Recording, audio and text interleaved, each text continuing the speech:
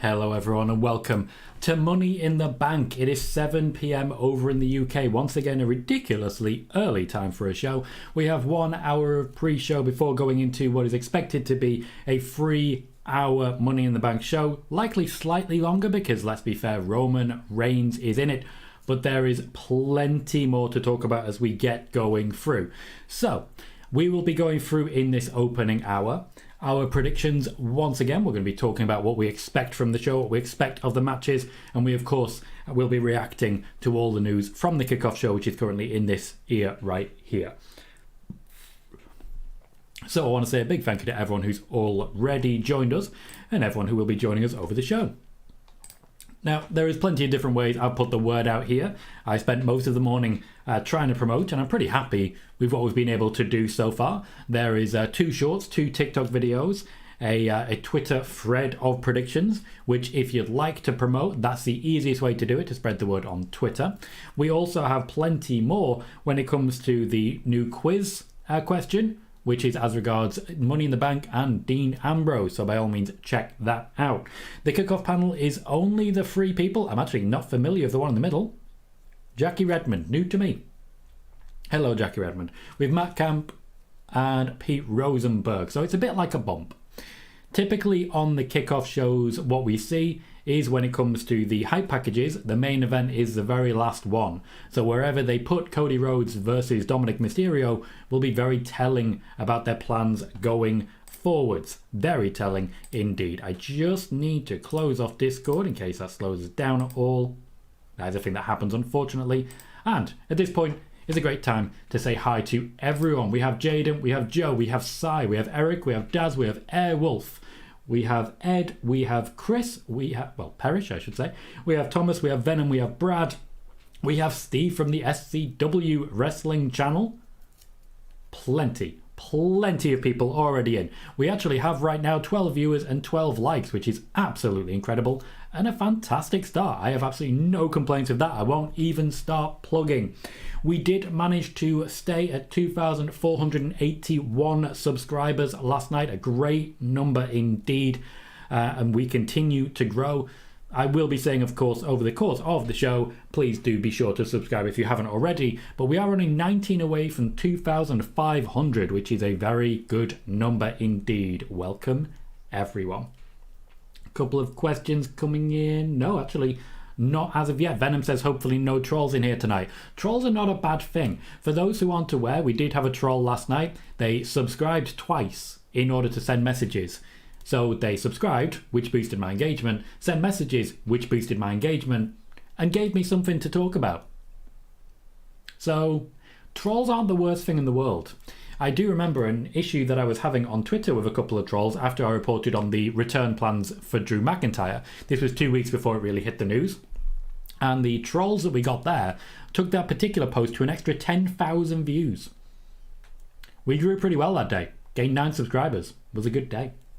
We have a bit of information about Jackie Redmond. Ed and Parrish providing some information. Ed says she's new backstage from the mainstream world. Parrish saying she's basically Renee Young 2.0, came from the same Canadian sports station. Ooh. Airwolf says, let trolls in, they're funny. A bit of fun, a bit of mirth, never hurt anyone. We also have Wiggly on the Twitch side saying ding dong hello, and also yo. He's now a member of the Alpha Academy apparently. Sean says hi Tom. Hello Sean. Says Twitter is bugged, can't tweet, retweet or follow anyone. I did not realise that was a thing. Well, I appreciate you attempting, Sean. I'm realising now, of course, that there is literally a Twitter down, rate limit exceeded. I'm guessing you've seen too many tweets. Is that a thing? Apparently that's a thing. For those who would, of course, like to check in, you can also watch this show on Discord. You can watch and have your own little watch party there. I know Corey at times has hosted shows, audio at least, on the Discord, so you can check that out and have a conversation there with a couple of good people. There's always options available there as well. So lots of different ways that you can watch the show tonight.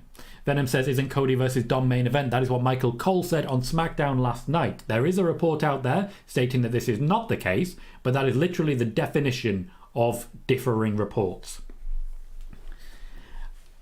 Steve says, which match are you most excited for this evening? A very good question, and one I really am excited to answer, because for me, there are a few good options. I do think, though, while the Money in the Bank matches will be a lot of fun, the women's Money in the Bank should be a bit better than it was last year, to be honest. There was a few snafus last year.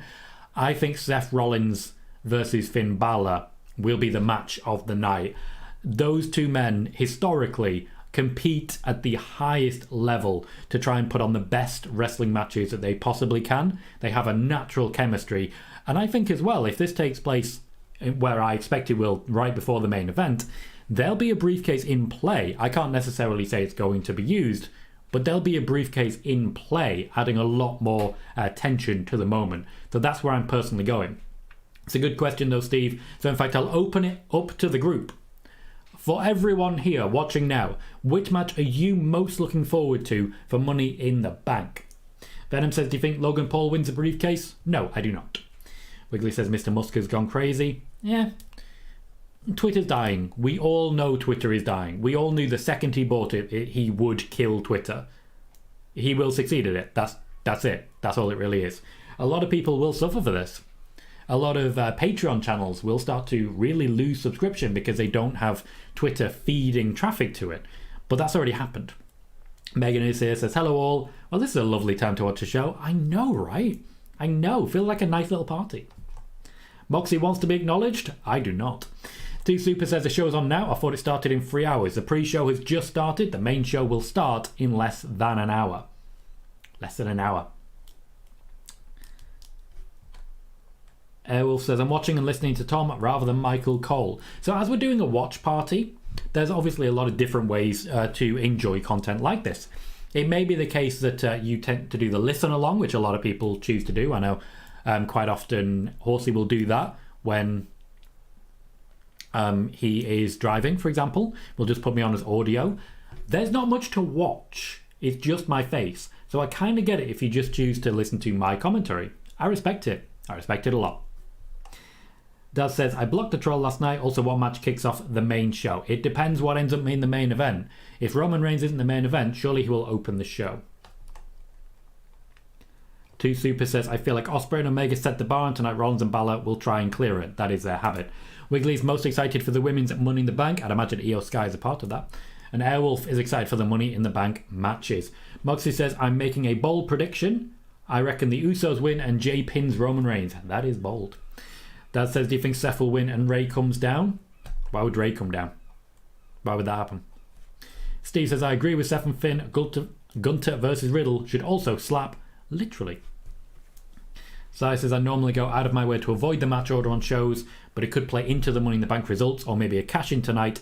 Can't find the order though. Yeah, it's funny that, isn't it? It's funny that. There was a report out there stating this will be the main event, which was different to what the WWE said would be the main event. And right now, no journalists seem to have the match order, which usually Peter Insider, Fightful are tripping over themselves, desperately trying to get the word out. Sai also says the most important thing is that all pizza chains are still open, plenty of time to choose and order before the show. Plenty of time. Airwolf says Dom to win, but not clean.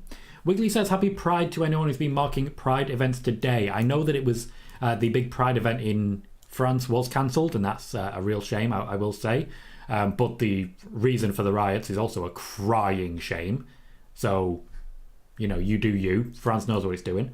But in general, I've been to a lot of Pride events recently. Blackpool Pride is always a lot of fun. You always get some really colourful characters and really friendly people. So, yeah, absolutely. Anyone celebrating Pride, you have a great time. 2 Super says, I'm really looking forward to Baszler and Ronda's tag match. They did so good in the unification match, I was surprised. They are good wrestlers. There are definitely moments when Ronda Rousey does not quite live up to expectations. But by and large, you've got to accept that they are still good wrestlers. Daz says, looking forward to Seth versus Finn. Also, Roman and Solo versus the Usos. It is a very good position to be in. A very good position to be in when it comes to Roman Reigns and Solo Sikoa. Solo Sikoa is being platformed to an amazing degree. A colossal level. He's being celebrated and a huge opportunity is coming his way to work with 3 members of his family who will bend over backwards to make him look good. As a wrestler, you've got to accept that is everything you want in your career. Pete Rosenberg has just said that the men's Money in the Bank match will open the show. I don't know if necessarily he's meant to have said that. Carlos Team Peter Insider are reporting that that match will open as well. That certainly suggests that Roman will main event. Steve says, I think this will be the first year the men's Money in the Bank will go on before the women's. Telling. Usually the women's certainly opens earlier. So they're talking about Zelina Vega. Dark Society says, how are you doing, Tom? Figured I'd stop by before I head out to the store, get snacks before the main show. I'm so hyped. Snack up, mate. You do your thing. Always glad to see you. Welcome to the show, mate. Moxie says, I'm most excited for the men's Money in the Bank match because there's going to be so many high-flying moves. There are. You've got Ricochet, you've got Santos, Escobar. Shinsuke Nakamura, by the way, can also fly pretty high. You know that Ricochet and Logan Paul are going to have a moment. There is plenty of talent there. LA Knight will probably get hurt for his craft. Wiggly's already devoured his snacks. This is, by the way, the overlay. I feel very, very happy with it. Sai has created this for us. I love what's happening here. Love it. It feels very never-ending story with the Sphinxes. I absolutely love it. This is a holdover from last year as well, and I just love having it in the corner. But the whole, like, it looks like London Apocalypse, and then you just throw ladders in there. It's beautiful stuff. Thank you very much, Sai. Two Super says, Tom, for some reason I think Solo will beat Roman for the WWE title. I have previously said that is a possibility, so that may have something to do with it. Wiggly says the green has a DX feel. It does, very true. Sai says, to be honest, the men's lineup had no business main eventing. Interesting that it's first up, could set the scene for a story later or a tease. The men's Money in the Bank was not going to be the main event. It would have been at least mentioned on SmackDown, potentially in accident here, because if we're going to have an opening match that's this, surely it's got to be Roman. Potentially an error from Michael Cole, was going to be Cody versus Dominic. The suggestion here, from what I can tell, is that if it's been moved, it's because you now have Brock available where he wasn't previously. But hey, there are also rumours that Drew McIntyre is coming back. They were raised by Peter Insider, who've also reported that Drew McIntyre is not coming back. You guys know how much I love it when someone reports a rumour and then rumour kills their own rumour. So that's a fun one. Errol says, very nice, Tom. Your theme, yep, absolutely beautiful. So I'm liking Jackie so far. I would call him a sucker as well. Moxie says maybe they meant to say that Dominic and Cody's match are maybe one of 3 main events, including Seth and Roman's match, 3 main events. I would say that sounds a bit silly, but they have done that before very recently.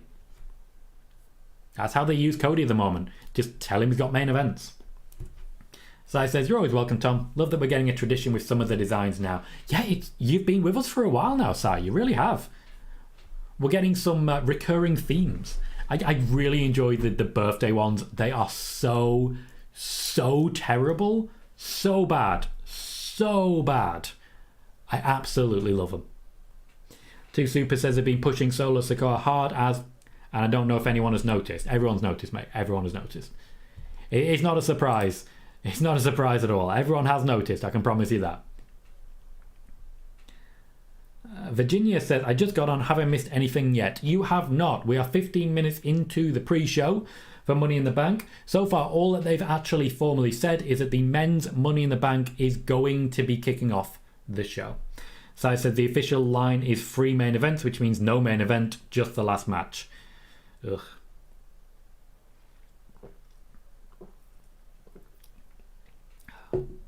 Blue says, hi Tom, have you heard about the Twitter issues? I have. Wiggly has clued me into them. They don't surprise me. Don't surprise me at all. Twitter is dying.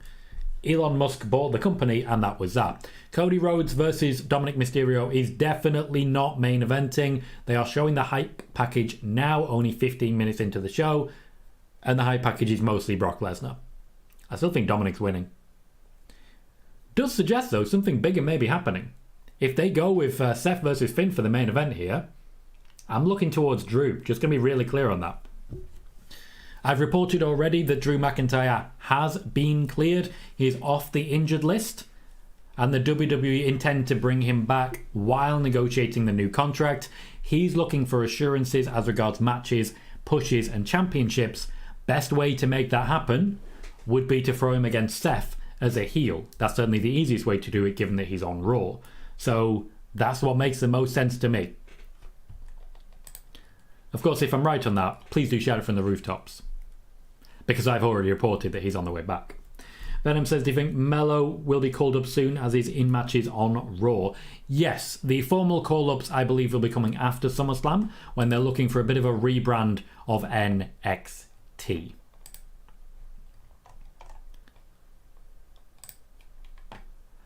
So I'm just going to grab, because there's not too much engagement going on. Wow, views are terrible all of a sudden. Yeah, not surprised. Twitter is really struggling right now, isn't it? Great. So I'm not going to grab. Twitter's not going to exactly grow our channel anymore, is it? Need to find some new ways to advertise, I think. But hey, TikTok's going all right. I'll check in on that. Moxie says, I would have Roman's match right before the main event, with the main event being Seth versus Finn. It would also help the World Heavyweight title not to look like the B title, which is, of course, very accurate. So my short on YouTube is the second fastest growing on my channel at the moment. TikTok tends to go pretty quickly. Let's see how that's going. I've got a comment as well, which I want to read. Let's see what people have commented. Pardon me. Callum Stewart says, bit weird that the Bloodline isn't main event. I'm going to respond. Watching the pre-show now, it looks like Michael Cole may have misspoken. Ooh, we have a new follow on TikTok as well from R. Roofree. Cool. For those who don't actually have me on TikTok, I'm going to post a link right now, because at the moment the big concern that I have is that we're not really seeing a lot when it comes to Twitter growing the channel. We're not seeing a lot. So I need to diversify the methods. I need to find new ways to advertise and new ways to grow. TikTok is one of the methods to do that. So if I'm able to grow on TikTok, I'll be able to continue growing, finding new audiences, increase my revenue, get more views on videos, etc. So if you've not yet done so, please do consider following on TikTok, and when you do see the shorts on there, hitting like, having a chat, engaging however you can, I would very much appreciate it. Let me just catch up with the chat. Ed says, an odd question. Do you think WWE would have corporate flu? Would have corporate fly Arthur, Sikoa or Rikishi out to London as a surprise? They absolutely would. There'd be nothing actually stopping that from happening. I don't think we're there yet. I think the moment at which we see them is when Roman is officially dethroned. I believe Solo Sikoa will be taking over as the tribal chief, and the bloodline will continue under him going forwards. If you haven't watched Nick and Tom's Intercontinental Adventure from 2 weeks ago, I say watch, listen to, from 2 weeks ago, we do a hardline check-in of the bloodline, and I'm really happy with it, where we talk about this very thing. Venom says, do you think he drops the title before SummerSlam? Venom, who? Oh, Mello. Quite possibly, yes. Andy Barr says, hello, Tom. How are you? Doing very well, thank you, Andy. Welcome to the show. Virginia says, do you think the Usos are going to win today? I do not. I absolutely do not. Blue says, have you got into Blue Sky yet? I have not. I'm not a Blue Sky member. I don't really know what it is, to be honest. I really don't. Wiggly says, is the Twitch stream not working for others? It seems to have gone black. Does anyone have a response to that? I'd very much appreciate it if anyone is using Twitch and can let us know on that one. Bit random, yes. Errol says Insta and Facebook in wrestling groups. Possibly, that's a good idea actually. Facebook groups, that's a very good idea. I could put more effort into those. I know quite a few of you are in wrestling groups. I appreciate it if you're able to put the stream on there as well. I'd very much appreciate that. When it comes to watch parties, there is a lot of competition at the minute. Blue says, what would you have the main event be, Tom? Personally, if I was choosing, I would have Seth Rollins versus Finn Balor as the main event. Especially if Damian Priest wins the Money in the Bank briefcase, because I'd have him ringside as well. Two Super says, Solo's beaten Sheamus like 5 times, even beat Mysterio 1 time. Yeah, man's getting pushed. Ed wants me to do TikTok dances. Look, if it's a good dance, I won't hate the idea. I am thinking of doing some more general wrestling TikTok stuff and making it more of a one-stop shop.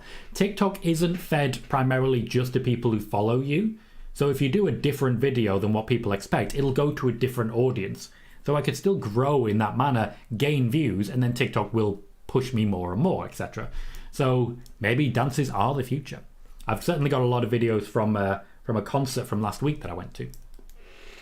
Gordy says, what's up, Tom? Did you touch on the Peter Insider report on Charlotte Flair possibly being added to the Women's Money in the Bank ladder match? I have not. I haven't. Certainly that would throw the cat amongst the pigeons and cause some issues and potentially change the betting averages. But we'll see on that one. It is a potential spoiler, but it's like you gave me the source first. So I'm not worried about that. I appreciate getting the source first. Ed says, Tom doing TikTok dance on me. I know. Two Super says, Tom, how do you feel about Orange Cassidy defending his international championship every week in great matches like John Cena did? Haven't really checked in too much of AEW recently. It's not that appealing to me right now in its current guise. I meant to check out the first Collision, and I've seen Forbidden Door because I like New Japan in general. But I haven't seen much of Orange Cassidy, to be honest. Hello, Salvador. How are you? RF Gaming says, am I the only one whose Twitch is down? Seems like it is for a couple of people, but also not for others. Something is going on with social media in general, guys. Hopefully YouTube stays on. Blue says, Blue Sky is basically the new Twitter, brought to you by the guy who ran all Twitter in beta. Oh. Well, I'm interested. James says it's 4:21 a.m. here. Ooh, rough timing. I sometimes have to go up that early for New Japan shows. It's worth it. FDR says, have you seen the Judgment Day doing the Beatles walk thing? Yes, I have. And it is beautiful. Beautiful. I especially like the Rhea Ripley's at the front. My hair's got an erection. Go down. I can't control this thing. Ori says, Tom, the real Mr. Money in the Bank. Thank you, Ori. I appreciate that. For anyone who is experiencing problems on Twitch, as Sai is saying, Twitch appears to be down as a platform. Something is up. Please do pop over to the YouTube side and join me here. And click like when you do. If you are historically Twitch only, now might be a good time to swap over. Because I've got to be honest, Twitch is dying. The idea was we'd have 3 strong platforms in YouTube, TikTok, and Instagram. They would be the ones to go forwards as the most successful and most integrated social media platforms. Elon Musk dreamed of making Twitter something like that, but he's failed massively in doing so. Failed massively, colossally. So it's not even close. Facebook has been left behind, though it is still a good way to connect and advertise, and I appreciate the suggestion of using so. I do have a page on there, I just very rarely use it. When it comes to losing Twitter, maybe Blue Sky is the option, but I believe you need an invite, and I do not have one of those. I ain't connected, guys. I ain't connected. But Twitch is not in that conversation. Twitch is a wonderful live content platform if you're already there with a massive audience. If you don't already have a massive audience, it is awful, genuinely terrible, and it is nearly impossible to grow on there. For shame. Blue says, have you seen both Omega Ospreay matches, Tom? And if so, which did you prefer? I have seen both. I preferred the first one, primarily because we didn't know how hurt Ospreay was at the time, and we knew it would be good, but New Japan's just a different animal entirely. Ori says I had to click on you a couple of times to get the stream up and running. Ori, if you are able to, please do pop over to the YouTube side. RF Gaming having the same problem. Yeah, pop over to YouTube and make a home here. You're welcome here. Could be very beneficial to have you here. James says, do you consider this card stacked? Kind of. Kind of. There are some very good matches. Roman and Solo versus the Usos is a big one. Finn versus Seth is a big one. And, you know, there's good opportunities for other people. Dominic Mysterio, Judgment Day in general, are definitely getting a good push from it. Sai says, perspective guys, YouTube works and Just Eat works. Yes, it does. Google continues to be an absolute powerhouse. Ori says, my suggestion, if you want to stay with Twitch, go to the main page and then click on Tom from your follow channels. You may have to try it more than once to get it working. Two Super also suggesting a refresh. Moxie says, Tom, what do you think the biggest male match WWE could do right now? I'm saying Roman versus Gunther. It would be the rematch of Roman versus Cody for me. It's the most anticipated and the least likely to happen. Two Super says, what was your favourite match from Forbidden Door 2? Omega Ospreay. You knew it was going to be good. You absolutely knew. It was competing with the position of Okada versus Bryan immediately. Sorry, Danielson. Immediately. And that was a dream match. But it just couldn't compete. Moxie's asking, same question, but for the women, what is the biggest match the WWE could pull off? He's suggesting Rhea versus Bianca. Now, I've suggested that previously, and I do agree with it. But right now, it is still very much Becky Lynch versus Ronda Rousey. That's still the big draw one. And they can play that card whenever they want to. Joey says, hey, Tom, must be nice to stream early. Yes, it is, Joey. It's a very fair question, and I very much appreciate it. It's wonderful, wonderful. Streaming at 7 o'clock. It's 7:30 now. I will be in bed before midnight 2 nights in a row, and I'm just very, very excited for that. Just a very, very happy boy. Blue says, I agree, I love the second match, but the Wrestle Kingdom battle just felt different. BM says, looks like YouTube tonight. Unfortunately, when it comes to Twitch being down, that's not something I can affect. I wish I could. When we've had problems with YouTube, it's been kind of my side that's the problem. Though there will be days when YouTube is down. It does look like at the moment, social media is imploding a little bit. Though I probably shouldn't use the word imploding at the moment. Thomas asking which match I'm looking forward to the most. For me, it is Seth versus Finn. Bayley says, hello Tom, couldn't get into Twitch but hanging out on YouTube today. The overlay is great as always. Thank you Bayley, and thank you Sai for the overlay. For those of us who are doing content creation, Sai is definitely someone to talk to if you are looking for overlays and designs. He's very creative, very original, and really makes it very compelling. Just a really good guy, Sai. You're a good guy, Sai. Blue says this will be the last PLE for Triple H before his 1 year mark of working creative. We should rank them. That is a great idea, Blue. I'm going to take a note of that, actually. That is a fantastic idea. Ranking every Triple H pay-per-view. Going to note it. Ranking every Triple H, that's not a H, that's an R, pay-per-view. It's a great idea, and I appreciate that. I'm going to actually put Blue Cab to give you some credit for it. Joey says, don't see why the tag titles are on the card. It feels like a waste of a match. They wanted another women's match. If there's going to be 7 matches, 1 women's match, not really enough. Megan says, I suppose the handy thing about there being no women's title match tonight is that the women's winner might actually hold the case for longer than a day. I agree with that. Historically, they don't think ahead with the women's briefcase, and it's just not good enough. Two Super thinks the biggest women's match could be Rhea versus Charlotte free, and that match would be great. FDR says 2:30 a.m. in Malaysia here. Fortunately, I just woke up from a nap. Good call. Good call. Joey says, I think Gunther versus Riddle will be a fun match. I agree. It's the match I'm least excited for personally, just because I think Gunther should be a bigger opponent at this point in time. Riddle's return hasn't really been great for me. Thomas says, when doing my Wrestle League predictions, the match I struggled with the most was Finn versus Seth. I kind of get that. I think that's the most difficult one because Finn Balor could be doing a lot. They are really pushing this whole men's match kicking off the show. I suspect Logan Paul needs to leave early. Si says, shout me on the Discord if anyone wants an overlay. Thank you for that, Si. 2 Super says, in my opinion, Becky versus Ronda would sell, definitely, but I feel like the actual match would be so bad, neither of them would be able to recover from the backlash. Disagree. It would be a great match. They can wrestle, and they do have good chemistry. Also, they've done a lot of rehearsal, and they would definitely be competing to be the best match of the night. They bring out the best in each other, or the worst, depending on your opinion. James says, have you noticed that Brock Lesnar's side plates were on the heavyweight championship in the Instavid of Heyman and Roman? Yes, I have.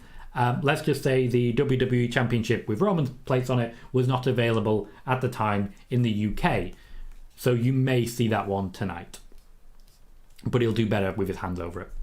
Joey says, is it true that Dom and Cody are main eventing? Doesn't seem to be at this point in time. Dominic and Cody's hype package happened way earlier. It happened about 15 minutes ago, suggesting that it will not be the main event.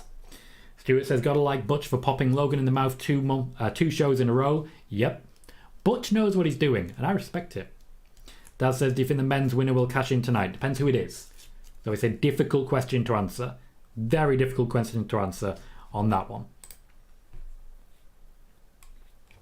We currently have 31 people watching and 24 likes. If you're able to, please do remember to hit that thumbs up. And in addition to that, if you've not yet done so, please do consider subscribing as well. It is a very easy process. You just scroll down slightly, click on subscribe. It's absolutely free. And if you click the bell, you'll get a notification every single time we go live. And every time we go live, that includes spoiler warning, our news shows with news that you can't find anywhere else, and plenty more on top of that as well. So please do consider subscribing. It's absolutely free. And it does mean that this channel continues to grow. We're currently on 2,482, 18 away from 2,500. Sean says, I think the last male to cash in on the night they won it was Dean Ambrose. I do believe that's true, yes. The men's briefcase has not been the most successful recently. Blue says, men's match first. Really gives me the vibe Priest is winning and will be holding it over folks' heads all night. Expect a promo of him and Finn. That is my personal favourite choice. Damian Priest is the one I think it's going to be. Joey says, really hope we get the return of Pete Dunne tonight. I don't believe that is currently the plan. Ori says, who's Dean Ambrose? He left a long time ago. He's not been seen since. 2018, I think it was he left. Correct me if I'm wrong. Moxie says, it looks like Seth or Roman are going to main event because the hype package hasn't been played yet. There's only 2 more hype packages yet, I believe. Well, they've been talking about the ladder matches. I think we still need to talk Gunther versus Riddle. So I think there's 3, but that's definitely not going to main event. Thank you, Moxie, says Dean left in 2019. Feels like forever ago. I mean, that's when we were building to McIntyre versus Roman, and McIntyre was still a heel. If you remember those days. Long, long days ago. Let's talk predictions.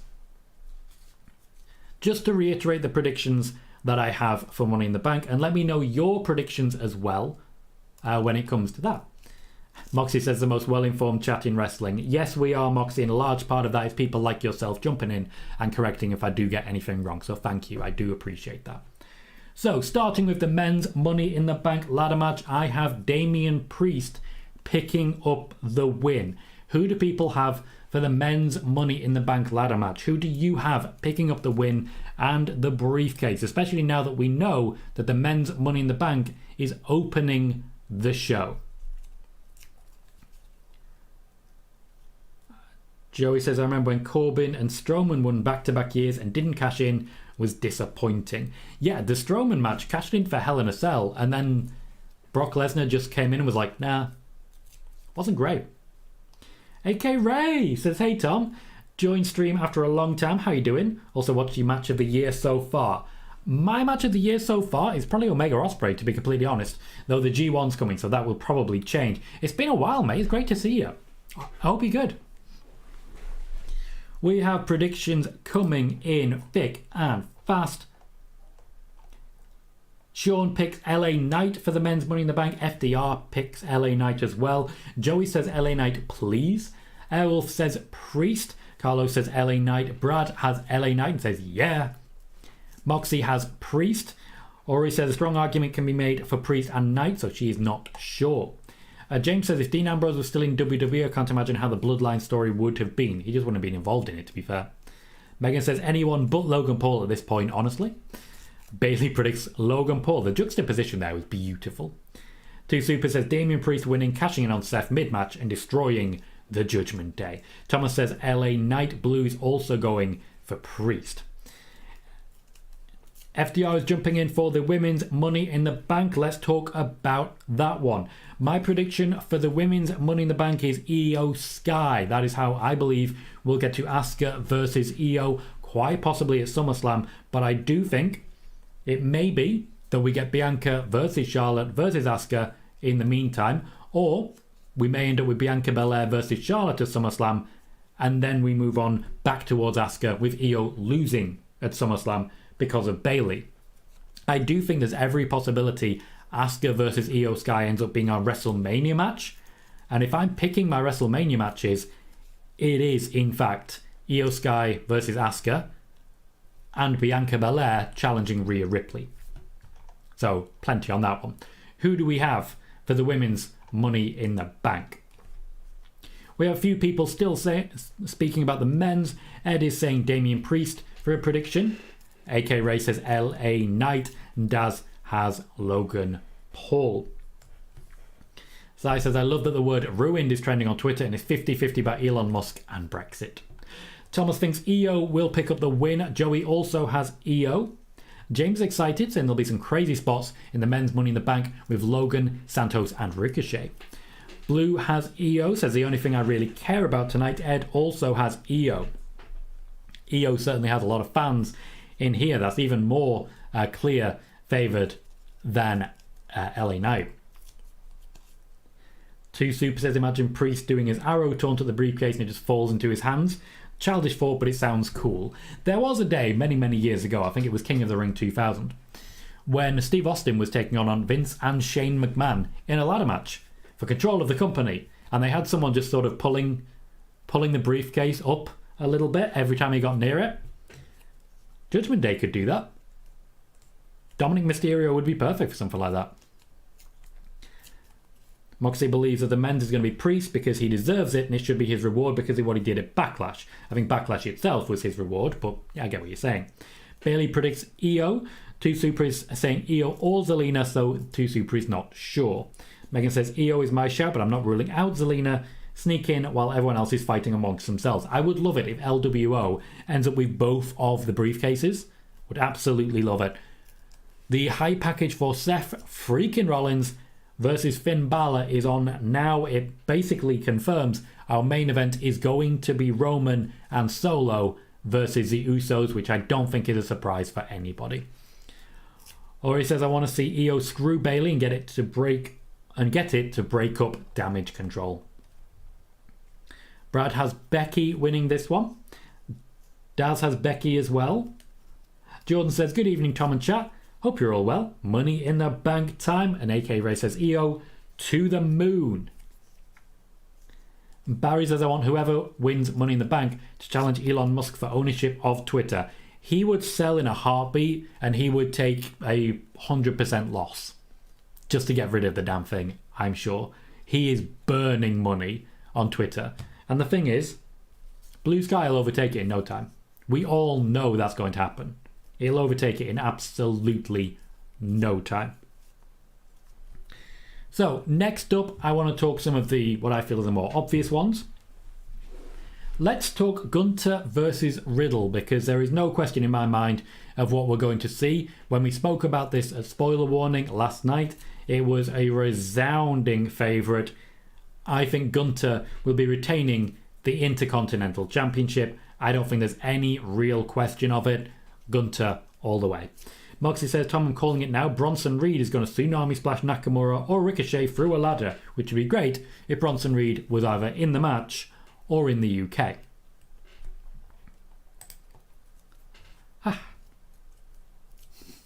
Joey says, Elon versus Zuckerberg at SummerSlam. Bucket.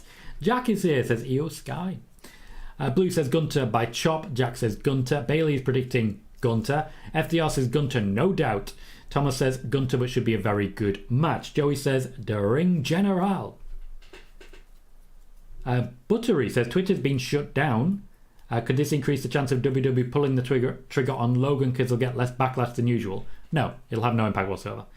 AK says the question is, which move will Gunther win with? Sai says, I forgot who recommended Paul Heyman's interview on Rick Ruman's podcast, but thanks, 3.5 hours long, I'm only halfway through and it's amazing. Kelly is here, says, hey Tom, mate. Brad says Gunther needs to break HTM's record, that being Honky Tonk Man. Wolf says Gunther as well. So lots of love for Gunther at the moment as regards those particular predictions. Ori says Gunther as well, says I can't stand Riddle also.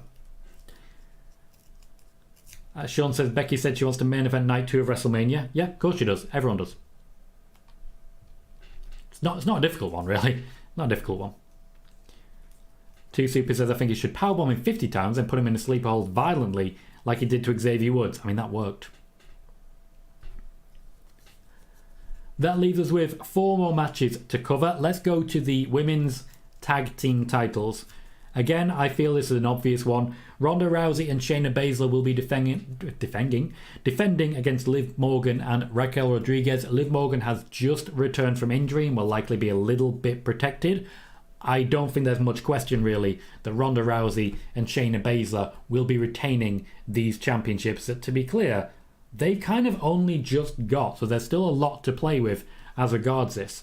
What are your thoughts as regards the potential championship win of Liv Morgan and Raquel Rodrigues?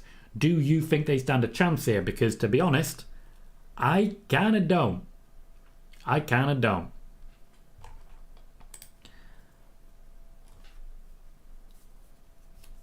Jack says Ronda and Shayna. FDR says for the women's tag title, Ronda and Shayna as well. Callie says a great quiz you did, Tom. Got the question right. Good to know, mate. Good to know. Thomas says Ronda and Shayna for me. Brad Becker says no chance in hell, which I'd imagine is in relation to Liv Morgan and Raquel Rodrigues' chance to winning this actual championship. I don't think there are going to be any championship changes tonight. I really don't. Joey says Ronda's putting me to sleep hearing her name, which is interesting. Kind of saying that I'm putting you to sleep there, mate. So, bit rude, bit mean, not the nicest, my feelings.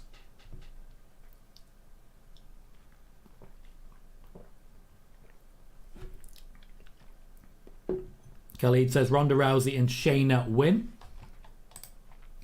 So definitely a lot of love on the Ronda Rousey and Shayna train. Khalid says Ronda Rousey and Shayna wins as well. Oh, sorry, I've actually just read that one out. So plenty of push behind Ronda Rousey and Shayna Baszler to be winning this one. Again, that's not a surprise to me. That is everything I expected to see going forwards. And really, it just makes sense. There's no real chance that they're going to lose out here. None whatsoever. I can't imagine any championship changes hands tonight. And I know I'm sort of giving away the lead there, burying the lead as it were, but I don't really care. It's a very obvious one, unfortunately. FDR, thank you kindly. You've been a channel supporter for 8 months. You've just clicked the button to celebrate that, and I just want to celebrate you for doing so. Thank you very much for your channel membership. If anyone is considering it, channel membership comes with emotes. It also comes with the table as a special emote as well, and access to special members only videos. There's not many of them at the moment, but there will be videos that you definitely want to be checking out, and there'll be plenty more to come as the days go on. There is a lot of information as regards, for example, my reporting for Sasha Banks / Mercedes Money, what I knew when and what I was able to share. So if you're interested in Mercedes Money, you may want to become a channel supporter for just $1 a month. If you'd like to donate a little more, you can be a channel member for $5 a month.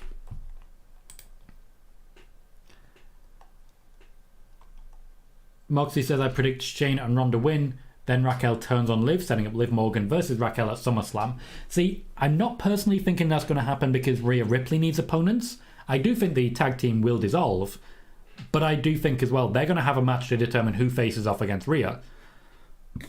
Pardon me. I think Raquel will likely win this time, but Liv will get her shot as well. Daz has a champion to retain. Khalid says I think no champion changes. I think the champions retain. James says, is Drew the only return you see? I don't see Drew returning. Brock Lesnar's a return, I see. I've said and been quite clear that if we do see Drew return, it will be in the match between Seth Rollins and Finn Balor because of what he's requesting. And I've reported that Drew is off the injured list and will be returning soon. But I have not said that Drew McIntyre will be at Money in the Bank. I think he should. I absolutely think he should, even if he's just in ringside. And it would certainly confirm what I've been reporting, but I'm not counting my chickens. Joey says, why does everyone think Twitter is closing down? Did I miss something? What you missed was Elon Musk basically declaring that there's going to be a limit to how many tweets you can see now. What he's going to do, unless you've subscribed, is kill Twitter. It'll be a pay-only service in no time, and we all know it. It's going to be a case where you can only use Twitter if you're logged in and signed up, which is going to kill the point of Twitter. The point of Twitter is that everyone is here. You can reach everyone. And they are killing that. They are full on killing it. 2 Super says, is Cody versus Dom no DQ? To my knowledge, no, it is not. Khalid says, I see Brock Lesnar returning to attack Cody Rhodes. Me too. Joey says, that's stupid. Twitter is turning to a massive paywall now. Yes, that is exactly correct. Blue Sky will replace it. It's going to die. It's going to die. Funny, Joey. James says, Twitter turning to OnlyFans. To be fair, OnlyFans is built on the Twitter model. Like, they created OnlyFans as a Twitter clone and then just added adult content to it. The original plan for OnlyFans was not adult content. It was pay, subscribe, Twitter. Megan says, all I know of this Twitter thing is that it's going to make social media managers' jobs about 100 times harder. Yeah, it's going to create a disconnect, which I don't hate. It's going to be replaced by something. Personally, if YouTube had a DM feature, that's probably where I'm heading. If they actually expand on the community section in YouTube, they'll beat Twitter. That's it. They will beat Twitter. If they expand on the community page and have an actual community page of people that you follow, just their community posts, it'll change the game. 2 Super says, do you think Drew comes back with Gallus? No. We have a couple of matches left to predict. Let's go with Cody versus Dominic. I have Dominic Mysterio winning because of interference from Brock Lesnar. Now, this is what I'm not confident of. I'm confident Brock Lesnar is going to be interfering and beating up Cody, but I can't say for certain whether that will be before the end of the match or after the end of the match. Personally, I think it will be a win for Dominic Mysterio. In many ways, an apology for his loss at WrestleMania, which didn't derail his momentum too much, to be fair, but I have Dominic winning there. Who do you have winning between Cody Rhodes and Dominic Mysterio? Also, just before we continue, we now have 41 people watching and 29 likes. If you're able to, please remember to hit that thumbs up. Whenever we get, for example, 5 more likes, we also get 5 more viewers. And that is an opportunity to convince those viewers to come in, settle in, and make a home here. I very much appreciate it. It is the easiest way to support this channel. A thumbs up goes a long, long way, and it does almost guarantee new viewers, which can potentially mean new subscribers.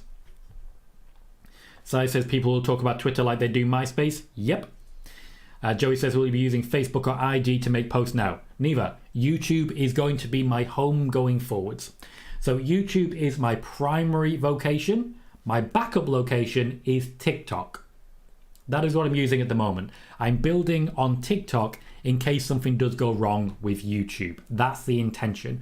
But YouTube is my home. I am planning to use a community page more, so hopefully you'll see more of that in the future. And there'll be plenty more in the meantime of what we're pushing towards there. So YouTube will be like the sole place. Twitter is getting some love, but I've been using it a lot less recently. I'm not noticing an issue because I haven't seen many tweets so far. So I'm not being limited or hamstrung. But it will definitely kill off a lot of channels like Wrestling News, Fightful, Wrestling Inc., who do rely on free users seeing and spreading their content. They rely heavily on that. Khalid has Dominic Mysterio winning. Airwolf has Dom as well. Daniel says, hello Tom, what's happening with Twitter? What did I miss? They've restricted, I believe it's to, was it 4,000 or 6,000 tweets that you can view per day? Now, it's only really a problem for the addicts, but addicts are what makes Twitter successful. James says, I'm not going to lie, I'm never going to pay for subscriptions. I don't genuinely see it worth it. As the people you're paying are just getting richer and they ain't actually your buddies. And I can respect that opinion. This, by the way, is why I will never post news behind the members only. I post examinations, I post in-depth stuff, I post a bit of behind the scenes, but that's as far as I go. Spoiler warning is still the news show. We are never going to be paywalled. Never. FDR says, anyone here can send me the Blue Sky invite? Also, I would love that if that's possible. Just as a shout out. So if you have one going spare, I wouldn't hate you for it. I'd be very appreciative. Gilly says, Tom, glad you always welcome me here. Eric says, no more Twitch. Twitch I am still on, but Twitch has lost to YouTube. Twitch has lost. So I need to be aware of that. Now, if, for example, I took my spoiler warning audience to Twitch, I could be partner in no time and potentially do very well there. But at the moment, that's just not where we are. That says Dominic via Brock DQ. So Brock attacks Dominic first. Daniel says, thanks for the update. And Eric says, hi, how are you, Tom? Doing very well, Eric. Thank you very much for checking in. Moxie has Dominic winning. Megan says Dom winning via shenanigans seems fairly likely. 2 Super says Dom winning via Brock interference. Paul Heyman's crying. He seems unhappy with the breakdown of the bloodline. He's never seen Roman like this.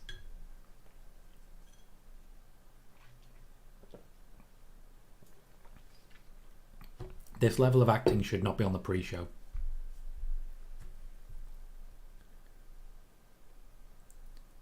Paul Heyman has added so much to this.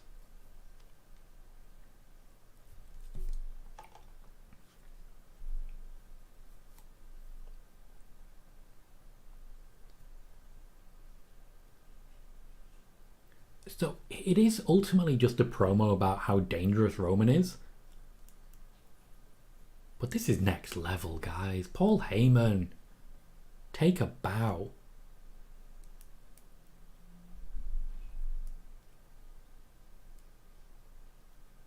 Kayla Braxton's reaction is also adding a lot to this. You know they're good together.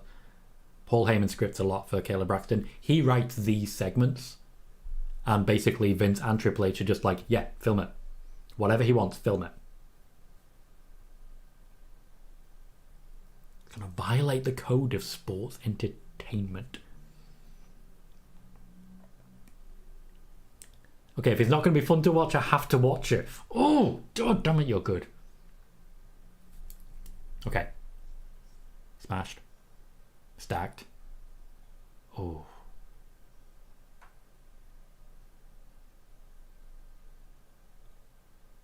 You can do it. Oh. Ho, ho. Okay, I kind of want to change my pick, but I'm not gonna. It says, Tom, have you ever thought about creating a community page on Twitter? No, because Twitter is not exactly doing well right now. Megan, with clarification, thank you. Says, unverified is 600 per day. Verified is 6,000 per day. So even if you're verified, you're limited to... Eesh. Like, doom scrolling is a thing. New accounts is 300 per day. Eesh. Joey says, I think you should go full-time with YouTube since it's been a bigger audience compared to Twitch. My focus is on YouTube primarily. Twitch is a backup. I'm keeping it essentially as a backup. I know certain people prefer to go on Twitch. Wiggly, Michael, Bayley, Megan, a few others. Ghost, 2 Supers on there right now. So there's a few people who do prefer Twitch, and I'd like to keep it live for them. There's also a few people which have very long subscription streaks there that I don't really want to interrupt because they are OG. You know, they are OG and really showing up for it. Beyond that, though, it's always good to diversify your content and have a backup. YouTube have been known in the past to ban people without really alerting it. There are certain areas, for example, if you become a Disney fan site, a Disney fan channel, Disney may be a little aggressive with their copyrights and you may get banned. If you're banned from that channel, I may also be banned from this channel, which creates its own problems. Because of those problems being created, you have to have backup choices. Hence why TikTok I'm building, Twitch I'm still building. There's still options, and if I do vanish from YouTube, you still know where to find me. If I vanish from YouTube and Twitter, you still know where to find me. That's what I'm thinking there. Also, I'm not ready for full-time yet. Sai says, Kayla and Heyman have some of the best chemistry I've seen. Two Super is saying, as regards Dom and Cody, pretty much Brock shows up, beats everyone up, and leaves. James says, Paul Heyman should have a match when he wants to retire and pin Brock. FDR says, by the way, Tom is worked wrestling, a trusted source as a wrestling journalist. Worked wrestling is not a wrestling journalist. Wrestling journalists put their name out there. They put their face out there. That comes with accountability. If you do not have accountability, what do you have? Eric says, do you think Brandy will get involved with Cody versus Dom? No. Jordan says, Paul Heyman is so good at what he does. And Jay Quick, welcome, mate. Says, it's time for LA Knight to win. Yeah, welcome. How you doing, mate? Talking of OGs, welcome. Ah, good to see you, mate. Good to see you. Where were we? Joey says, I wonder if Boozer Wrestling is Zero News burner account. Haven't heard a lot from Zero News recently, which makes me wonder. Haven't heard a lot from WrestleVotes either. Haven't heard a lot from Lewis Dangor. But he's still tweeting somewhere. FDR says Paul Heyman is the ultimate hype guy. Bayley says Paul Heyman the longest running active performer in wrestling. He's been around since the mid-1980s and WCW. That is a very fair point, and I think the answer is going to be yes. The only real other one is not active anymore. Would have been Vince McMahon in his commentary time. FDR says it's the almost entire reason why managers are needed in wrestling. SCW says Heyman masterclass on their kickoff. Daniel says Poor Collision. It's going to be pre-recorded. It's going to follow Money in the Bank. What viewing figures will it get this week in the US? Well, I don't believe they're in direct competition because of the time difference. So you never can tell. Pete says, yo Tom, my man, excited for tonight, even though I may miss the last hour. Fair enough. Sorry to hear it, mate. Good to have you here, though. Will says, have you heard anything about Charlotte being in the Money in the Bank match? Only what has already been reported by PW Insider. Dom says, what's up, Tom and chat? Don't forget to hit that like button. We have 3 words for you. It's clobbering time. Welcome, mate. Joey says, I hope we see JD McDonough show up and help the Judgment Day in some way. Brayster is here. Hello. Says, evening, Tom. Looking forward to Money in the Bank tonight. Are you and Nick doing a post show? We are not. Myself and Nick do not do post shows. I've pitched post shows on the PW Torch YouTube at times, but there doesn't seem to be much interest there. Joey says, how does Lewis still get invited to WWE events? He's a terrible journalist. Because the WWE don't care. They want the coverage from Give Me Sport, and he's the guy in charge of Give Me Sport. That simple. FDR says LA Knight, yeah, merch is pretty good. Jay Quick says, I'm good. This job has been kicking my butt. Sorry to hear that, mate. Megan says they're not. Money in the Bank is scheduled to end around 11 p.m. our time, and Collision isn't on until 1 a.m. Thank you for the clarification, Megan. 2 matches that I haven't discussed yet. We've got a couple of minutes left, so we'll quick fire these. Seth Rollins versus Finn Balor. Seth Rollins versus Finn Balor for the World Heavyweight Championship. I have Seth Rollins retaining. That said, it really depends on that briefcase, because if Damian Priest does pick up that win, that changes everything. I have Seth Rollins retaining the World Heavyweight Championship. Who do you have between Seth Rollins and Finn Balor? Brayster says, I'll have to keep on at Wade then. Oh, is that what you're looking for, Brett? You absolutely, mate. You dive in. You dive in. I've not been on a post show myself. This would seem to be the perfect time for it. I know that Nick is watching Money in the Bank, but we record Nick and Tom's early in the day. It's 1 p.m. my time we record. It's always a weird one when it's on a pay-per-view day because it's released during the pay-per-view and there's nothing we can do about it. Eric says tonight will be the megastar day of all of Europe, screaming L.A. Knight. RF Gaming says the pre-show is talking about the Roman match, mentioning how it's at the end of the night, so it should be the main event. It absolutely should. I expect that it will be. Mike Games in the Steel Valley says, I really hope Logan Paul doesn't win the briefcase. He has go home X-Pac heat with me. Personally, I think he's doing pretty good as a heel. He's a very classical heel, a very bog standard heel, but he's working as far as I'm concerned, but each to their own. Bayley is predicting a win for Seth. Baszler is saying LA Knight should cash in on Seth.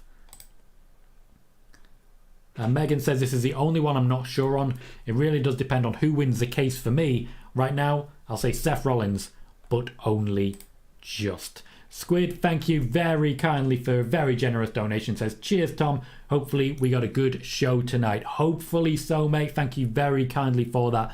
I am confident because under Triple H, I don't think there's been a bad pay-per-view. I genuinely don't think there's been a bad pay-per-view. So I am thrilled with what we've seen so far. Absolutely thrilled. And excited for quite a few of these matches. The last one, as we start to go live, is of course Solo Sikoa and Roman Reigns against the Usos. And I'm just going to come out and say, I have Roman Reigns and Solo Sikoa winning this one. I think the story needs to continue. And if the Usos win, revenge has already been had. Who do we have? Who do we have? Steve says, enjoy Money in the Bank. Work is calling. Thank you very much for dropping in, Steve. Brayster with a very generous as well £5 donation. Squid and Brayster both donating, helping fill the coffers. All money that is donated either by membership or by Super Chat goes straight back into the growth of the channel. So it will mean that we will continue to push, develop and grow this channel. Thank you to both of you for your generosity. If anyone else would like to use Super Chats or the Super Emotes, you are of course very welcome to do so. But there is no obligation to financially support this channel. Just by seeing the ads, you are actively supporting this channel. Daz has Seth to retain for the World Heavyweight Championship. Daniel says, what I meant is Collision has to follow after this pay-per-view and people might have got their wrestling fix, so they might give it a swerve, which is a very fair point. Sai says, do we know if Vince is in the country? To my knowledge, he is not. He may have flown in today, but to my knowledge, Vince McMahon is not in the country. Jordan says, enjoy the show, everyone. Great to be watching it with fellow wrestling fans. Thank you, Jordan. I appreciate that. It's a lovely thing to say. Thomas says, men's ladder match to start and Roman and Solo for me. FDR says, it's a wild call here, but what if Jay turns on Jimmy? Ooh. Bracer says, we love Tom. Keep up the great work. Thank you, Bracer. Appreciate you. And Jaden says Seth retains. On the Twitch side, then Wiggly says, out of curiosity, who is everyone's favourite actor to portray James Bond? Without a doubt, Timothy Dalton was the best. I was a Roger Moore guy. Also, I really did enjoy On Her Majesty's Secret Service. George Lazenby did a good job of a very different Bond. But yeah, Roger Moore was my guy, but I think that's just because of when I was growing up. As we go live right now, pre-shows all over YouTube are stopping and ending. The WWE pre-show is now ending. All of those viewers are being funneled to different channels. It is possible that I can get me some of that action. The best way to do it is with a high chat rate. A high engagement rate means that available viewership will be drawn here. So I want you to do me a favor, one quick favor. I want you to go nuts in the chat and let me know that you are hyped for Money in the Bank. Give me your level of hype. Give me your level of excitement. Give me what you think will be the best match. Just let me know right now as this show kicks into gear what you're hyped for, what you're excited for, and whether or not Money in the Bank is going to be exactly what you need. I love that Airwolf has started with just saying no, no. Absolutely love that. And that might be as regards Roger Moore there. John saying Money in the Bank, LFG. Airwolf is excited. Bayley shouting go. Airwolf loves the ladder matches coming in. Jaden's very excited for the women's tag match as well. We have ourselves an opening package. You know we love a package here. FDR is hyped for the theme song, Money Money. They do have it every year, don't they? Always reminds me of Shane McMahon. There's not enough Shane McMahon in Money in the Bank. There will not be more on that later, just to be clear. Virginia says, I think the best match is going to be the Usos fighting Roman and Solo. Jaden thinks Becky will win Miss Money in the Bank. She was the betting favourite for a long time until I reported that Io Sky versus Asuka was in the offing. Our chat rate just shot up to 12. Thank you, guys. Stuart Ridley says, looking forward to this crowd. Need an answer from Bayley tonight. She never answered the question on SmackDown. She didn't. Do you guys want Bayley to be your girl? Because everyone in the UK does, I promise you that. Airwolf says, Roman said no on promo vid when you finished asking. Got you, Airwolf. Thank you kindly. Well, opening of the men's Money in the Bank ladder match. I have Damian Priest. I know a lot of you have LA Knight. Given how it works. Guys, LA Knight. Yeah or no? Andy says, I'm hyped about the women's tag titles. Bayley said, announced attendance of 18,885 at O2 Arena. How many is that really? A lot of eights in there. Peter says, let's get the tables out and the ladders. Like, please, people. Airwolf is loving the tunnel. I do like how they've laid this out, the entryway. I'm also excited for one of the best things about the women's Money in the Bank ladder matches and just women's matches in general is the gear. They go above and beyond. Whereas, for example, Sheamus is wearing exactly what Sheamus wore the day before. I mean, I'd imagine he's watched it. I hope he's watched it. But the women will actually turn up in new, interesting gear. And I'm always really excited for that. Thomas says, what if Jimmy was testing Jay and Jimmy turns on Jay and then sets up Jay versus Roman at SummerSlam? It would set up Jay versus Jimmy, I'm sure. Andy loves the crowd. Does his 1,000. FDR says, let me talk to you. Yeah. Virginia thinks Becky Lynch wins today. Daniel gives us a yeah. And Blue says, digging the new England kit style shirt. Nakamura is the next one down. We have ourselves some strobe lighting. We're in the green. He's thematic. Whoa. I'm getting into it now. You guys are getting me pumped. Andy says, last night SmackDown, what was the crowd singing in Bayley's match? Hey Bayley, ooh, ah, I want to know, if you'll be my girl. She said no. We keep asking. The UK will never stop asking that question. We want Bayley to know that we got her back and we had it since day one-ish. FDR says, shout out to the Brawling Brutes merch just being football and rugby jerseys. And so it should be. Peter says they should have had Saturday nights all right for fighting for Butch. Elton wouldn't have minded. I'd imagine, honestly, he'd come down and show up for it. He'd start playing. He was at Glastonbury. Bring him in. Butch is not moving out of the way for Nakamura. I respect it. FDR says Bayley said no. Daz gives us a yeah regardless.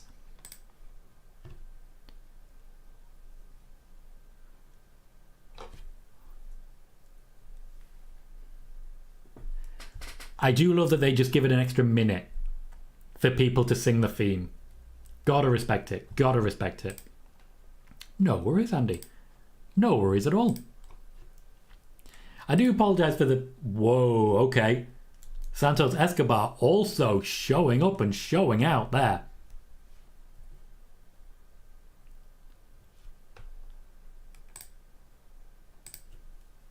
It's a good opportunity for Santos. He needs to stand out here because, let's be fair, he's not got a particularly strong chance of winning this.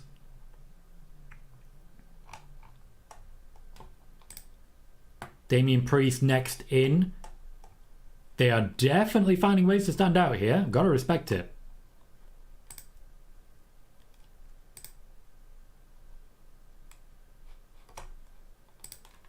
Oh, Damian Priest with a new bit of hood.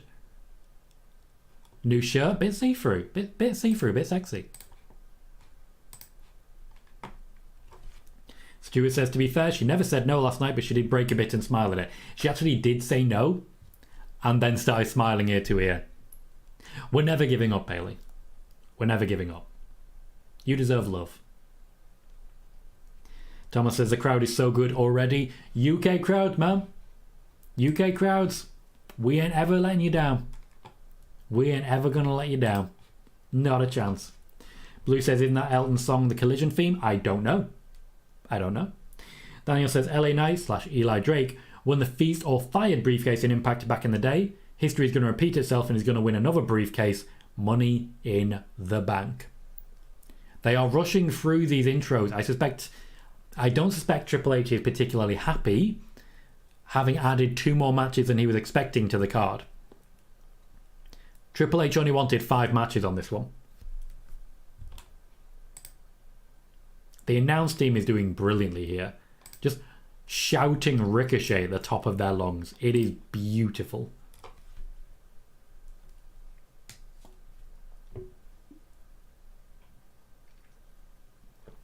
Okay, Michael Cole has just accidentally, unintentionally buried Ricochet there.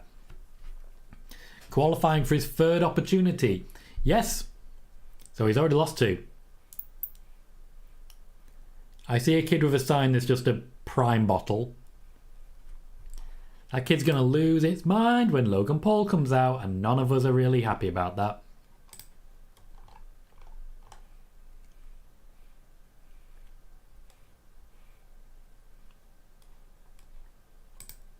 An LA Knight chant. This is being screamed from the rooftops.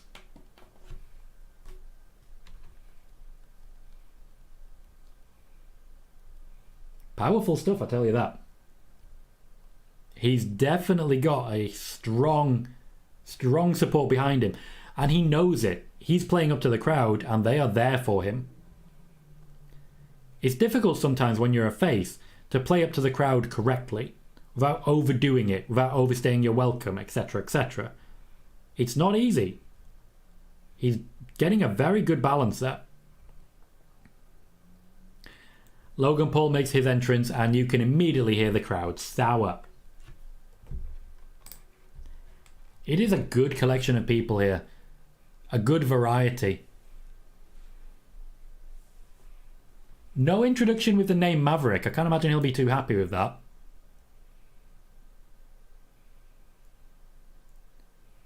The man is hype.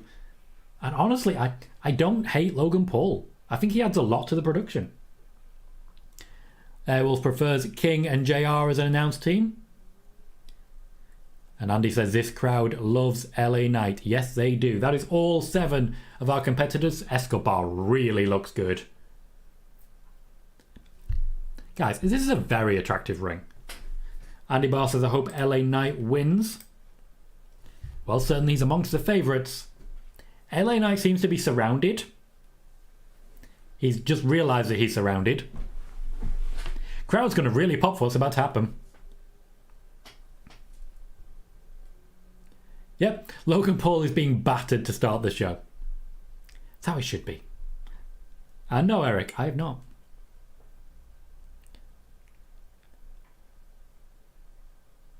Just some good old-fashioned punches. Shinsuke Nakamura decided to start the fight early with LA Knight. I think he lost track of where he was there. Mike says, if Logan Paul wins, I'm turning off the pay-per-view. It's not unfair.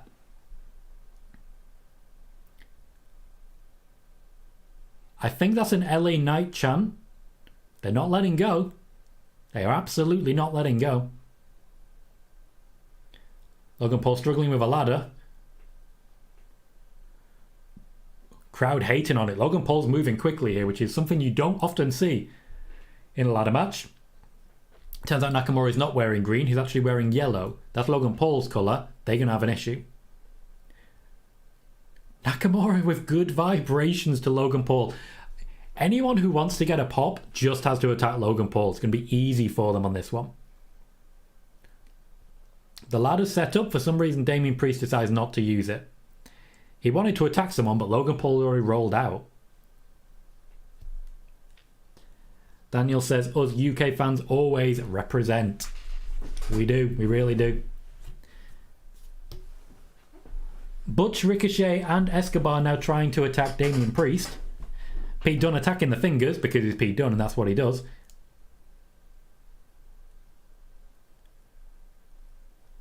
There's a chant I'm not really hearing. Peter says, what does Escobar come as? Well, I mean, this is the biggest match of his career so far. Come on, whatever the hell he wants. LA Knight getting in from behind. Bit heelish. Oh, that... Okay, LA Knight and Pete Dunne need to stop wrestling because that was not a good DDT. And I don't know who, if anyone, was in the wrong there. There was just a misread on the drop. Callie, how you doing? Airwolf says, you're about 20 seconds behind. I won't comment the winner until you announce it. Appreciate that, Airwolf. I'm watching on the network. If you're slightly ahead, then by all means, I appreciate that. Eric says, what happens if someone grabs the wrong briefcase? There's only one briefcase, mate. There's only one briefcase. Do you mean like if R-Truth was there and he goes to the commentary team and just picks up Michael Cole's briefcase and he's like, I win, and runs off? Not quite. Ricochet just get booted in the face. Why have we never seen this match? Two types of strong style in action here. We're not seeing strong style, but there are two types of it. Oof, lovely splash from Escobar. Crossbody, I should say. Escobar has amazing tempo. They need to work out the camera work because this isn't working. Stop with the zoom, stop with the crash, stop it. Just calm down for a second. Let the match speak for itself. You have to blink a lot. They are not, Eric. They are not. Megan says, I'm all for everyone beating up Logan and then having the match proper. And then throws in some LA Knight. Says, I wish I could say it's my emote, but it's not. Logan Paul's is getting beaten up again. They just come back around to it. Are they just going to do that for the entire match? There's been a few times now when people have tripped over.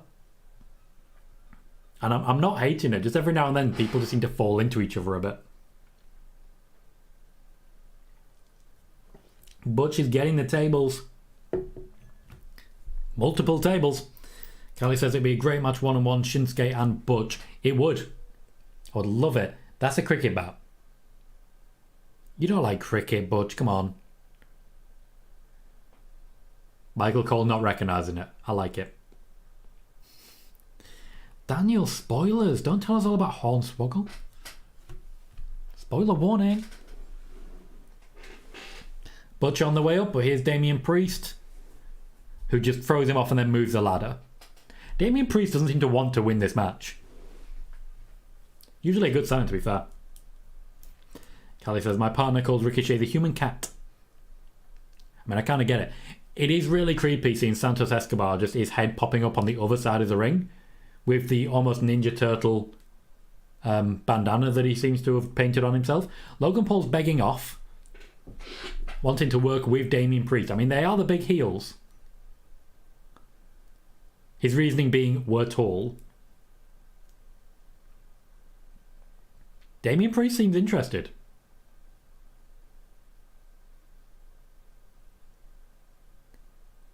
They're building tables and Logan Paul is struggling. He's not experienced with the tables yet. He's not. I'm wrong. He is. That was very smoothly done. He beat Damian Priest pretty quickly there. Peter says, here come the tables. So happy right now. I'm going to be blunt here. I think Logan Paul's going through those tables. I absolutely think Logan Paul is going through those tables. Megan says, cricket bat? I mean, they're going to pander a little bit, but they did in Puerto Rico, so... Logan Paul stupidly going for a high five. Damian Priest nearly demolishing a table on the way. Just punts him. Just tosses him. One of the tables has dropped. He'll need to fix that. You deserve it, chant. Oh. Again, the camera work is shoddy right now. They need to work on the camera work.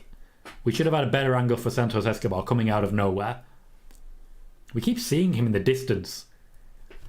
Terrible camera work on a Ricochet flip. You've got to do better than that. LA Knight finds himself alone in the ring. I don't think that ladder's big enough. They have not brought the big ladder in yet. Logan Paul trying to frustrate. He's of course there to be a heel. Good hop. Side Russian leg sweep off the ladder. Nicely done. The crowd are definitely leaning LA Knight, and I'm kind of behind it at the moment. Sai says, I might be imagining this, but some of the shots on Logan Paul seem super stiff, and not just tonight. I do feel that Logan Paul's actually requested that. I can't guarantee that. I don't have any actual information on that, but I feel like he's actually requested it. You're right that people have been working stiff with him, and everyone's absolutely fine with it. The man takes a lot of hits. No question. Also, he's, making his reputation as a boxer. He has to be tough. Let me see this hit because... no, very cleverly done. Good sell. Ricky says, hey Tom, happy Saturday. Good to see you. My pick is Priest to win it. He seems to be doing the most building at the moment, and he seems to want to hurt Logan Paul the most. He's going for it. Butch with the rescue. Logan Paul not quite getting the grip he was looking for. This is a lot happening right now.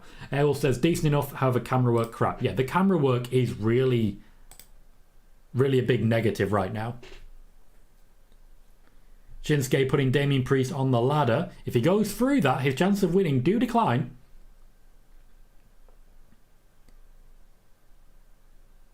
Logan Paul actually waiting for his opportunity there. I like what happened. Little leg and a wing. Okay. Little leg and a wing. Eric says what people forget about Logan is he's actually a really good amateur wrestler. I think he... Oh... Even wrestled at Highway? Do you mean Ivy League? A good splash from Logan Paul. The ladder did not go through. He does not weigh enough. The crowd chant, you still suck. Because it was good. It was a very nice frog splash. Lovely landing. Damian Priest took that. He just took that. That's gotta hurt. Iowa? Is that what you're going for, Eric? Oh, the big ladder's come in. Shinsuke's introduced the big ladder. We've lost track of LA Knight now, which is always an interesting one. Ricochet finishing the ladder setup. Kelly says, did someone throw a drink at him? Probably, and then probably got thrown out if they did. Like, have your favourites and everything, but don't be a dick.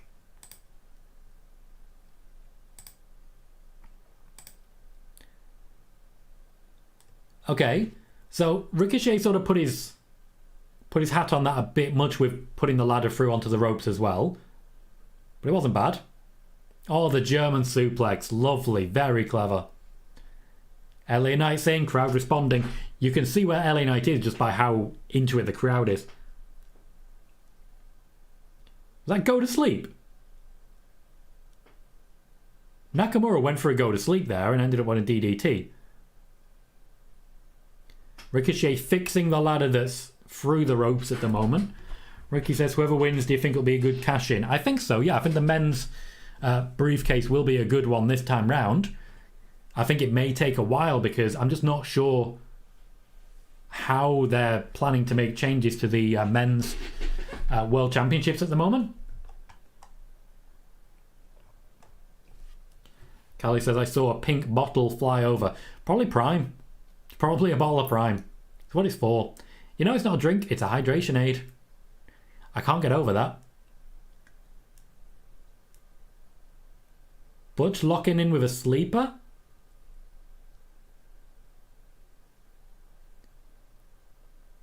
Santos down. Just laying down. It's a good thing Ricochet fixed that. Oh, okay. Butch is keeping an eye to his left. That was solid camera work. You could just see Ricochet's legs as he got up. That was solid camera work. If I'm going to pick them apart, I'm going to give credit where it's due. The ladders aren't breaking, are they? These ladders are sturdy. To be fair, Ricochet didn't really land on them there. He sort of landed on his feet, which... It must be hard not to land on your feet when you're Ricochet, to be fair. Good camera angle. We even get the commentary team. You can see the refs scuttling around. That's a lovely angle. Everyone's up. Logically, we're all going to beat up Logan Paul again now. Okay, well, most of them are beating up Logan Paul, but not everyone.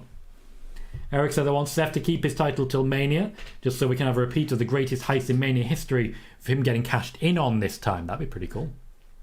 I mean, imagine it's Gunther who's won the Rumble. No one's got eyes on Priest, you say. I see LA Knight. Oh, with a belly to back suplex. Carefully done as well. Blockbuster on LA Knight. That should take him out for action for a little while. Oh, Ricochet and Logan Paul have such good chemistry. Like, can we just celebrate that for a moment? Just a pure chemistry. Megan's just saying ow, ow, ow, ow, ow, ow, which I think is fair. And also a pleasant inversion of Wiggly's yo, yo, yo, yo, yo, yo. We're definitely building to the finale here, with just the way that everyone is trying to climb the ladder. Can I just say, under Triple H, people climb ladders faster? That seems like I'm sure that seems a bit silly. I'm sure that doesn't seem like something that's actually real. But they do. They climb ladders faster under Triple H. The ring has been emptied. Everyone has had a good moment or two in this particular match. Logan Paul's been the classic shithouse. LA Knight is just picking his moments and it's making the crowd pop. Oh, Butch is going to fly. Damian Priest is controlling the catch. You can see him controlling the catch. Moonsault. Lovely moonsault. Such a good catch. He actually landed on his knees and also kind of sitting on Damian Priest's face. Can I just say, the commitment from Damian Priest to take that crotch right in his face and make sure that he caught his man. Beautiful, beautiful. Ricky has also noticed that people climb ladders faster under Triple H. Joe, source that information. Source that information, mate. You know I don't believe you until you source it. Sai says Ricochet's showing something here. It looks like it's him directing traffic. He's got the big spots. He's involved in quite a lot. He's taking a lot of hits. He's got the big spots. I think he's got the highest stamina, certainly. He is feeling a bit ring general because when you look at this group, who would the ring general be? They're not the most experienced when it comes to main roster. Logan Paul certainly wouldn't be ring general. He needs to be led. Santos Escobar's another one that he can call it in the ring, but he hasn't got a full mastery of English to do so. Damian Priest, I feel, would be the ring general. That said, Butch has done a lot of backstage production work. There's some good options. No, Eric, nothing on Strowman at the moment. He's basically keeping his injury status to himself. I can respect it.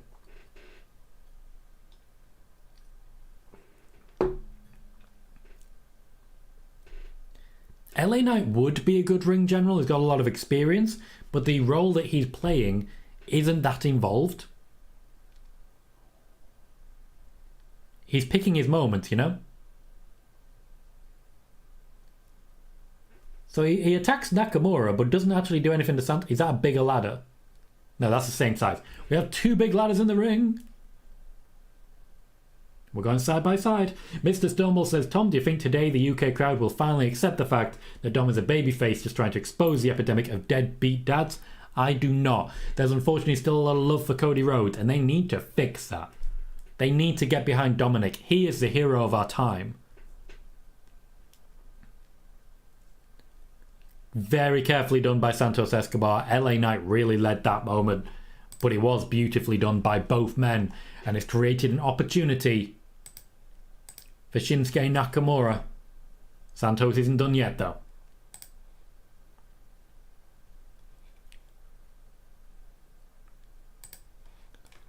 Escobar clearly communicating there with Nakamura. There may be some confusion here.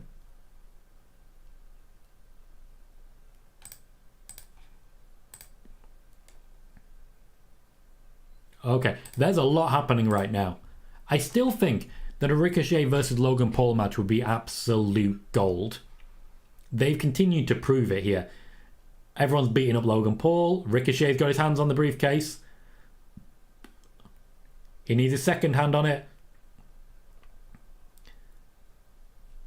Let's not forget that there's tables set up, guys. Logan Paul is in position to fly off. And so is Ricochet. Logan Paul's getting higher. He's intentionally getting higher up so he can clear the ropes. LA Knight is pushing. Oh no, he's pulling. He was trying to get hold of Logan Paul. Push the ladder. He's pushing the ladder. Logan Paul's ready. He did not go over. He did not go over. They're trying to call audible here. I'm sorry, did you just call an audible Spanish fly through tables?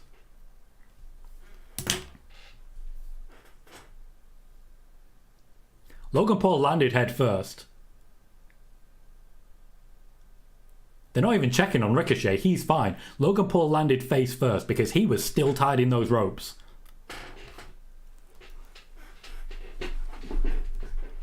He did the best he could. Bloody hell.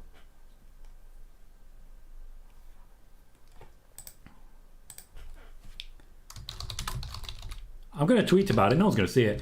Did Ricochet just call an audible using a Spanish fly through 2 tables off the ropes?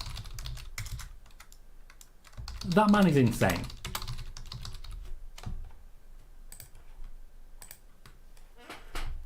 Megan says, kudos to them for still making that work. Yeah, you could see what they were trying to do. You could see that they were both committed to doing it. It's a shame, I feel, that it didn't pay off initially, but they really made it work. Like, that was class. They did not let anyone down there. Eric saying, who went through? You should probably watch the show, to be honest, mate. Errol said, damn. James says it looked like a bad landing. It did. It did. Butch is off. Damian Priest and LA Knight are the last men standing right now. Peter saying, my dream has come true. Priest has been sent over the top. Santos Escobar's back in play.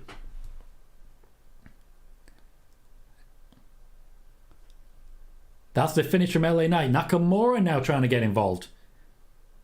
LA Knight not allowing it. Again, they needed to call an audible there. This is strong for LA Knight, but it's also killing a lot of time.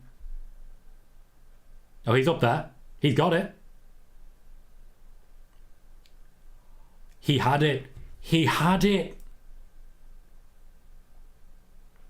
Priest is back in play. Good camera work there, hiding him coming in. Oh, this is going to hurt. This is going to hurt.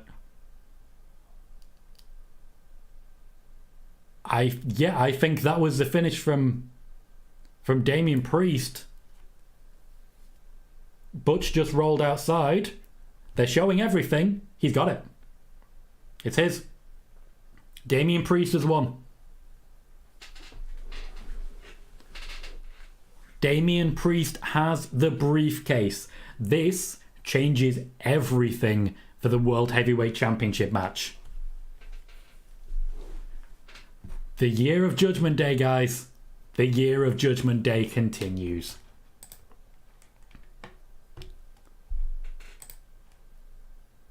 And they're immediately plugging Bud Light. What the hell? The issue, as much as anything with this Twitter decision, is that by the end of this show, no one's going to be able to react to anything. No one is going to be able to react to anything.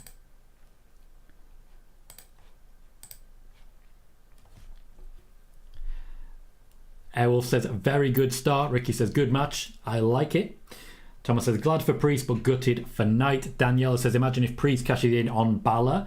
I think he might just be doing so. Tyler said, had to stop in really quick from work, was not expecting Priest.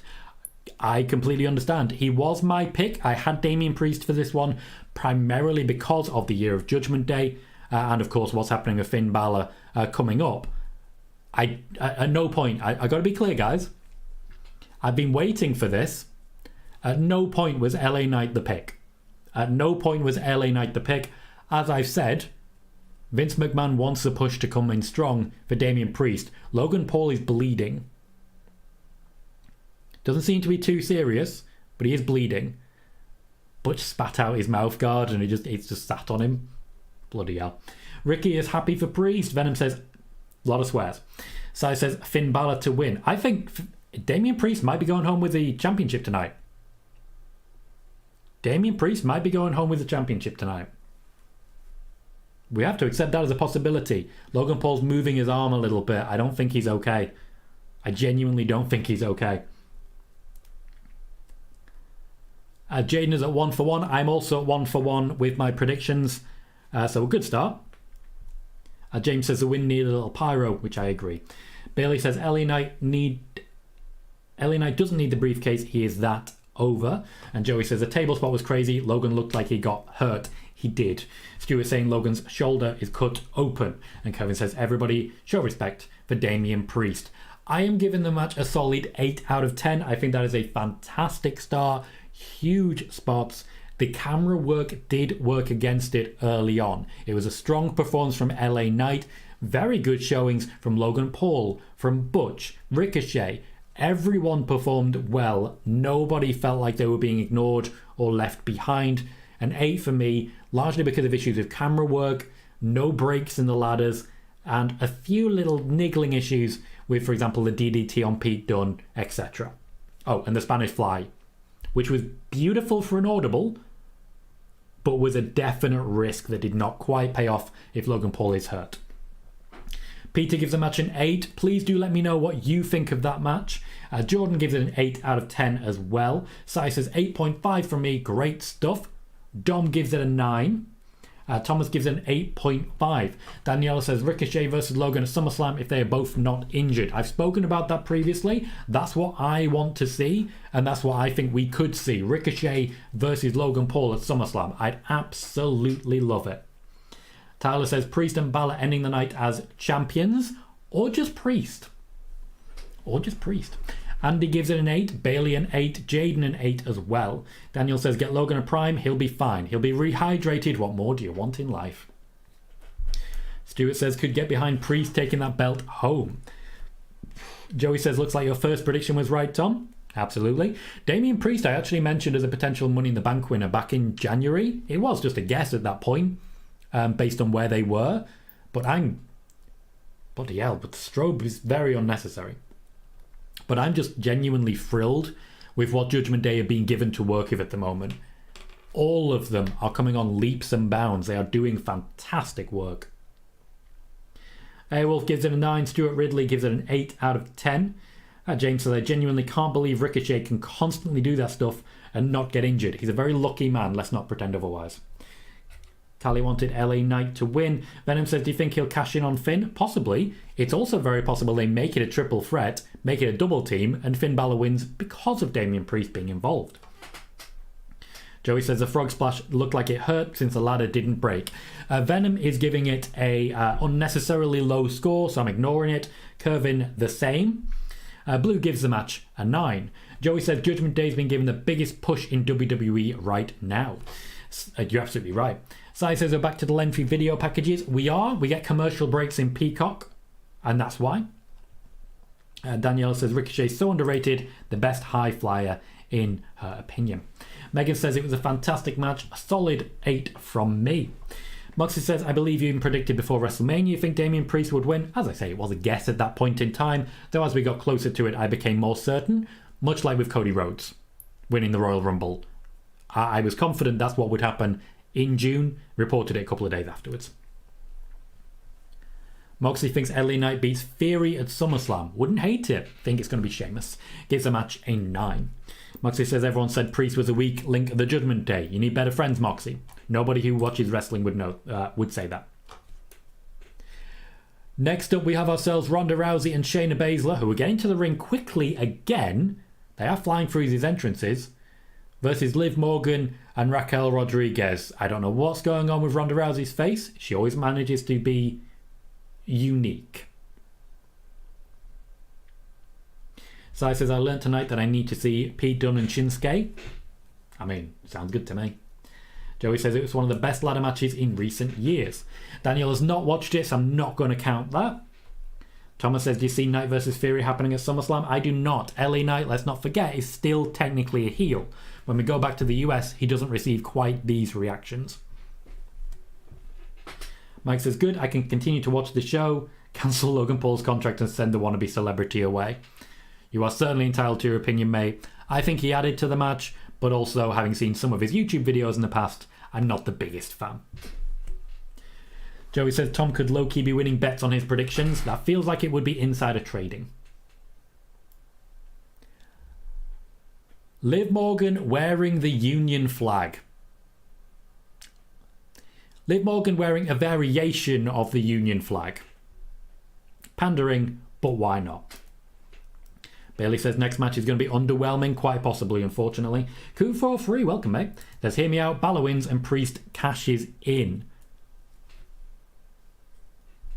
I mean, certainly it would hurt Finn Balor pretty harsh. 2 World Championship runs, both of which he lost very quickly. Callie says they definitely need to push LA Knight after the match and give Logan and Ricochet a match at the next pay-per-view. Venom says, why aren't they bringing the NXT tag titles out? Because they've been swallowed up by the women's tag titles.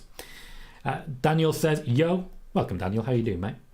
Joey says, seems like they're setting up Ricochet versus Logan Paul for a future match, possibly at SummerSlam. I mentioned that was a possibility in a previous spoiler warning. Eric says, fun fact, Priest is the first Puerto Rican to win Money in the Bank. Ed says, Margin Vegeta cosplay for Ronda here.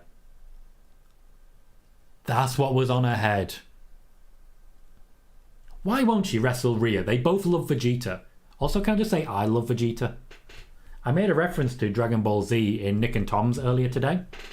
I really love the Tournament of Power just as a general thing on Super. It's really good. Like, it's really good. Shayna Baszler and Liv Morgan starting. I don't expect Liv Morgan to be too heavily involved in this one. She is just returning from injury. Awkward dropkick there. Stuart says Raquel still got that back. That's true. She has not lost a back. Imagine that, like losing your keys. Oh, where's my back? Hurricane Rana there from Liv Morgan as well, looking good at the moment. Thomas says, wish they could turn Raquel heel. Maybe they will. Mike says, Liv Morgan looks like the 6th member of the Spice Girls. She's definitely following up on Jerry Halliwell's Union flag dress. I know you mean on Twitter, Moxie. You need to get better friends. There we go, Megan saying the same. Liv's gear is giving Ginger Spice goes to WrestleMania vibes. Rodrigues is now tagged in. Liv Morgan gonna fly. Gonna be powerbombed over the top. Kind of sideways. Good catch again. Very good catch to a point that Liv could roll backwards with no real issues. Good catches is the name of the game. Damian Priest, as we know, taking Butch full crotch to the face. Sometimes that's what you got to do. Mustafa says, who doesn't love Vegeta? To be fair, not everyone knows Vegeta.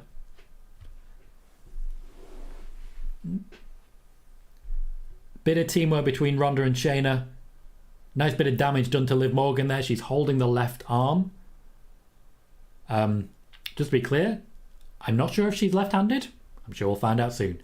I'm very much seeing the... I realise I made a very awkward expression there with my hands. But I just want to be clear. The chest plate armour, Vegeta style, that Ronda Rousey is wearing.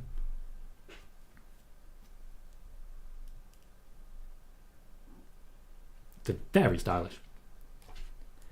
Leon says, you predicted Priest a while ago before he was in the match and you were correct. I did. I'd say originally it was more of a guess, but as I learned more about where we were going, I gained confidence for it. I don't always get predictions right, and sometimes, I'll admit, I intentionally predict the wrong thing because I don't want to spoil the actual pay-per-view when I do have the facts for it. And more often than not, I don't know all the match results, and I'm okay with that. Wolf says, far better athletes now than the Attitude Era, which is 100% correct. You also get much longer and more in-depth matches. People can wrestle a lot better. Put the hair back as well to... Yeah, I'm liking what Ronda Rousey's done here.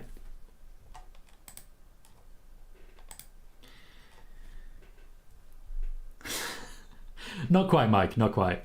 Not everyone knows Vegeta. Shayna something. They're chanting Shayna something. My short announcing my Money in the Bank predictions, which is now 2 hours old, is now the top short that I've had in the last 10. I had 110 views. Now, shorts go for like a second life, where this time tomorrow they'll get like 300 random views. I don't know why. That's just when they hit the shorts pile.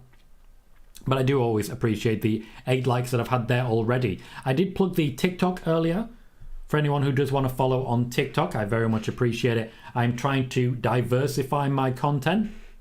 That I find is very important going forwards, just in case there's ever a problem with YouTube. Errol says, Tom, to replace Cole on commentary. You can always mute it. I'm right here. I do feel the network should have a no commentary mode, just as an option.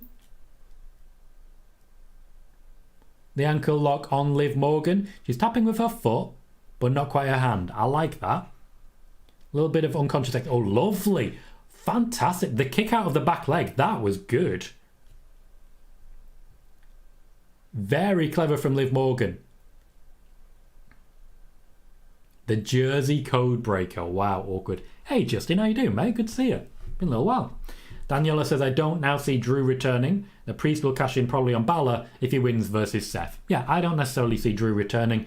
If he does return tonight, it will be against Seth.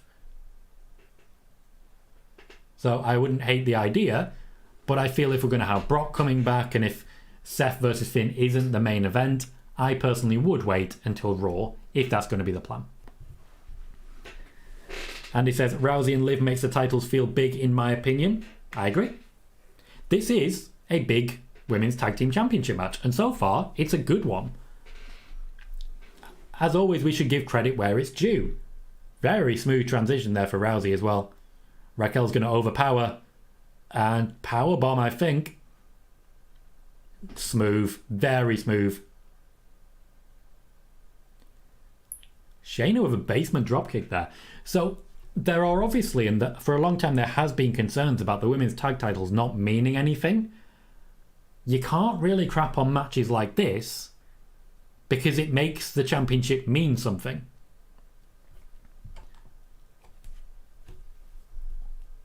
What I also like, of course, is the fact that both women inherently trusted Shayna Baszler to get involved there. Ronda had no plan to kick out of that move.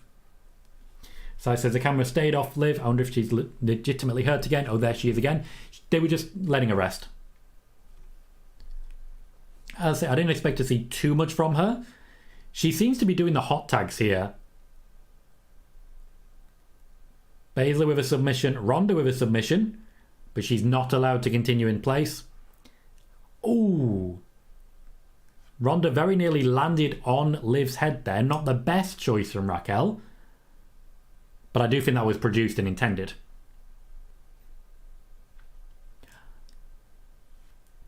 I do like seeing Liv literally bite her own thumb to keep from tapping. The intensity there. She's going for a tag again. Liv Morgan has not been in the ring for a long period of time at any point. Ronda trying to grab hold of Raquel. Took a boot to the back of her head for her troubles. Doesn't faze her, it's Ronda Rousey. Doesn't faze her at all.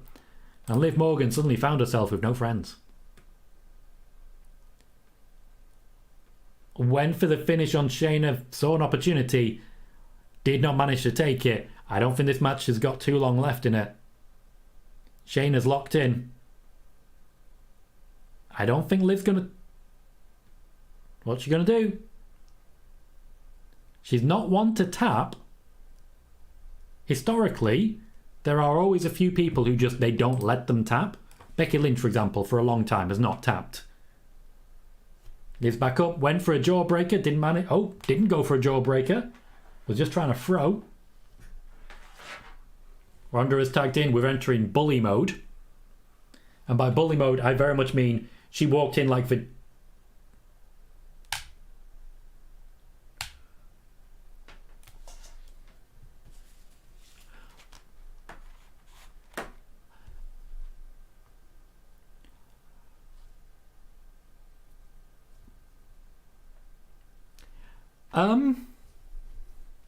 So, tell you what I wasn't expecting.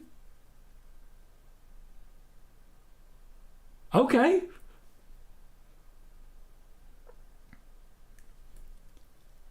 That was kind of out of nowhere. Yeah, Thomas, I think you're absolutely right. Shayna versus Ronda at SummerSlam. Ronda wanted the match. She's wanted the match since she returned. She promised Shayna a match. So Ronda's about to get pinned. Proper deadlift from Raquel Rodrigues. She's going to go for another one. They're going to protect Ronda a little bit. I don't think it's a face Ronda side. Double finisher. Liv Morgan's going to pin Ronda clean. Well, clean.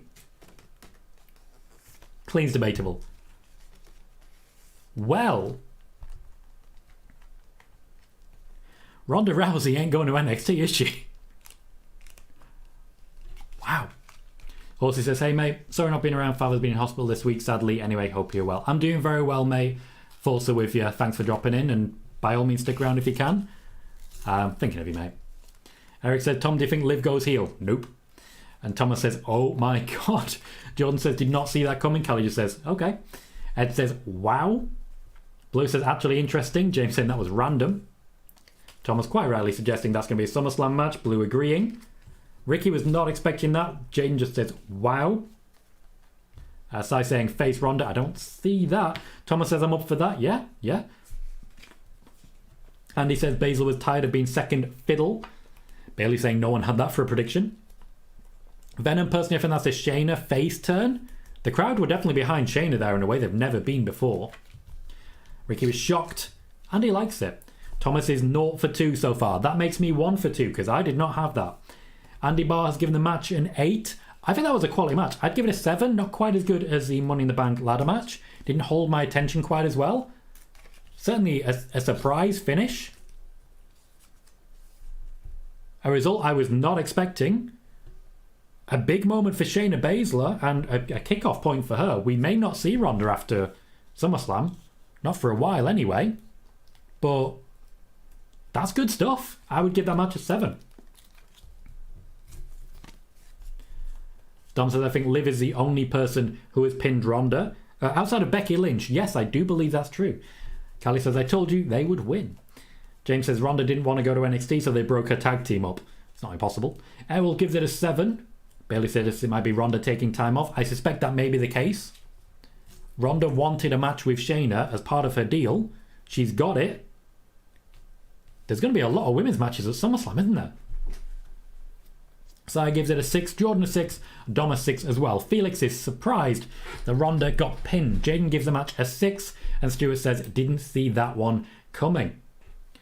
Megan says, yes, go Shayna. Moxie saying this was the big upset. Two Super says, right when you think Baszler is going to get the push. I think she is going to get the push. Two Super says he threw her in the microwave basically to feed her to Ronda. I don't think that's the case. Ronda's going to be booking this one, and I think she's going to choose to lose. Moxie quite rightly suggesting that Charlotte pinned Ronda as well.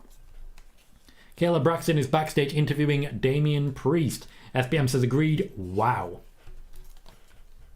Blue says, I can't remember if it was you, but I remember talking about them wanting to fight each other.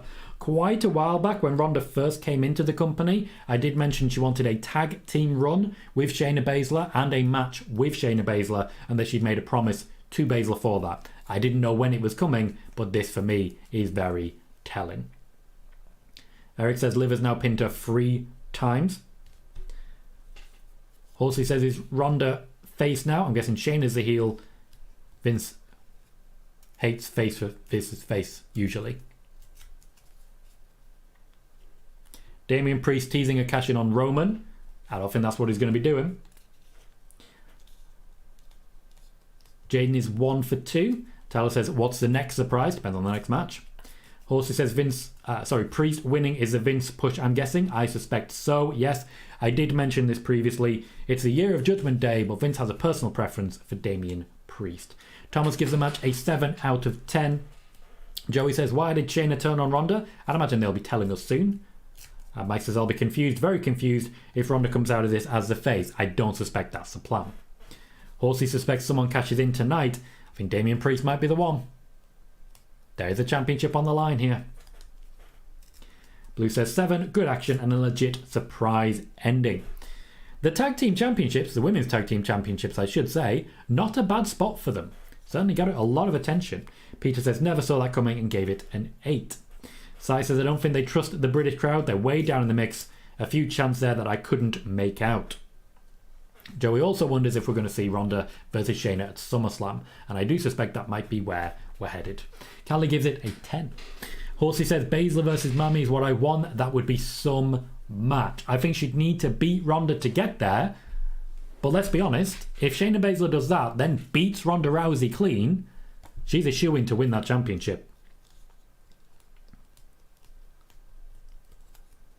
Callie says, I want Damian versus Roman. That would be amazing. Joey says, doesn't Triple H like Damian too? He does, but he was focusing his push on Finn Balor. Felix suggests maybe Seth will lose to Priest today. Blue says it'd be really cool for Shayna to get a proper singles match at SummerSlam. I don't know if that's going to happen because at this point we're looking at 4 or 5 different women's matches for SummerSlam, and I just can't see them having the confidence to do that, having the balls to do that. But hey, we're seeing really good progress. Matt Riddle with interesting hair. On his way down to the ring, kicks off his flip-flops, they fly into the crowd and get sold on eBay. Riddle will be taking on Gunther. I don't fancy his chances. Once again though, we are rushing these entrances.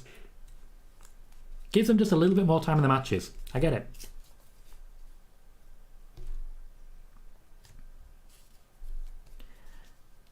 Moxie says, I think Shayna is going to beat Rhea.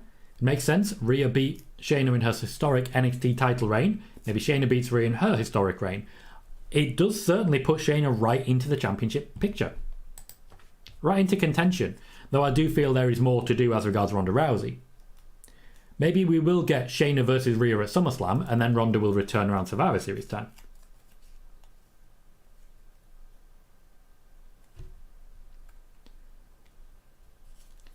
Adam, why would you be mad at me? Like, we can have as many chats in the comments as you'd like. If you keep asking the same question, eventually I'm just going to mute you. I want to make that clear.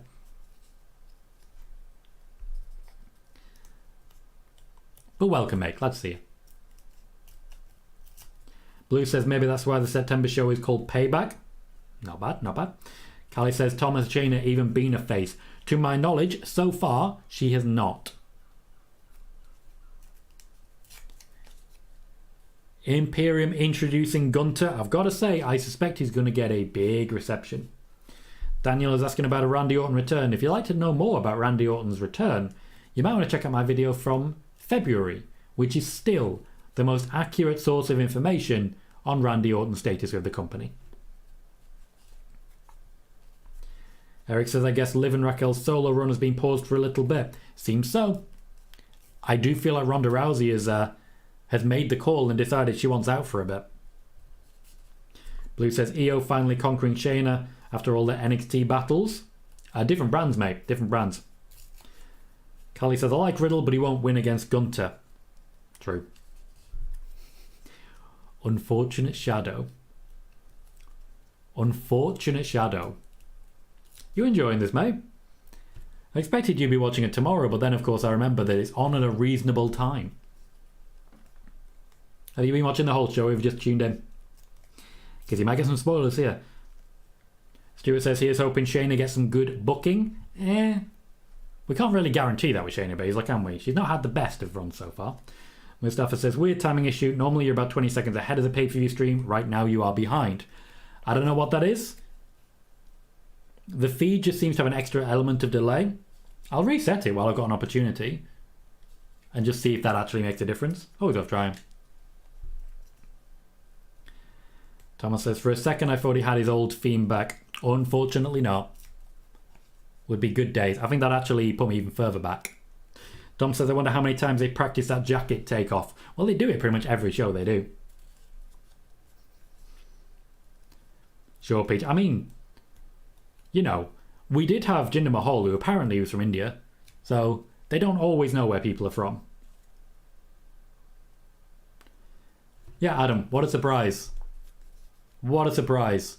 People lie about Bray Wyatt for clicks. At least stuff like this won't spread quite as far now that Twitter's basically dying a death.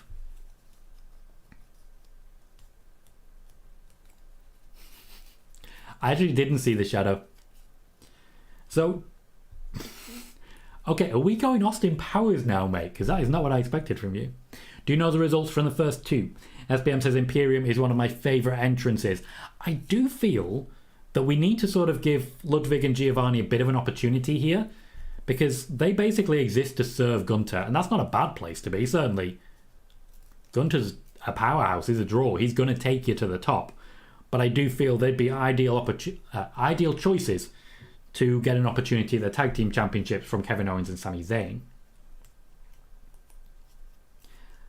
456 says, coming in late. What up, Tom? And chat, great work, Tom. Thank you, 456. I appreciate that. It's been a good show so far. 460 views already and continuing. Subscriber count continues to go up. And more importantly, it's a good pay-per-view. It was a very interesting layout yesterday when we essentially started the day with SmackDown at 8 p.m. my time and then went into spoiler warning where we did Money in the Bank predictions, but I couldn't really talk about SmackDown that had just happened on a show called Spoiler Warning. It was a whole experience. Blue suggests maybe the proximity to the show to change the delay. I suspect what's happening is that they're taking the show from the UK, sending it to the US, and then sending it back to the UK, where it's going onto the network. And that second part is where the delay is, but that's just my suspicion. I don't really know too much about this. Matt Riddle so far surviving. The camera work is still not perfect. There were some good moments in the men's Money in the Bank ladder match, but we're getting there. Moxley says, I think Shayna's going to beat Rhea. Makes sense. I've already read that one. I'm just going to move on there. Riddle going into a submission move there. We could get a very different match here. Very different match. Adam says Damian Priest was champion in NXT and a Triple H guy. Yeah, pretty much everyone who came from NXT is known as a Triple H guy at this point. Recent rewrites of Raw, which is, try saying that 3 times fast, has certainly benefited Damian Priest. Vince McMahon seems to have a soft spot. So the Shayna turn, the Priest interview, think you're up to date. I definitely recommend watching the men's Money in the Bank match. Logan Paul did pretty good. Butch had a great night. And the pops for LA Knight were fantastic. I wouldn't recommend watching the tag match. You saw what happened with Shayna. That's the big takeaway. So he says, Gunther is so versatile. He is. Man can do anything. And he's currently, literally anything. He's currently putting on a strip show with Matt Riddle's feet. Kevin says, Liv Morgan, more championships, awesome for her. Her push continues. She's straight back into the position that she left, right back from injury, and immediately doing pretty well for her. Jay Palmer says, could Orton return and cost Riddle a win? No. No, to my knowledge, Randy Orton is not going to be there. As I said, if you do want more information on Randy Orton's return schedule, I have a video out. It's from February, and it's still, to my knowledge, the most up-to-date collection of news as regards Randy Orton's status. Mustafa says, my stream is US-based, so that makes sense. Usually I have to stagger you so I don't get spots spoiled. To be fair, that's the advantage of the rewind feature. You can rewind me, say, 10-20 seconds. So, yeah, that seems like an effective system. The fact that this is in the UK does suggest that that may be the reason that this is happening. Matt Riddle is being thrown all over the place. The tossing is incredible. A knee bar from Gunther. Lots of classic submission spots at the moment. Kevin says, Ronda Rousey's not going to NXT. Remember, she's a draw. She is a draw, but she's not a champion, so she's not eligible to go to NXT now. Bayley says, per Michael Cole, Gunther has never lost a match on the main roster. Is this correct? No. As Gunther, that is correct. But as Volta, he was eliminated first in a Survivor Series match by Drew McIntyre. It depends if you believe that they count.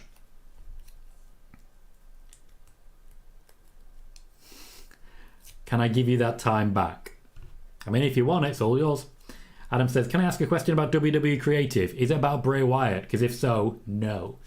Eric says, do you think Liv is still one of the biggest babyfaces on Raw? Yeah. There aren't actually that many babyfaces on Raw right now. If you factor in that Shayna might be becoming one, it's Becky Lynch, then Liv Morgan, then Raquel Rodrigues, then probably Shayna Baszler.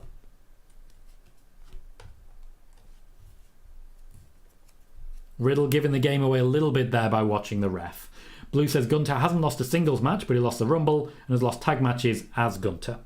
Kevin says a lot of people mad about ending Money in the Bank. Too bad. Yeah, you were mad about it. You gave the matches 0 for quality. Like, you were furious. A lot of people decide if their favourite doesn't win that it's a problem. It's not.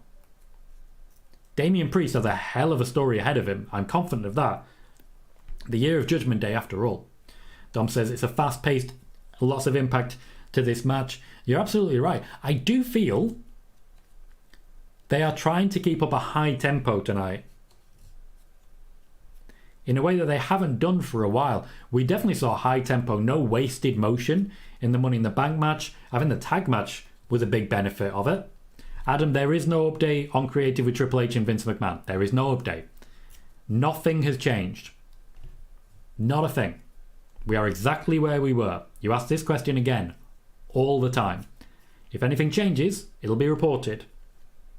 Nothing's going to change at this point in time. Vince McMahon oversees creative. Triple H plans it. I talked about that immediately after WrestleMania. Nothing has changed.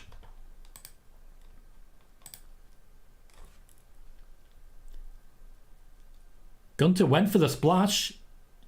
Riddle's got the triangle, but it's not really locked in. He needs to bring his left foot down. But of course it's wrestling, so he doesn't want to lock it in properly. Gunther's got a one arm deadlift powerbomb. Not the best drop by Riddle.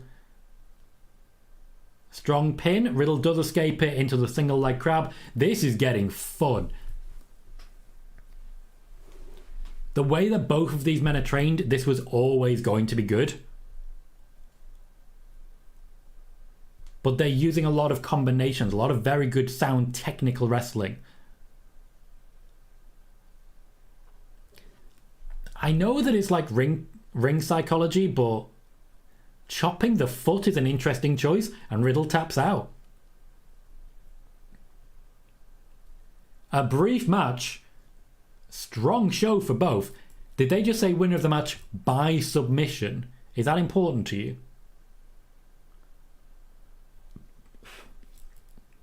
Suggests to me that we're about to see at SummerSlam a rematch in a submissions only match. Maybe an I Quit. Thomas says, was there any update with the meeting that Triple H and Nick Khan had? I'm not aware that there was a meeting that Triple H and Nick Khan had.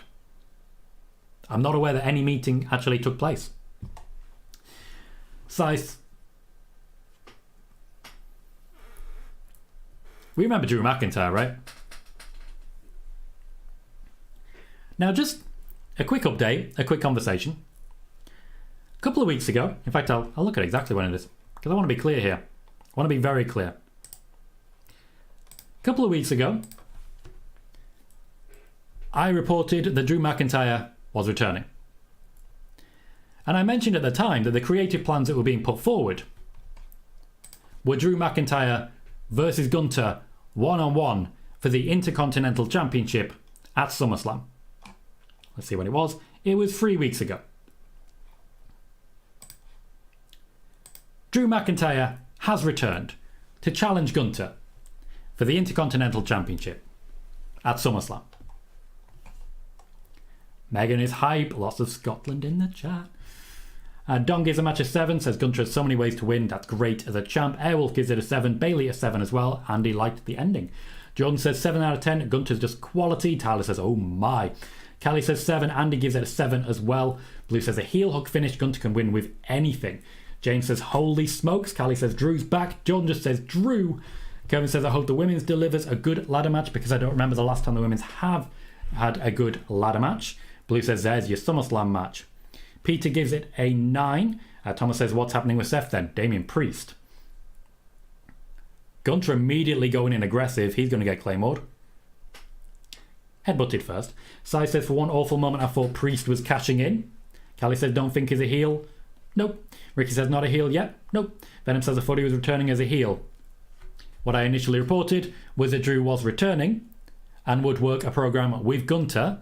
After that, they were looking at the possibility of turning him heel. Stewart gives it a 7. Sai says if there ever was a match designed for a double turn, it's Drew versus Gunther. Mike says Drew is a new contract, maybe. Not at this point in time. Negotiations are still ongoing. So let me just grab a link here. Right now, it's not going to mean much. I'm going to post it on Twitter and celebrate it a little bit.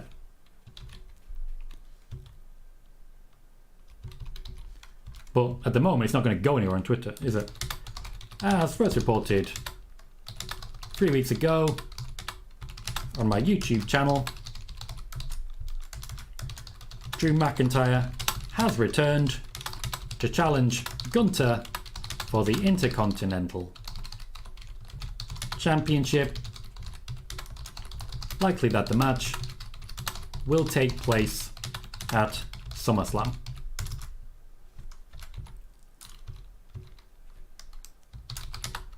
Got so many trolls on this one. They're all very quiet now. Now I know that's gloaty. But ultimately I'm trying to grow here, guys. Trying to grow. So I'm just going to share that in both chats. I don't know if people have reached their limits, unfortunately. Just thought I'd share. For anyone who is asking questions about Drew McIntyre, there is more information in the video tagged there as well, by the way. The video there does contain information as to Drew McIntyre's contract status, what he is looking for that would convince him to re-sign as well. But please share, I would very much appreciate it. Blue says, last two matches are good, elevated by the ending and post-match happenings. Yep, this is a great pay-per-view so far. Great pay-per-view so far. Thomas says, imagine Tom if Will Ospreay attacks Seth after the match. He won't. Kevin says, this is a match which should have been at WrestleMania 39, but WWE added Sheamus. They added Sheamus because Drew McIntyre was carrying a number of injuries, also mentioned in that video. Daniel says, Will Ospreay versus Seth Rollins? Bruv. Sai says, thanks all for joining us again today. So great to have that familiar core. We don't take it for granted. Tom does a great job on this community. A merry band of collar-humans, if you will. They're collar-hungry for more. Wow. Pardon my collar humour. Jesus. Just to be clear, Peter Insider initially reported that Drew McIntyre may be returning at Money in the Bank. They then reported that Drew McIntyre would not be returning at Money in the Bank. And I need to say that because they created the rumour, they killed their rumour, and I promise you right now they're about to start taking credit and forget the fact that they killed their own rumour. Also talking Peter Insider, Adam says, Peter Insider reported that as the UFC WWE merger is finalised, it is expected Vince will regain control. Is this possible? Vince is already in control, Adam. I've said this so many times. Vince is overseeing creative on WWE. He will begin to oversee creative on UFC. I say creative, but, you know, planning as it were, for UFC. Daniela says, Tom, it's been moment after moment so far. Dom says, I think Cody and Dom next. Something switched from yesterday. It does seem so, yes. Horsey says, it's Cody Rhodes time. Sai says, Cody and Dominic, the battle of the two guys who really should have been in the Money in the Bank match. I do agree with that, to be honest. Kevin says, last night watching Charlotte versus Asuka match was tough to watch. No chemistry for both women. Disagree. I quite liked it. Danny B says Danny B side says, thought Drew would interfere in the Seth match. I said at the time that I felt that was most likely. I also reported on the creative that was being pitched for Drew McIntyre's return 3 weeks ago, which is exactly what he's walked into at this point.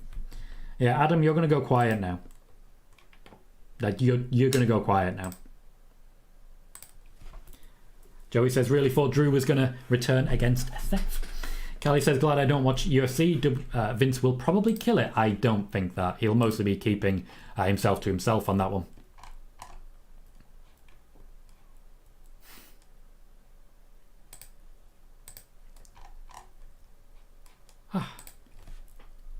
Wiggly just says, Drew is back. Moxie says, moment after moment after moment, a banger after banger after banger. So we're now in hype package for Cody Rhodes versus Dominic Mysterio. We have had 3 matches, one of which, of course, has been the big Money in the Bank ladder match. There was no Randy Orton. No Randy Orton at all. But if you want to know when we might see Randy Orton, there's plenty of information that you can find readily available in a video on my YouTube channel. Bayley says Cody Dominic moves the women's Money in the Bank to the next to last match. And imagine after this it'll be the women's, then the championship match, then the tag match. Dominic Mysterio in his bandana being accompanied by Rhea Ripley with that massive championship. And some very interesting new hair. Stop it. Dom says, I'm thinking Priest is going to cash in with this switch. We'll see how that plays out. Danny B says probably WWE doesn't want to make Drew a heel. Drew might not want to become a heel. And right now he has all the bargaining power. Ku43 says a Grayson Waller segment is after Dom versus Cody, apparently going to BWE. Well, we'll find out on that one, I'm sure. Starting to feel like BWE might be the new name for WrestleVotes. And that at some point it's going to be a case of, you know who I am, blah, blah, blah.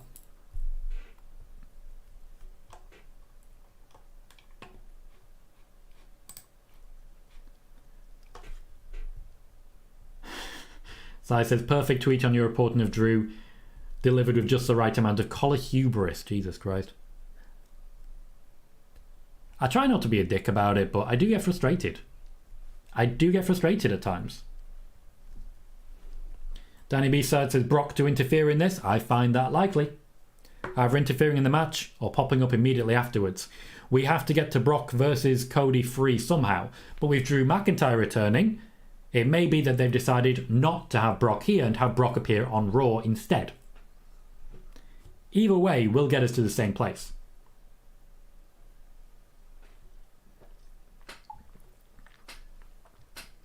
Kevin suggests if WWE want to save Rhea Ripley versus Becky for WrestleMania, give me Rhea versus Beth Phoenix. I would love it.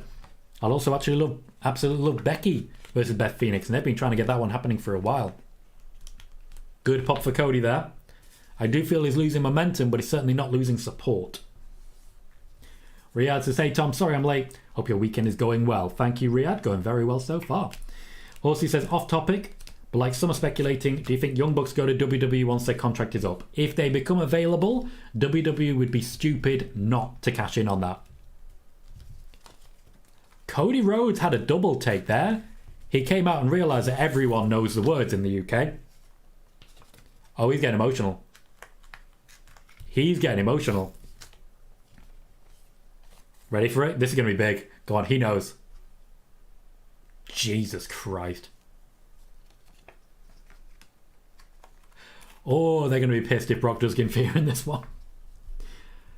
Thomas says, Brock to cost Cody the win. Callie's loving Rhea's hair. Blue says, do you think we still get Brock? I think it's likely, but with Drew here, it sort of reduces the possibility. Dom says, Cody probably has the best entrance with Sammy second. Seth, mate. Seth. This, again, is a good opportunity for Dominic. He's had some big ones recently. Honestly, when it comes to matches, Dominic, size matters. This will likely also be Rhea Ripley's only appearance, of course. Couldn't figure the YouTube... Fair enough, mate. What was confusing on YouTube? You're, of course, welcome on Twitch, which works just fine, and I'm available on both, so by all means. Moxie says, imagine Priest cashing in on Rhea. No. Megan says, a poor sound crew for this match between the boos and the woe. There may be a few broken mics. Gotta be broken something. Corey says, hope the stream's going well. It's been a great show. Have your tab open. The rest of the stream. Hope the rest of the stream goes well. Thank you. Pardon me. Thank you, Corey. Appreciate that.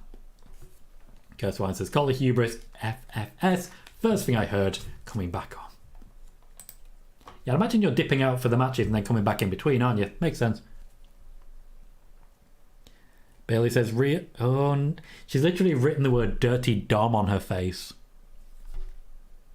Which works on many, many levels. None of which I will be commenting on. James says, how does Cody get pyro but Priest doesn't? I've always wondered, with the amount that some wrestlers get paid, whether or not they pay for their own pyro. I suspect Cody might. Dom says, Wade Barrett groove into the music in the back. I mean, a lot of people groove. And Horsey says Cody's just over everywhere. Again, the Union flag on the back of his coat. For an American Nightmare, that's interesting. Riyadh, I'm confident the main event will be the Usos versus Roman Reigns and Solo Sikoa. Horsey says, I genuinely think the company see Cody like Cena. I would agree with that. A top-level guy who can be the top-level guy for a long time. The fans are certainly behind him. Corey says, Mr. Tom gets to go to bed a little bit earlier again tonight. It was glorious yesterday. Glorious. Because I'm so used to going to bed at 4 a.m. and waking up at like 8 o'clock, I did wake up at 4 a.m. So I had to have a nap and I had to get some Lucozade, like the actual energy one, just to keep me going.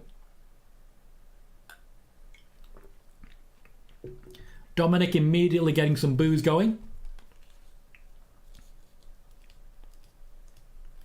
Immediately just getting some booze going. That is the way. So it says, interesting gauge for both wrestlers here. Typically your heat seems to go after their entrance, less so for Cody, but I'd like to see the engagement goes further than singing and booing pre-match. Dominic is trying to guarantee that. And as it's a UK crowd, I suspect he'll be sticking around. Andy Barr says, do you know if Cody is happy with the WWE? All signs seem to indicate that he is. I think overall he is at the moment.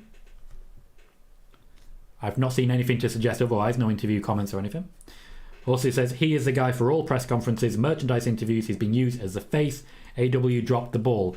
Not necessarily, they offered him a deal, he didn't take it, so not sure on that one. As regards Cody, historically, when it comes to Media Road, there are two men who always show up, not just on time, but ready to go, and always give 100%.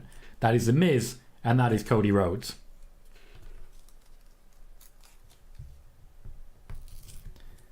Bad camera work. Michael Cole having to put over the whole cast being ripped off comment. Callie says, wasn't this match meant to be the main event? That's what Michael Cole said on SmackDown.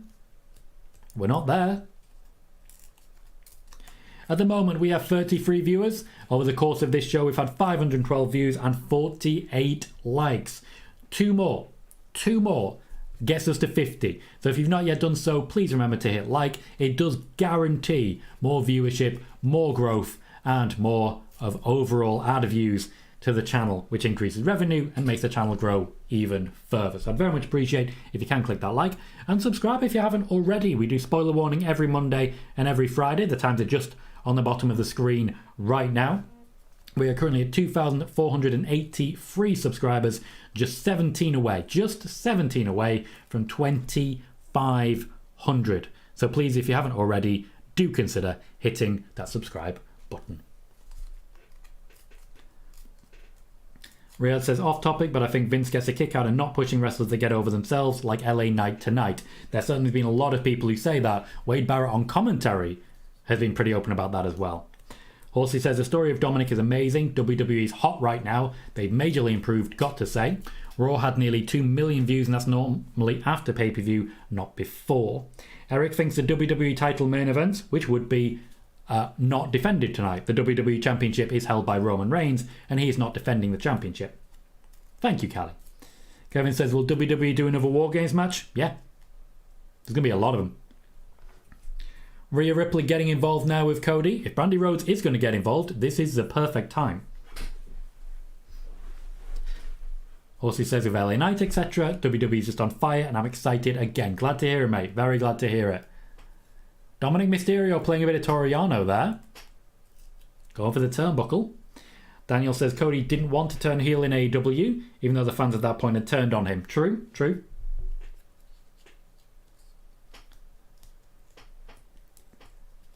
Little bit of shithousery from Dominic. The suicide dive into the ring post allows him to take a little bit of control. There is a little bit of Roman Reigns like layout in the match, the formula for Dominic as well.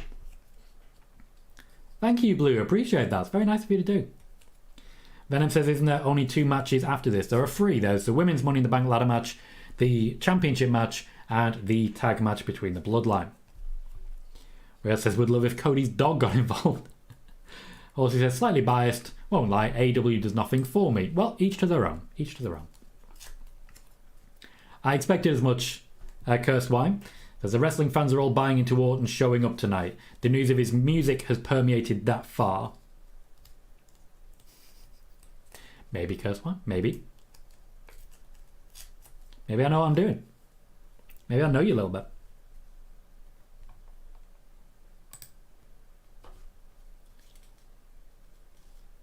The chant is, oh, Dominic's a wanker. I doubt he really knows what that means. Also, considering the character is in a relationship with Rhea Ripley, No, he's not. No, he's not. Sly says, not sure what it says. That some of their hottest rookies, younger talent, did not go through NXT. Logan Paul, Dominic and Bad Bunny at a push. But you hopefully get my point. I do. When it comes to the developing talent, a lot of them at the moment are skipping NXT. Dominic is probably the biggest success story. Some of them had to skip. Logan Paul's definitely one of those. But there are quite a few people who found their groove without having to be developed in that way. Dominic, of course, was coached pretty heavily by Rey Mysterio, so it's not exactly a surprise. Blue says Cody has to love being in the WWE. He's making good money and he's beloved. He is. Everyone's behind him. Also says, do you ever expect Brandy to come in? Not necessarily. They weren't exactly brought in as a package deal. There's not much interest in having her wrestle. But this would be a good opportunity to do so. That said, if Brock's there, this would not be a good opportunity to do so. In much the same way, many moons ago, when Brock Lesnar cashed in on Seth Rollins, Baron Corbin made sure to hit an end of days on Becky Lynch first. Because if Becky Lynch wasn't taken out of the match entirely, she would have stepped up to Brock Lesnar. And we all know it.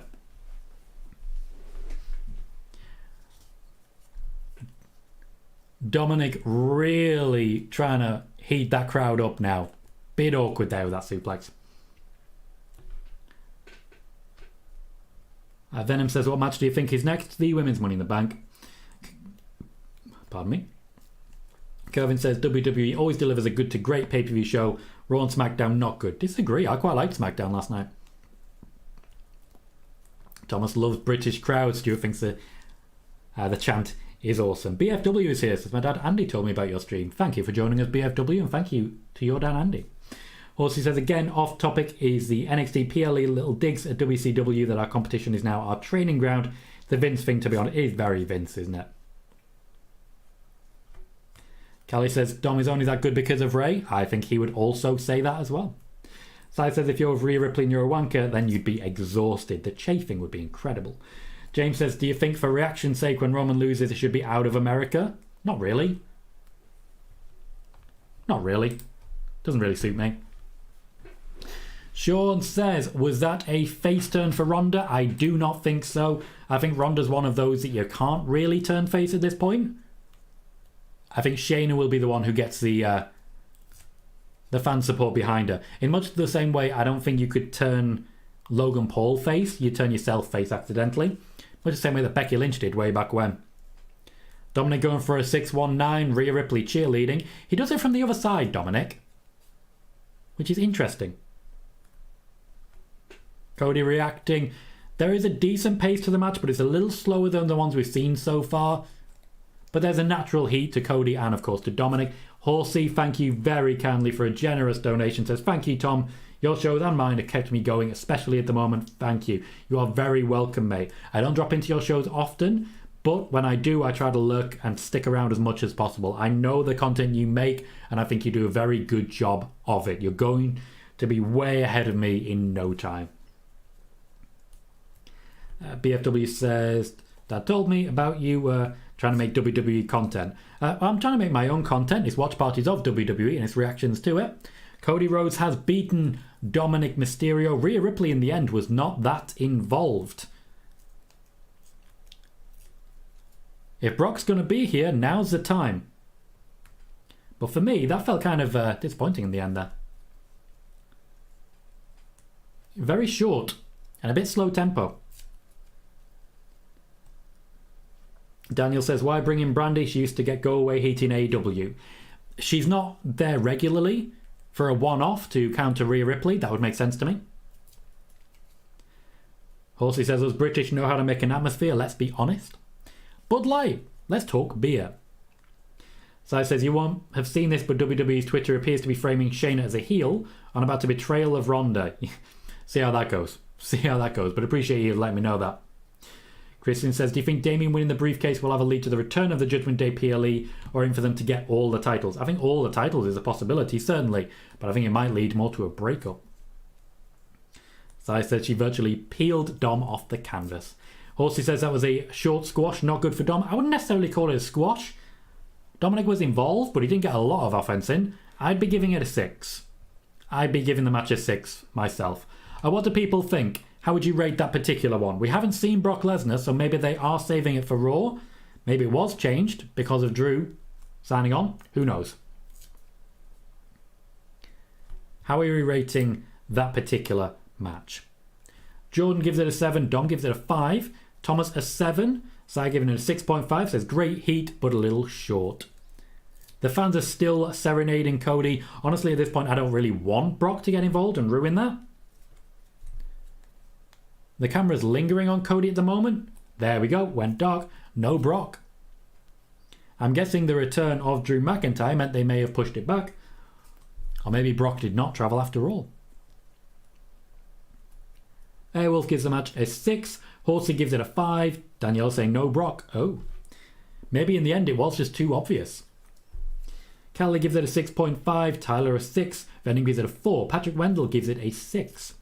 Blue says Drew over Brock was a good idea for a show in the UK. Horsey is not a fan of Bud Light. Bayley says 6 out of 10, but guessing no one in the UK would ever drink Bud or Bud Light. I know a few people. And Daniel says never drunk Bud Light. Bud's light enough as is. I wouldn't know. Kurzwein gives the match a 6 for the 3-star general. I mean, double or nothing there.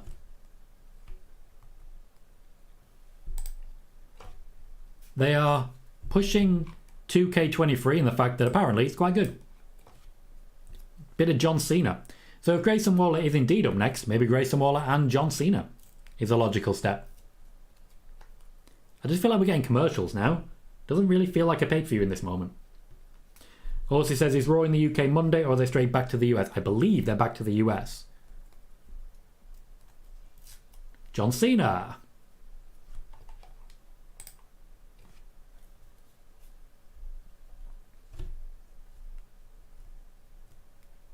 John Cena has arrived at Money in the Bank. Ready to add another match in 2023. So yeah, few surprises, few returns on this one. And of course, the good old-fashioned John Cena sucks. Daniela gives the match a 7.5. And Dom, I'm going to need a source. Before I go into that. Also says something 15-year-old would do in a park on a Friday. Maybe only my generation would get that. Few people surprised here. Tyler with a what the, Horsey with a Cena. Joe, I'd imagine, is going absolutely ballistic as we speak. Blue says, what in the world? Ben says, my cat's staring at the screen and watching your stream. Cool. Mike says, maybe Brock had travel issues flying out of Canada due to the wildfires. Actually, a fair point as well. Thomas says, what? Joey's surprised at no Brock. Ed is seeing a John Cena. Horsey says clearly a push for something SummerSlam, and something SummerSlam is certainly on the agenda. There has been talk, as we know, about Logan Paul versus John Cena for SummerSlam. Grayson Waller, if he's going to be wrestling, could well be the one to take the spot instead. Would be a good way to introduce him, even though I feel he would pick up the loss. But John Cena is back, and he will be wrestling again, most likely at SummerSlam. Blue says, I love how John Cena sucks has become a term of endearment, like Kurt and you suck. Danielle says, what in the world is happening? This is crazy. And James says, John Cena is here. Oh, Moxley gives the match a 6.7. Very precise, very clear. Loud for Cena. Not necessarily positive, negative, but loud. Sai says, was never a Cena fan, but as a human being, he's a credit to WWE. Genuinely heartwarming to hear him get universally cheered these days. I'm waiting for Joe to react. Nothing yet. Virginia says, do you think that Seth will lose his title today? No.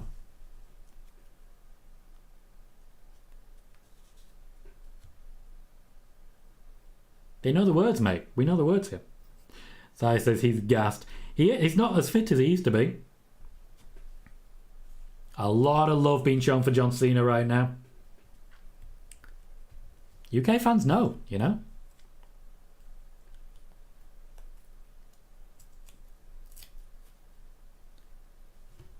"20 years is a very long time." Depends on the question, Adam. You know this.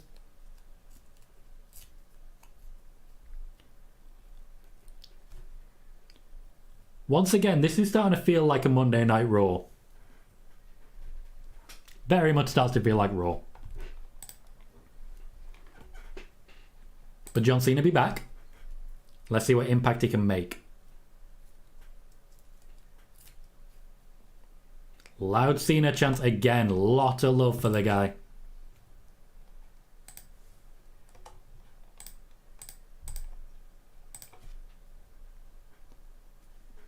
Callie suggests just keeping the hat on. No, well, he has to. He has to at some point take the hat off and then put it back on. Clash of the Castle was not in London, Horsey. It was in Wales. Cardiff, I believe. He specifically did say London, not UK.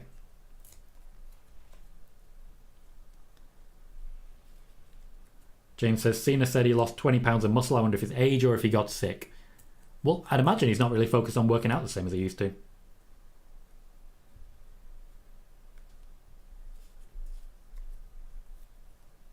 John Cena exposing the business here. Sai says, is he about to announce another PLE here? I mean, they're regularly doing the one a year here. He said London, Horsey. Will he be announcing another one? Maybe something about NXT Europe? Or maybe he's just being John Cena and he just pops up and then goes again. It's very John Cena of him. Why are you here? It's a good question. No worries, Horsey.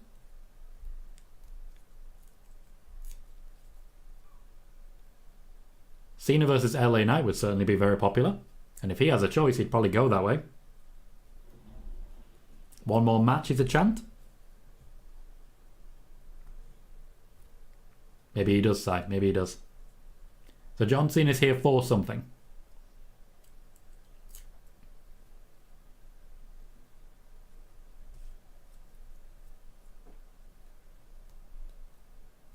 It's just a John Cena promo so far. Fans are great. Yep, we get it. We're not getting a London WrestleMania, mate. Come on.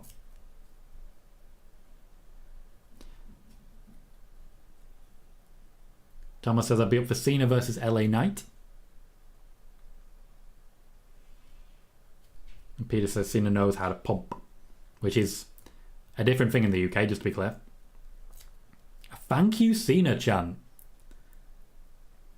Fans taking the acknowledgement here. Usually, we're a bit more cynical than this. You think this is the Orton moment, do you? Hello, Lauren. How are you? Having a great time, thank you. Welcome to the show.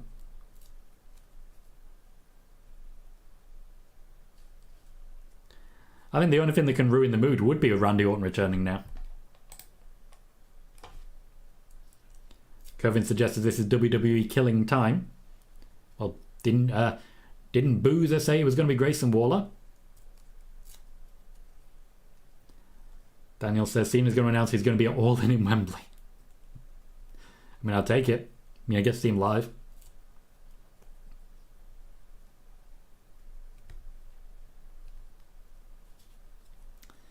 They're not... Come on. That's not going to happen. There is no world in which you take WrestleMania to London. So I says, oh shit, they don't say that without a plan. Cena would. If he's working solo, but like it's not going to happen. Blue says, Cena's rarely around, hard to boo him when he is. Callie's waiting for someone to interrupt him. A lot of people are hyped for it.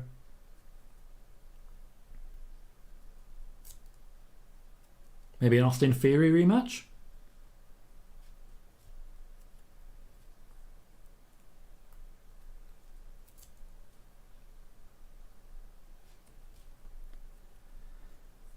John Cena cheerleading for a WrestleMania in the UK.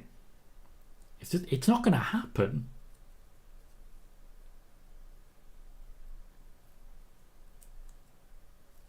Indeed, we have Grayson Waller. I suspect he might, after all, be here for one more match. Bayley says you could definitely put WrestleMania in London. Maybe AEW's ticket sales have spurred Vince and Endeavour to consider it. A lot of people excited by this. Callie says Drew done that in a house show in Cardiff. Then the following year we'd clash at the Castle. Horsey just saying, oh please.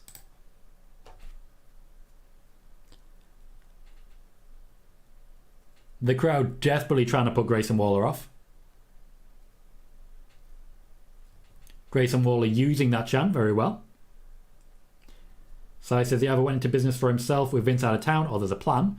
I think they're booked for the next couple of years, but I heard about Tottenham pitching to host it ages ago. There are a few places really trying to get hold of WWE pay-per-views. Not necessarily just WrestleMania, but there are a lot of different arenas and stadiums and even cities just trying to make it happen.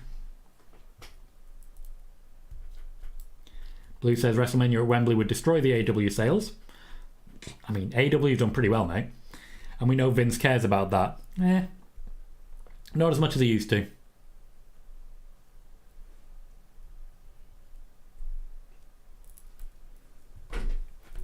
Grayson Waller's doing pretty good here considering the hostile environment. Adam, I don't know Vince McMahon personally. I'm not going to sit here and say he likes this person, he doesn't like that person. You got to get past those questions. Thomas says they might do it after seeing All In one-up them. I really don't think there is like that full understanding of the fact that WWE don't really care about AEW. They don't really care. AEW doing well means very little to them. I just don't see it. I'm still confident this was just a setup for a match. Cena versus Grayson Waller is certainly a way to make it happen. He's laying into the crowd now. I don't think this is actually to set up a match. I think this is just John Cena's going to hit an AA on Grayson Waller. Take a bump and we all move on. Yes, Thomas, the headlines are going to be big, but the headlines are going to be there anyway now. You don't have to do it. You're going to see the headlines. Mike says, why couldn't they have done this segment on SmackDown? Not sure, but we're approaching the end of the second hour with 3 matches left, one of which is Roman Reigns, so it's going to take about an hour. It's cutting into my going to sleep time. Even if AEW do improve the ratings, Horsey, WWE won't be that focused on it. Triple H believes in healthy competition. He's not watching over his shoulder.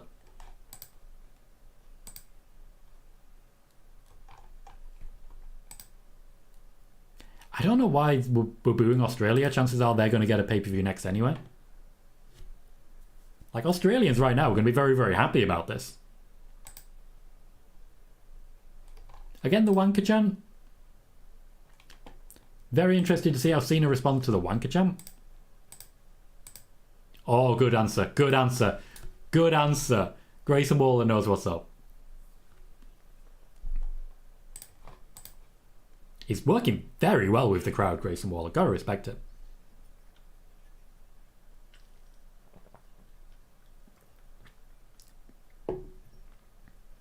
I also love a man in white jeans. I'm just like that. Kevin says, I can see Ronda Rousey's last match being at SummerSlam. Mention of The Fiend is interesting. Joey says, is Mania 41 going to be in London? No. Blue says a little less than 2 hours probably left. I don't know. This should not be a 4-hour show. It really shouldn't be. I can see it being 3.5. I'm going to be hungry. Sai says Cena has put it out there now, so he's got the headlines and the attention, whether it's true or not. He's a true politician. I do think he probably should go into the crowd. Grayson Waller says one viral moment. John Cena's created the viral moment, and he's going to get that on TikTok. That's true, Horsey. It isn't just London. But he does want it in London. Thomas says, imagine if they do the match. If Cena wins, London gets Mania. But if Waller wins, Australia wins. I don't see that really being how they do it, because what if there's an accident?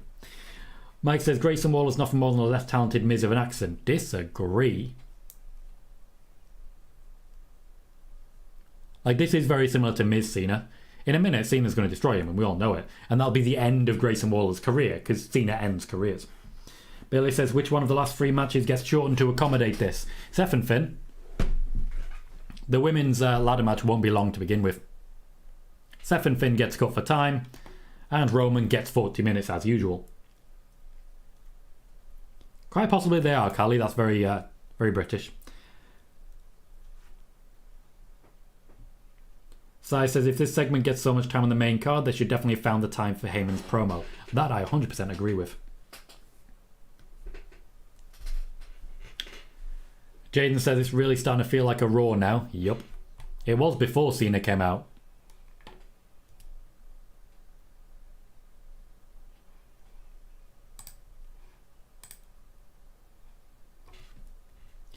Wiggly says, can't be a 4-hour show, has to be done by 11. That simply isn't the case.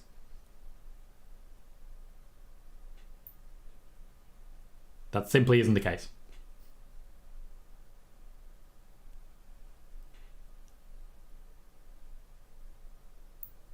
Grayson Waller with the attack from behind.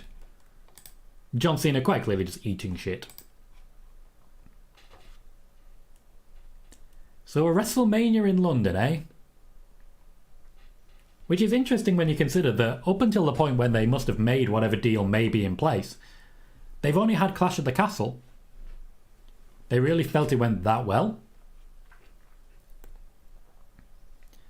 We haven't really heard anything from NXT Europe yet either. And here we go with the AA.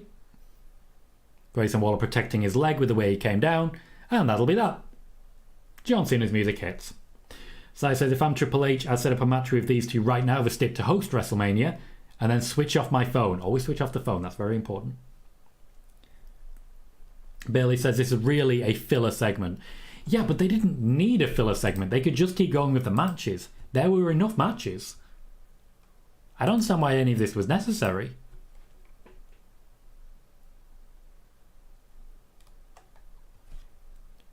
When Money in the Bank comes back, says Michael Cole, so we're going to commercial break before we then get to the women's segment.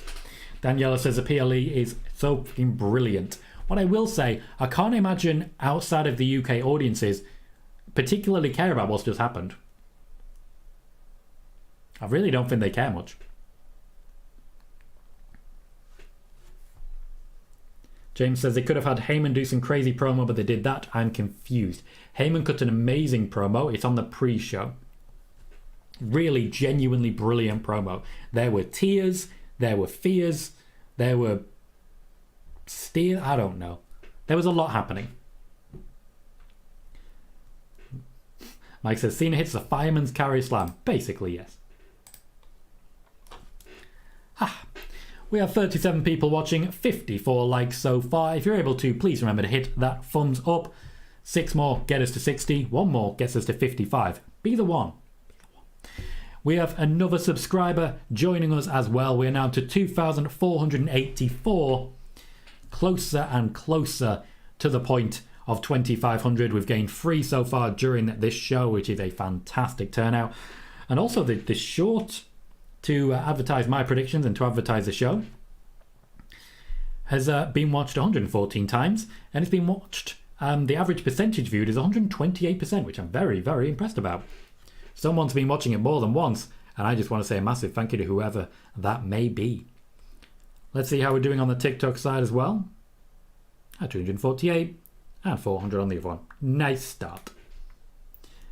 Daniela says Waller confronting Cena was a bit random. When I heard Waller's music, I was like, what? Blue says, having the idea been to make these very special for the local crowd so they are primed for the WWE's return? Well, we got everyone we did for Backlash. Very true. UK crowds will definitely turn up for whatever the WWE does next. And after all, I believe that we can firmly say is the plan. Bailey says, WWE Twitter asking, should WrestleMania come to London or Australia? Joey says, I wonder if they're setting up Waller versus Cena. Possibly. Thomas says they definitely planned that segment. Yeah, they plan every segment.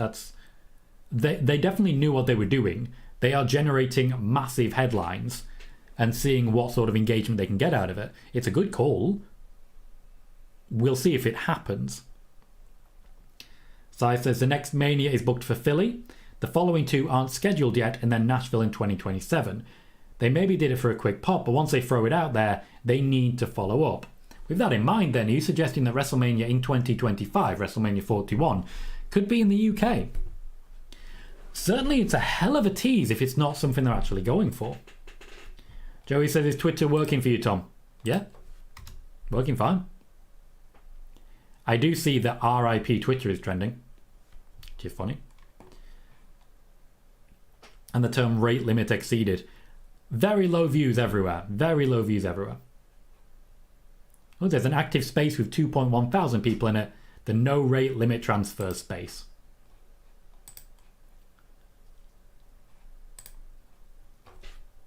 Curse One says, would you go to a London Mania? Apologies if that got answered. I focused on the promo for that one. Fair enough, completely understand.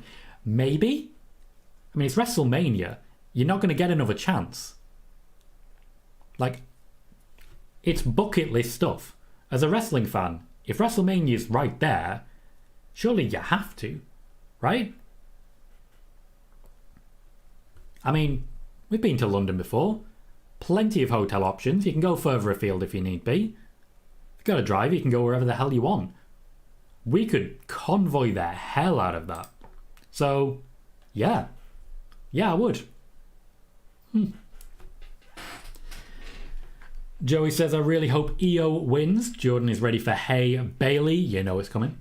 Thomas says, come on, EO. Blue says, Bayley and EO coming out separate. They're getting their own entrances. And to be fair, kind of into it. Little look of nervousness on Bayley's face there. Joey, I'm guessing you've seen too many tweets. I believe it was 600. You can see 600 tweets and then it's all over. So I said, if they're making false promises on Mania, then that's a blatant collar hustle. Sorry, I'll collar hush. You've been sat on this for a while, haven't you, mate? Because, like, you're too good at this point. Oh, Daniela, Danny, and Andy all saying that Bayley was introduced as part of Judgment Day. That was a mistake. She'll need to get past that one pretty quickly. So I says, interesting choice of these two enter first. It's a good opportunity for a good bit of camera work, you know. Zelina Vega coming down, LWO flags in the sign, on the screens, but holding a little Union flag, which is nice. Just a little show, little sign, little bit of respect for the place.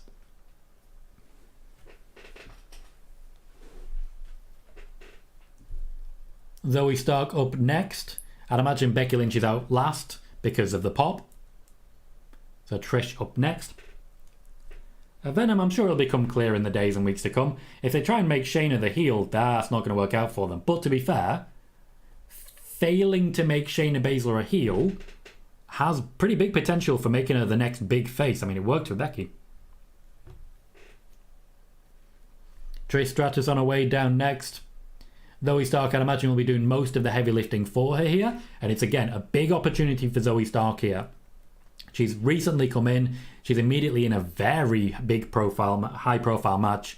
Big opportunity with one of the biggest names in women's wrestling history at her side, giving her the rub. So this is a good combination that I'm excited to see play out. It just depends how they gel as a unit at this point. So I said, that's put paid to the rumour of Charlotte replacing Zelina. I couldn't see it. Would have put nuclear heat on someone they're insisting on pushing as a face. So here's the thing. When it comes to this particular rumour, it came from Peter Insider, didn't it? I mentioned earlier, Peter Insider reported WWE wanted Drew McIntyre back for Money in the Bank. They then rumour killed it by saying Drew McIntyre would not be at Money in the Bank. So they rumour killed their own rumour. They then reported that Charlotte Flair was replacing Zelina Vega. Not a great day for Peter Insider. Now, I've been asked to do a breakdown of fake news, or at least incorrect information, in the days to come on Spoiler Warning. I think, unfortunately, we do have to start out with Peter Insider a little bit there, and some of the things that they've reported. But I'll be looking into that in the next few days.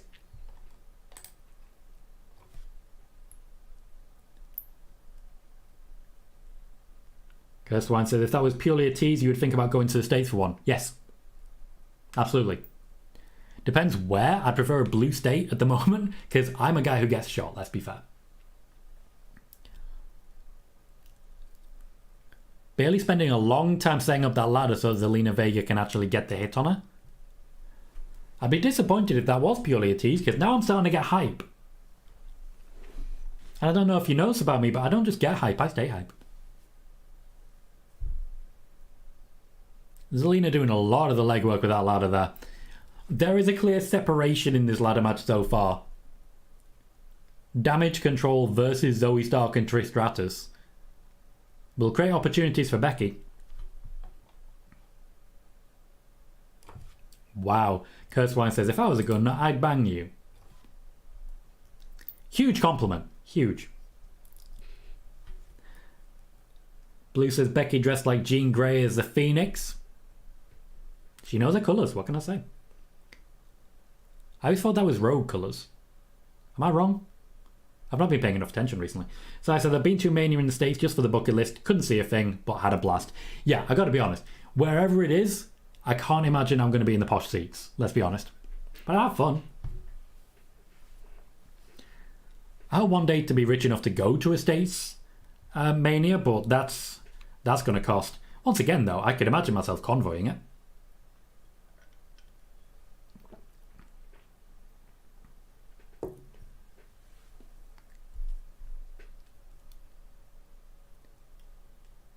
Becky Lynch taking on both now. I don't know what Trish was really going for there. I'm glad she didn't really sell it, but she can't stand up now. There we are. Smoothly got into the ring. Once again calling for Zoey Stark, who's literally doing the lifting for Trish Stratus at this point. Sai says, the Raw after Mania was a party. The Brits took over with football songs throughout. It was the one where Ziggler won the title. You 100% know that there was British fans in that. Bucket list material deserves funds putting aside. Very true. And like, I can get the funding. That's not going to be an issue.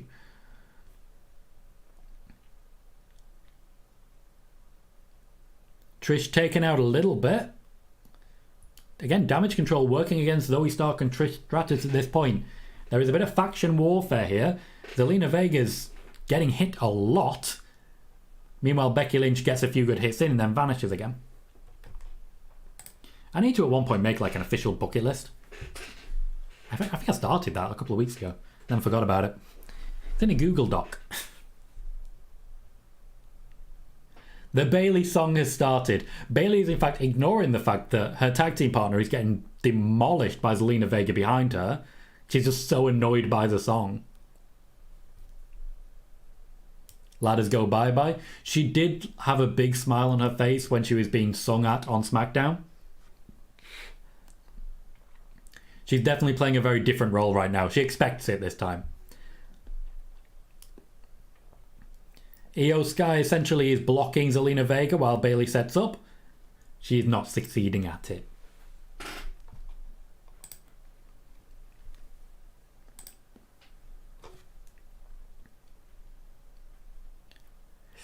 Awkward Hurricane Runner. Zelina Vega didn't get both legs on top of Io Sky, but Io Sky still sold it really well. Oh, Curse Wine, if you've not watched the men's Money in the Bank, there is an audible called, which was fantastic and terrible at the same time. Highly recommend it. You'll know it immediately when you see it. Surprised I haven't seen replays of it the entire night after all. Like I expected that to be something that they just keep showing. I can tell you who it is if you'd like, if you just want to look it up and just see the clip. But I don't imagine it'd be hard for you to find. Bayley and Io Sky both climbing the ladder creates an opportunity for Becky. Bad camera work there. We did not see the impact. The camera work was not great in the men's match either. I'd like to see a bit more focus there.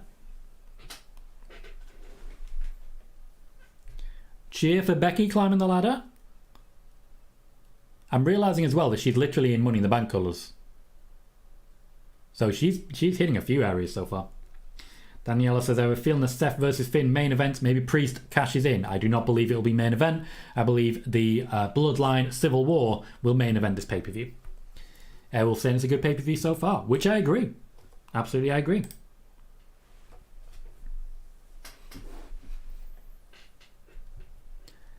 Now, am I wrong, or has Becky got some highlights in her hair? Or is it just very bright today? No, there's highlights in the hair. There are highlights in the hair. Becky going for a submission through the ladder. Not great there between Trish and Becky. I could see what they were going for, and both women did well, but unfortunately just didn't quite gel as they were going for.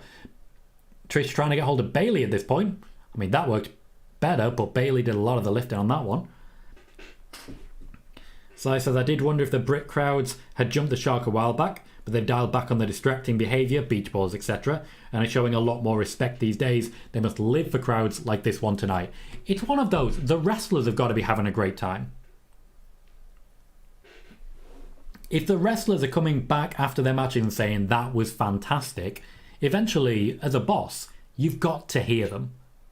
You've got to be able to respect them enough to say, okay, I've got you, I understand. Zelina Vega with a smaller ladder. We're going to see another Hurricane Runner here.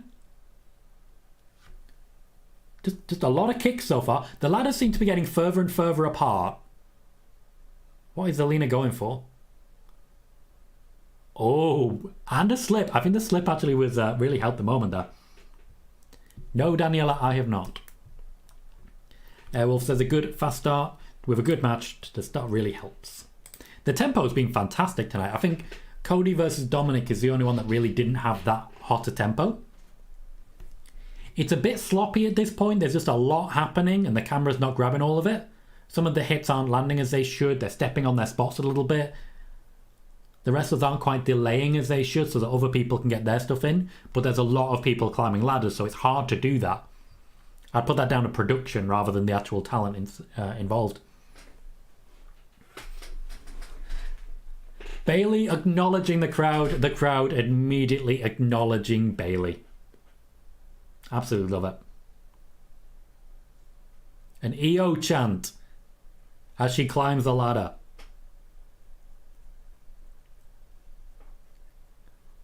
Yes, Adam, it was. Jordan says, very good show so far, fast-paced. Snee Vegas says, since Bayley's in Judgment Day now, she'll win, catch in and take Mommy's bell. Well, I mean, they're teammates now, so that would be unfair. Io's going to moonsault. I think she was annoyed the crowd weren't giving her a bit more there. The crowd have woke up now. That shot of her next to Money in the Bank about to moonsault, terrible camera work. Can you not just show the impact? We saw the jump, we saw the rotation, we saw everyone fall. We didn't see the impact again. It's very typical of WWE at the minute to just not actually show any impact. We're getting a replay. Hopefully they'll fix it here. I just want to see an impact. Don't do slow-mo and then go into quick for the bit I want to see.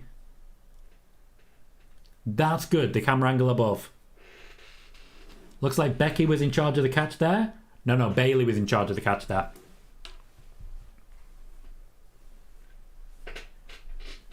Stratus is alone in the ring. If no one can get up in time, this will be that. Becky logically has to be the one. Becky is indeed the one. Overplaying the shake of the head a little bit, but we go where we go. Dom says the crowd is going to be great for Seth. My TV is going to be all the way up. So I said they're relying on replays. Direct is awful. And Callie said it'd be good if you jumped on the briefcase. It would. I've always wondered why you don't see people jumping from a ladder to the briefcase to try and unhook it there one-handed. I don't know how well that would work, but I've always wondered why it doesn't happen.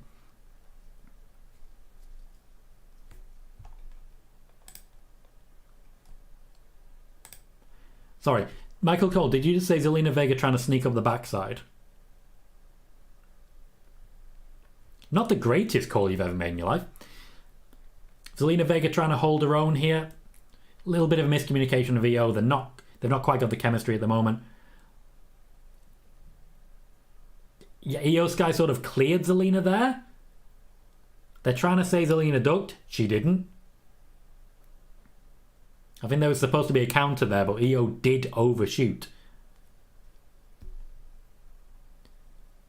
Trish and Becky working together to powerbomb Zelina. In a moment, they're going to realise that they've just worked together, and then they're going to beat the crap out of each other. Trish has got a busted nose. Not as in bleeding from the nose, a bust right there. Just a bit of a welt.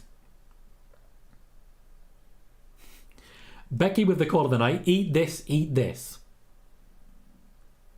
Tips a ladder for some reason. The big ladder, of course, is already in play. Also, she's ladder tight. She's not going to be happy with that. And it's getting worse every second. Not that hard to move a ladder, mate. Come on.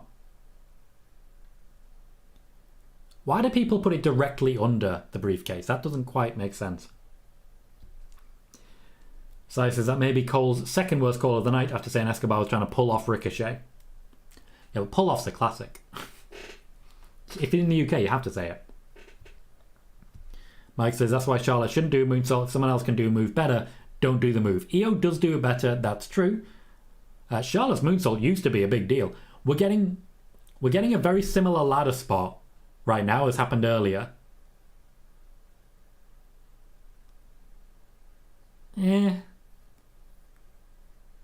we go, Trish and Becky getting into it. We've set something up here very similar to what we did earlier. Oh, lovely kick there from Zoey Stark. That was good. Curse Wine says, I can't find what you were alluding to. Your audience is spoiler aware. Can you expand on what happened? Yeah, absolutely.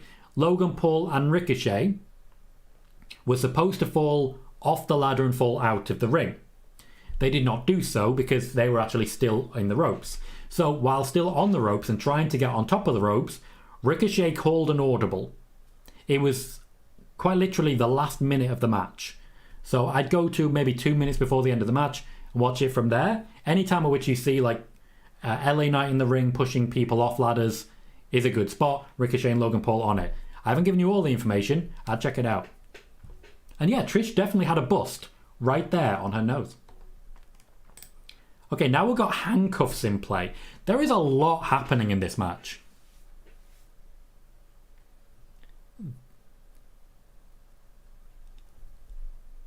Becky Lynch is still handcuffed. Logically, at this point, I'd imagine she's going to be handcuffed to someone, and then we're going to get some sort of strap match against Trish Stratus. I can see that. Oh, tables. So I said, if I'm in a Money in the Bank match, I have a solution to get the briefcase. Magnets, bitch. Apologies to anyone who's not seen Breaking Bad. I haven't, but that's still funny. Because just imagine the briefcase just comes towards you. Just get one of those in your palm. What you need to do is have Magneto in a match like this. The fans want tables. That ladder is not secure. You're going to need to finish putting that on the table. I can see what was supposed to happen there. And honestly, the ladder falling off the table didn't hurt the spot. It's a good little flapjack. I mean, good luck with that, Becky. Zoey Stark falling off. She went for it. I give credit to Becky for going for that. We're doing something on the table, but Trish Stratus is right there. Why would you just get her attention then let yourself be punched? Joey thinks the ladder match has been lousy so far. I don't agree. No height at all. Trish didn't jump. Disappointed in Trish there, not jumping. Zoey Stark of a blockbuster.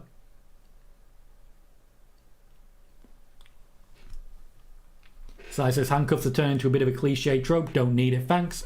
Certainly not after what happened with Paul Heyman and Kevin Owens. So Becky Lynch and Trish Stratus are down. Zelina Vega is back up. No sign of Io or Bayley at the moment, but Zoey Stark is still in play. I think Trish might be eliminated from the match here, but I'm not sure. Zoey Stark, very nicely done. I think of everyone involved here, if Zoey Stark is the one to pick up the win, she would benefit the most directly from it.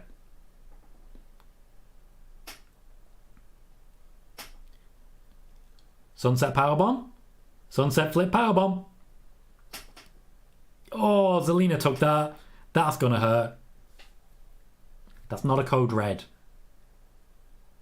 That's not a code red. Wrong call. Tyler says, oh crap. Dom says, wow by Zelina. Callie, a wow as well. Zelina took all of that. Again, not a code red. The code red, you go under the arms. We just saw a rewind on the replay.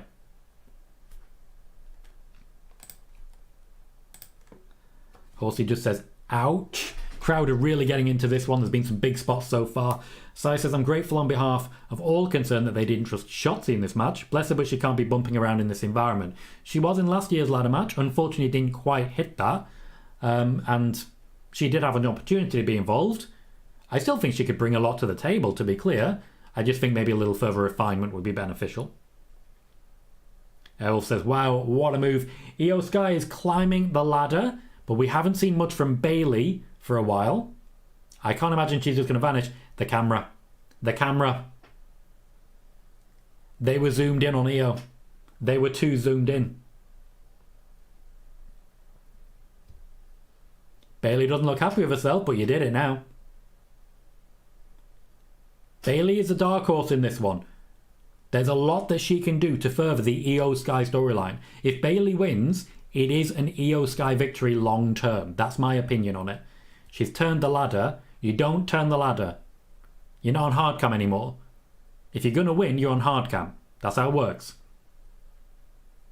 Becky's back in play. What the hell? What did you just put in her mouth? The handcuff. It's a handcuff mandible claw. That is disgusting. Well done. So picking the wrong moment to say they're doing nothing to tease the story between Bayley and Io. Bayley's not done yet. She's got hold of Becky. Io Sky's back in play. I'm not sure how this finishes, but I'm pretty sure it finishes with the ladder being turned so they're on hard cam. That one, Becky falling down the ladder very stylishly there. Oh. Io Sky has handcuffed Becky and Bayley together on the ladder. Oh, that's genius. Oh, I'm loving that. Tyler G just saying smooth as regards said fishhook. That's clever. Io's climbing over Bayley. Bayley, take your medicine. Take your medicine. We could still see a Zelina Vega here. There are other people involved. The camera's not showing it. Oh, she's there. No, she turns. Of course she turns. Io Sky has won Money in the Bank. Of course she turns.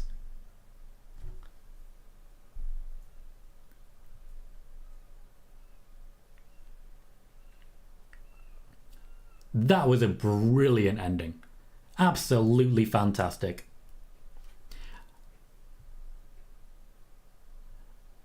Bud Light again. Can we let someone have their moment? How are we rating that match for quality? I'm seeing 7s, I'm seeing 8s. I would give it an 8 myself.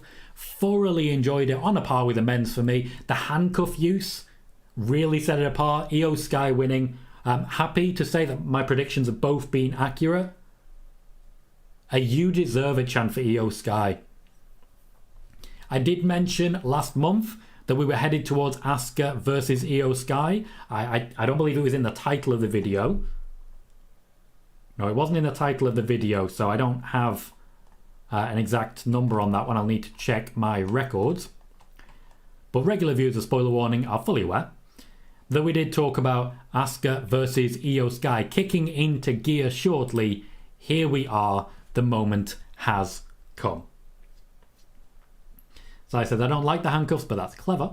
Blue says, finally a good women's Money in the Bank match. There's been some good ones. There's been good moments in some of them, certainly. The handcuff use was brilliant. I was worried she'd already accidentally closed it. That worked brilliantly. Blue says that was an all-time ending. Dom gives the match a 7. Please let me know what you thought of the match. Give it a rating out of 10 for me. James says that was a good match. Airwolf gives it a 7. Thomas giving it a 9 out of 10. Horsey gives the match an 8.5. There is something even better. Seeing Becky Lynch and Bayley attached to the ladder, both fit and firing, just glowering at each other. There is something so satisfying about that. It really helps put Io over. Really helps. I'm not entirely sure what we got to. Mustafa says 8. Sai gives an 8.5 for that one. Enjoyed it a lot. Andy Barr says 7.5. Tyler an 8. Jordan an 8. Callie an 8.5. James says Bud Light is going to save the decline in sales. Bailey says Tom called it. Joey says let's go Io. Peter says 10 for me, had everything. Eric says there's something wrong with Twitter. We've been talking about that one for a while during the show. Basically, Elon Musk made some changes, pardon me, and they're terrible choices. Joey says, give me Io versus Asuka at SummerSlam. Marcel says 9 out of 5, which is interesting. Bayley gives the match an 8 out of 10. Stuart gives it a 7.5. Jaden a 9 out of 10. Kervin gives the match a 6 out of 10. Virginia a 7.5. Callie says very clever and entertaining. Fair play. So I take it Io is a face now. Not quite yet. Not quite yet. More to come. If you're watching... Did we see a replay of what I was looking for there? I hope so. LFUK says, yay, Io won. So I said, just keep Becky and Bayley there and wrestle around them for the last 2 matches. We just saw a recap of Damian Priest winning the Money in the Bank ladder match. Now he has the briefcase. Our next match, right after that replay and that recap, is Seth Rollins versus Finn Balor. Seth Rollins versus Finn Balor. Damian Priest might immediately get involved in this one. Marcel gives it a 9.5. SBM says that was crazy. Joey says, did Twitter crash or is the new rule in effect now? The new rule's already in effect. SBM says Money in the Bank has been good so far and gives it an 8.5. Moxie gives it 8.5. Curse Wine gives it a 7, says I liked the finish. Wiggly's just very hyped because he's a fan of Io Sky. Thank you very much, Peter, for subscribing on the YouTube side. You'll get notifications every time we go live for Spoiler Warning on Mondays and, of course, on Fridays as well. Of course, you'll also get notifications for our live pay-per-view and SmackDown watch parties and any videos thereof detailing news that you'll not find anywhere else. We did report a lot of news about Drew McIntyre returning and Asuka versus Io Sky being on the agenda going forwards. Sean says Grayson versus Cena at SummerSlam. Maybe. There was certainly a tease. Felix suspects that Priest may be cashing in. Callie just says this could be interesting. Bayley says once they got them out of the handcuffs, they should fight up the aisle. Maybe they are doing, to be fair. Marcel suggests that Damian should cash in on Finn. I wouldn't be too surprised if Damian makes this a triple threat. Judgment Day are kind of there. I wouldn't hate the idea. I wouldn't completely hate the idea of the two of them actually working together to make whoever the champion and actually not caring as long as someone has that belt. Blue says Io winning in the same week her old Stardom stable won a great cage match. I love pro wrestling. James says gotta have Priest cash on Finn would be a crazy thing. Sai says I'd like to think they didn't give Priest the briefcase just to put some doubt on this match. Long term, I absolutely don't believe that was it. I think there is definitely a plan, and there has been for a while. Ricky says, do you see Bray coming tonight? No. Felix says if Drew returns, he'll attack Seth. Drew's already returned, mate. Drew's already returned. 3 weeks ago, I reported on Drew McIntyre's return, stating that he's been cleared of his injury list. This is before Seth confirmed that he was on the injured list, and that Creative were pitching that Drew McIntyre would return and face Gunther in an Intercontinental Championship match at SummerSlam. Drew McIntyre returned after the Intercontinental Championship match between Gunther and Matt Riddle in a way that certainly suggested that we will see a SummerSlam match for the Intercontinental Championship. Callie says, wouldn't that destroy the Judgment Day if Finn and Damian had a match? Not necessarily. What I'm suggesting is that they have a triple threat match and they just squash Seth between them and then one of them wins it. I'm suggesting that they work together and don't really care about the finish. Airwolf says, I've got a feeling Balor's going to win. I certainly think Balor has more of a chance now than he did at the beginning.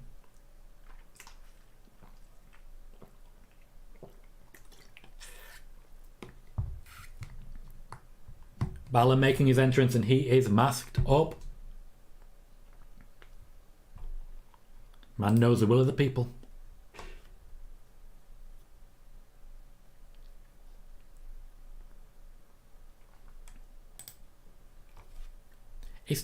It's a bit more techno Balor theme. I don't hate it. Callie says one will get greedy for the belt. I love the idea because this is, I think, the first faction where I've been confident that they don't have to do that. They don't have to do it. Nearly fell over there, Finn. It is amazing how Finn has been, how to describe it? Renewed? Refreshed? Redesigned? Reclaimed?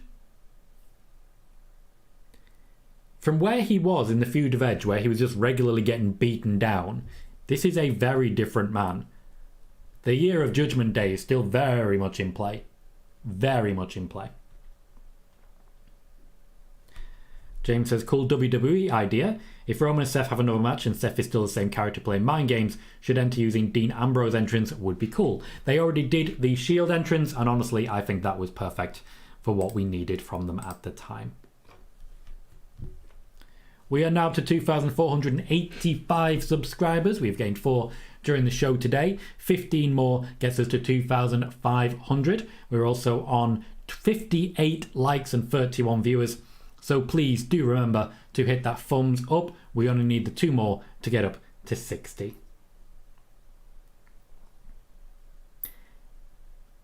Wow, trolls are terrible nowadays. That is dumb.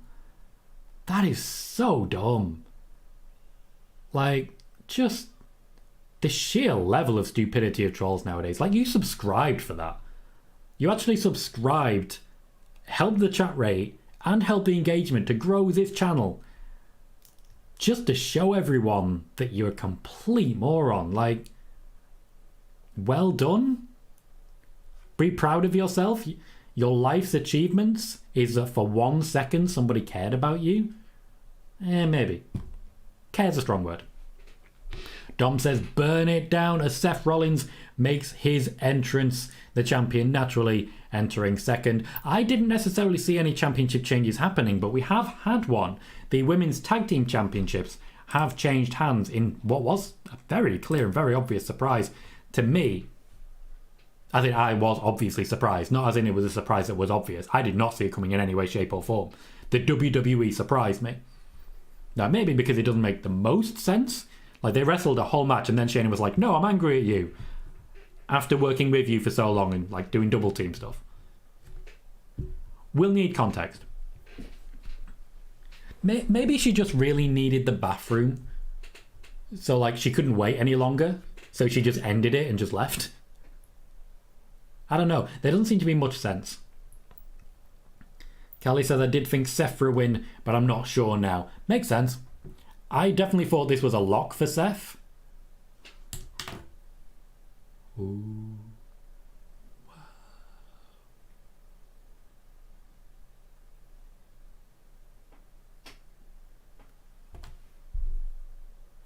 Good bit of camera focus on Finn Balor there while this is happening. Commentary staying quiet.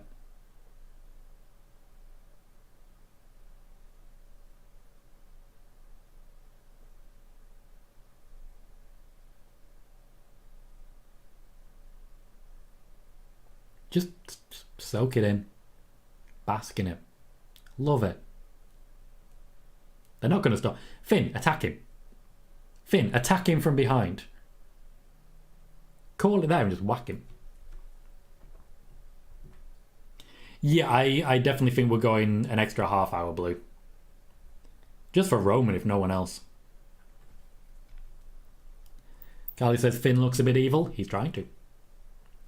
Jaden says, that was the first time in a while the WWE really surprised me. Errol said, could Priest cost Balor? Yeah, if that's the storyline they're going for.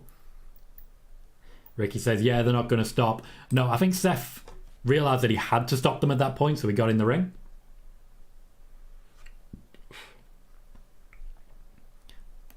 Representing the Judgment Day, she says. Haven't heard her say that in a while. Sean says, Shayna turning on Ronda reminded me of Cora turning on Roxanne when they were tag team champions. Yeah, it's not the smartest thing, is it? It's just abandoning your championship.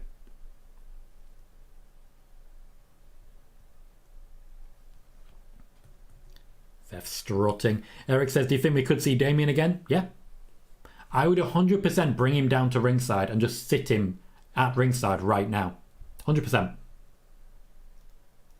Before the match even starts, I'd bring him down and just have him there.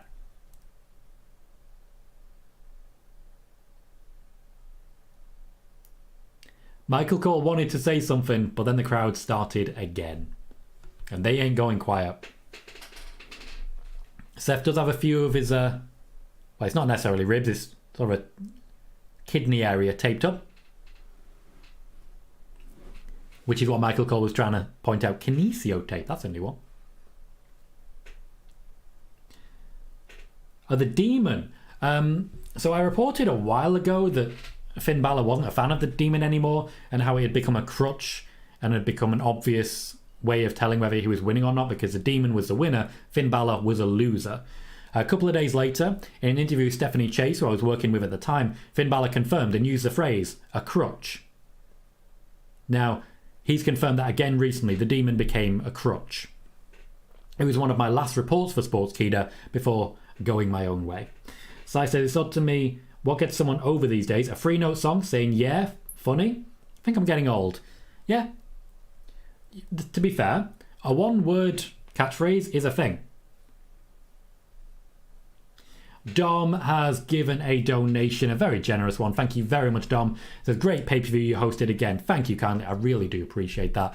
I just try and keep this entertaining. We started during the pandemic when I really missed spending time with my friends for the Royal Rumble, one of whom is in the Twitch chat at the moment. And I really missed being able to do that and just having that good time. And now, of course, I'm in a position where I'm making a little bit of money from it, which is all going back into the business, as it were, and the growth of the channel. And I'm just very grateful that people have decided to join me here. When we hit record numbers on Spoiler Warning, I think our record's still 232 viewers at once. It's an incredible number, and I'm very humbled that people are even think I'm worth listening to. So I thank you very kindly for that, Dom. I really do take it as a very high compliment. At the end of the show, I will shout out everyone who's given a donation as well. You've all given quite a lot, and that's before I even factor in ad revenue. I'm very grateful to all of you for the gifts that you've given. Callie says he'll probably turn up halfway through the match to play mind games. And Callie says I much prefer Finn as the Demon. It did become a problem. It was very obvious who was going to win and who was going to lose, because with Finn Balor, he would lose. He would lose. He would lose. Then he'd be the Demon and he'd win. I do like, I've just seen the sign in the crowd that just says, whoa, whoa. I like that. Eric says, why do people think this was LA Knight's last chance of a title? Because people be dumb. Wasn't even for a title. It was for a briefcase. People are very reactive. And people tend to decide what they think are facts before actually thinking about what's actually a fact. It's awkward. Awkward. Balor focusing very much on the ribs. Joe's returned. Hello, Joe. I was waiting for your reaction when John Cena turned up. I was waiting for your reaction. I'd imagine you're having a very good day.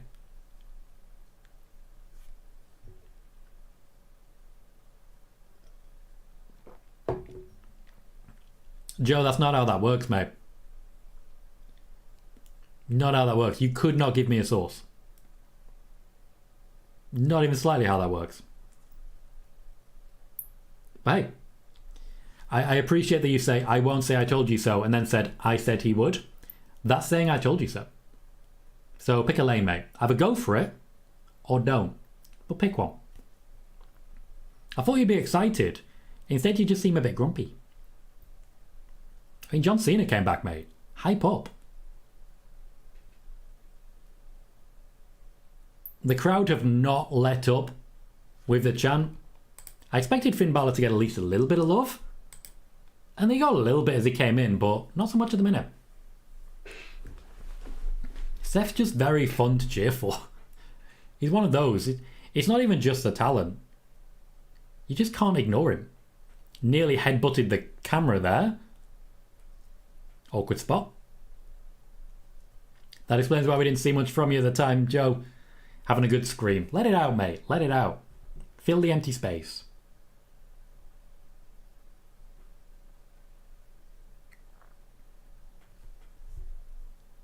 Another bit of a gloat there from Finn.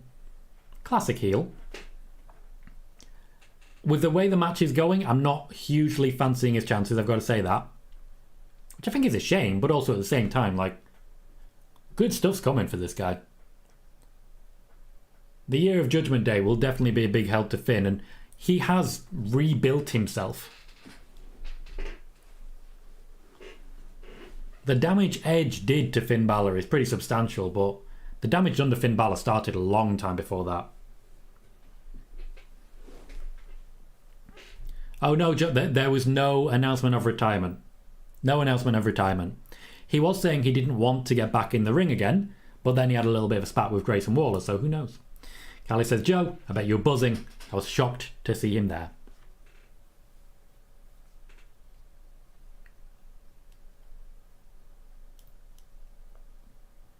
Finn's focusing on the ribs. Not the ribs, the kidney, I should say. Wow, Joe, you're really good at this not saying I told you so business.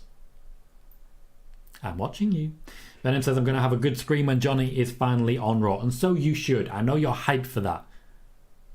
A lot of you guys have your favourites and you get very excited when they're involved. And so you should. Let it out, guys.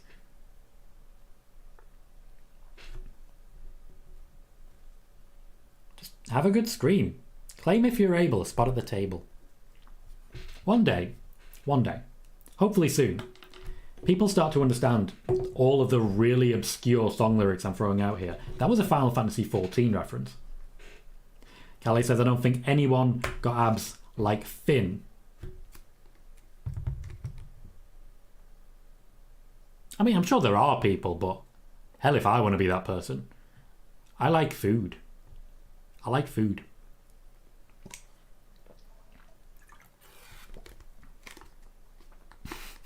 Callie says, Tom, I think he's gone off Sasha now. Fair. Well, Sasha's not there anymore, is she? I think the world's kind of moved on, and so they should. She's moved on, and we just all need to get on with it now. Balor's got a few bumps and bruises on his back at this point. The running knee was alright, worked out. The tempo's dropped a little. We can afford to bring it back up, I feel. I'm a little disappointed at the moment with it. Eric said, did the damage start for Balor at Extreme Rules 2021 with a rope breaking incident? Yeah. But that was planned. Like, they set that to break. But yeah, the end of the Demon, I feel, was necessary. Roman Reigns had to win that. The Demon had to lose, just to establish that this was a different Finn Balor. He could win matches without the Demon. He then went on to not win matches, even with the Demon. He just can't win a match. He's where he is in his career right now. He's having a bit of a rebuild, but ultimately this is a rematch of a match he's already lost. So it's difficult to be able to say one way or the other that this is really helping him. I don't know. I hope he's able to achieve more going forwards. He deserves it. Though you deserve it is a difficult one to play the cards off.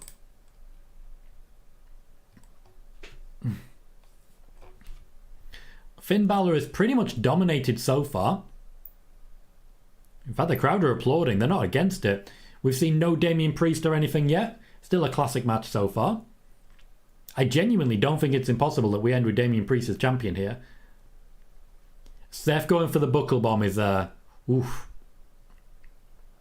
You gotta be careful with that. He knows what he's doing.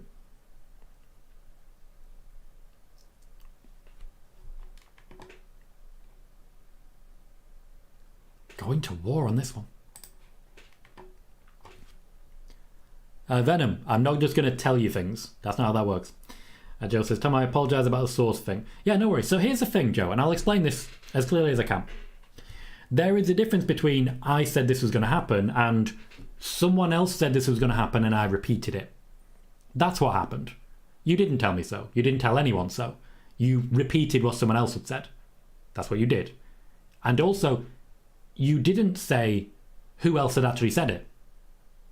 So you are now trying to take credit for something that you did not in any way say. And this is not something I like. And it's not something I'm going to let happen.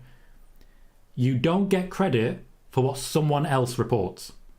That's not how it works. Okay? That's the issue that I'm going to have. So let's move on. But please, everyone, remember that. Dom says if Priest cashes in and beats Seth, I could see the Randy Orton story happening to him and Randy won in Evolution.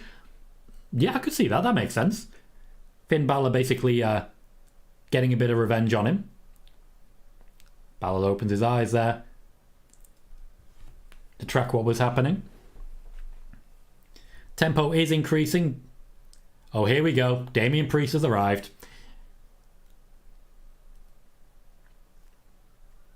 Sai says this is a bit soon. So here's the thing. I believe, correct me if I'm wrong, who was it who said Damian will probably come down about halfway through? I'm trying to find it. Probably turn up halfway. Callie saying he'll probably turn up halfway. Now, Callie, are you going to say I told you so on this? Or is that just sharing your opinion on what you think's going to happen? When I give predictions, I give predictions. Different thing. The distraction is working out pretty well. Fair enough, Joe. We'll move on. I don't feel the need to talk about it any further. I appreciate you. Let's keep going.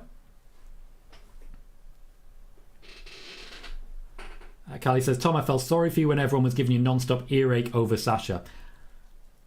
Here's the thing. I do quite often get a whole load of crap about things I report. Then a couple of days, couple of weeks later, yeah, I'm not wrong. But by then everyone's already moved on and have decided that I was wrong after all. I appreciate that, Callie. I ain't fussy, I ain't delicate. I don't really care enough to really be dipping in and to be saying this, that or the other and trying to take credit for things I haven't done. I have no interest in that. No interest whatsoever. But when it's things like Sasha Banks, I have a very good record for. The Bray Wyatt report, I have a good record for. Io Sky, Drew McIntyre, both things I've reported in the last month. And I got a hell of a lot of hate because I reported Drew McIntyre will be returning shortly. And there was people who was like, see, he didn't return on Raw. What are you talking about? You clearly haven't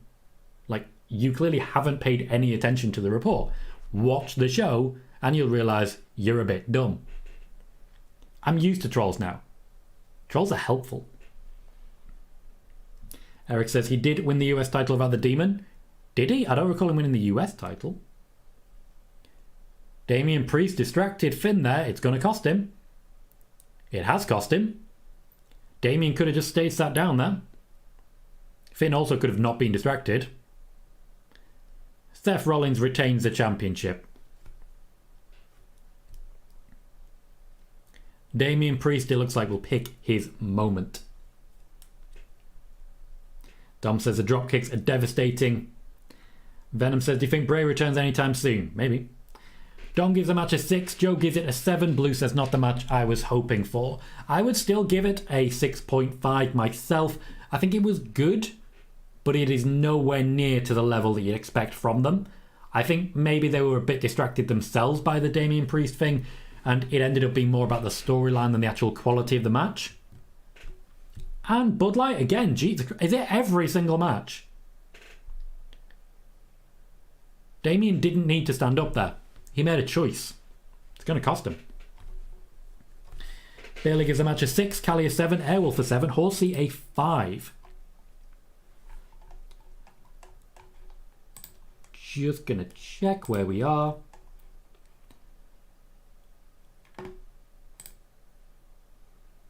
Yes, Sai gives it a 6, so a bit underwhelming from these two. Jaden a 6.8.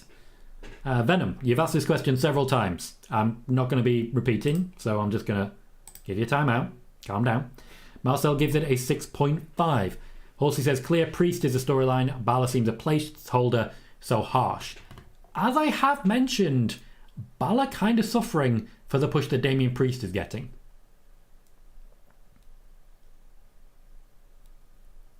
Full-on argument happening between Judgment Day as we speak.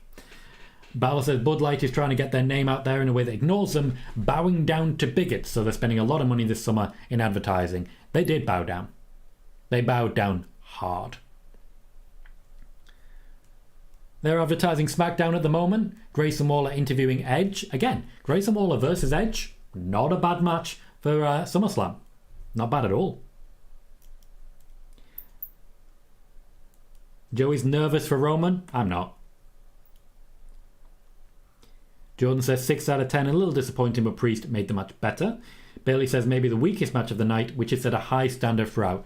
Very fair. If you'd have said to me that the Women's Tag Team Championship match would be better than Seth versus Finn Balor, I'd have said that's a ridiculous thing to say. And yet here we are. It's not a bad thing that a good match is still the worst on the show. It just means everything else was even better. Callie says Trouble in Paradise. Thomas gives it a 6.5. Not bad. Not bad.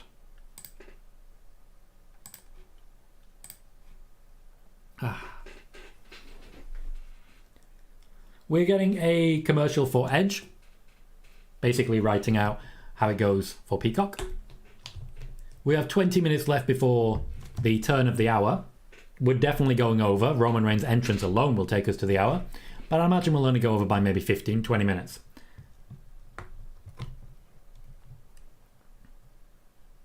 Oh, Trollback. Oh, bless. And yeah, I absolutely will call you a moron, and I will do that till the end of time. Stick around. Keep that number coming. Say more. Come on, say more. You subscribe to someone who's watching wrestling, and yet apparently you hate wrestling. Keep subscribing to things you don't like. I don't understand how you think you're smart. Bless. Callie says, hope this Roman match is good. It'll be a good one for Solo Sikoa. Solo Sikoa, I feel in particular, does really, really benefit from the platform. Moxie gives the match an 8 as well, really helping the overall for that match, which is a bit higher than I think most of us are giving for it. Joey says, I feel like Finn and Seth could have done more. Kind of disappointing. Joe says, Tom, what has been your favourite match so far? Probably the opener, to be honest. The men's Money in the Bank was just really high impact. I really like the finish for the women's, and I feel that brings it up to that par. But the men's overall, full of spots. I really like the audible between Ricochet and Logan Paul. I really hope we get Ricochet versus Logan Paul soon. Ricky says, do you see Roman winning? Yes. My prediction is Roman and Solo beating the Usos. Callie, did you just call someone a maroon? I kind of like that. A maroon. Domis Hype says it's time to be welcomed to the Uso Penitentiary. The press conference will feature Triple H, Cody Rhodes, Damian Priest, Seth Rollins, Io Sky, Liv Morgan, and Raquel Rodrigues. They do like their press conferences. We'll see if anyone gets a bottle thrown at them this time.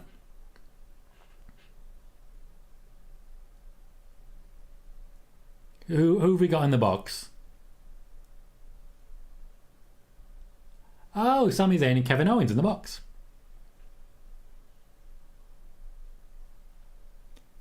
So what they do for this, by the way, is they kick the people who actually have bought the box out of the box for this segment. Logically, could we see a continuation of a program on Raw for new tag team challenges? Maybe this is a pretty deadly moment. Riyadh gives a match a 5, says bang average. Have seen way better matches from Finn when he was in New Japan. Kieran, you alright, mate? So I've got a feeling Finn is going to cost Damian his cash in when it eventually happens. Happens. And Sai says, I think he's got the collar hump. Oh, Sai. Joe says, to be fair, Tom, I missed some of it because I went to the seaside because I needed a break. Fair enough, mate. Nice walk to clear your head. Peter says, feeling the Colohue humiliation. And that's the thing. We always we get trolls. We get some which are just completely brainless, and some which can at least put a sentence together. And the beauty of it is, you come into my place, and you're just basically watching everyone laugh at you. So at this point, I'm going to have to say goodbye because I worry that this is a fetish for you. Otherwise, why would you be here? I genuinely think YouTube is annoyingly effective for people with humiliation fetishes. I don't really want to talk about it, but how else do you explain most of these idiots? So I said he was collar humble. Jane says, so crazy I just realised that it's just 23:45 here in the Netherlands. In fact, 10:45 here. Usually by this point, If it starts at 1 o'clock, we're about to hit 4 in the morning, so it'd be 3:45 in the morning, and I'd be ready for bed. But at least it would be on a Saturday and not a Sunday. I've had the Sundays, they're not great. Horsey says, think Solo and Roman win, but we leave with a seed of doubt on Solo. I can agree with that. Airwolf said Finn versus Balor versus Priest. I did think that might be where we went, but in the end, it was just more of a tease. Wiggly says, are you going to watch the press conference, Tom? I am not. I'll watch it tomorrow, and I'll have myself a nap.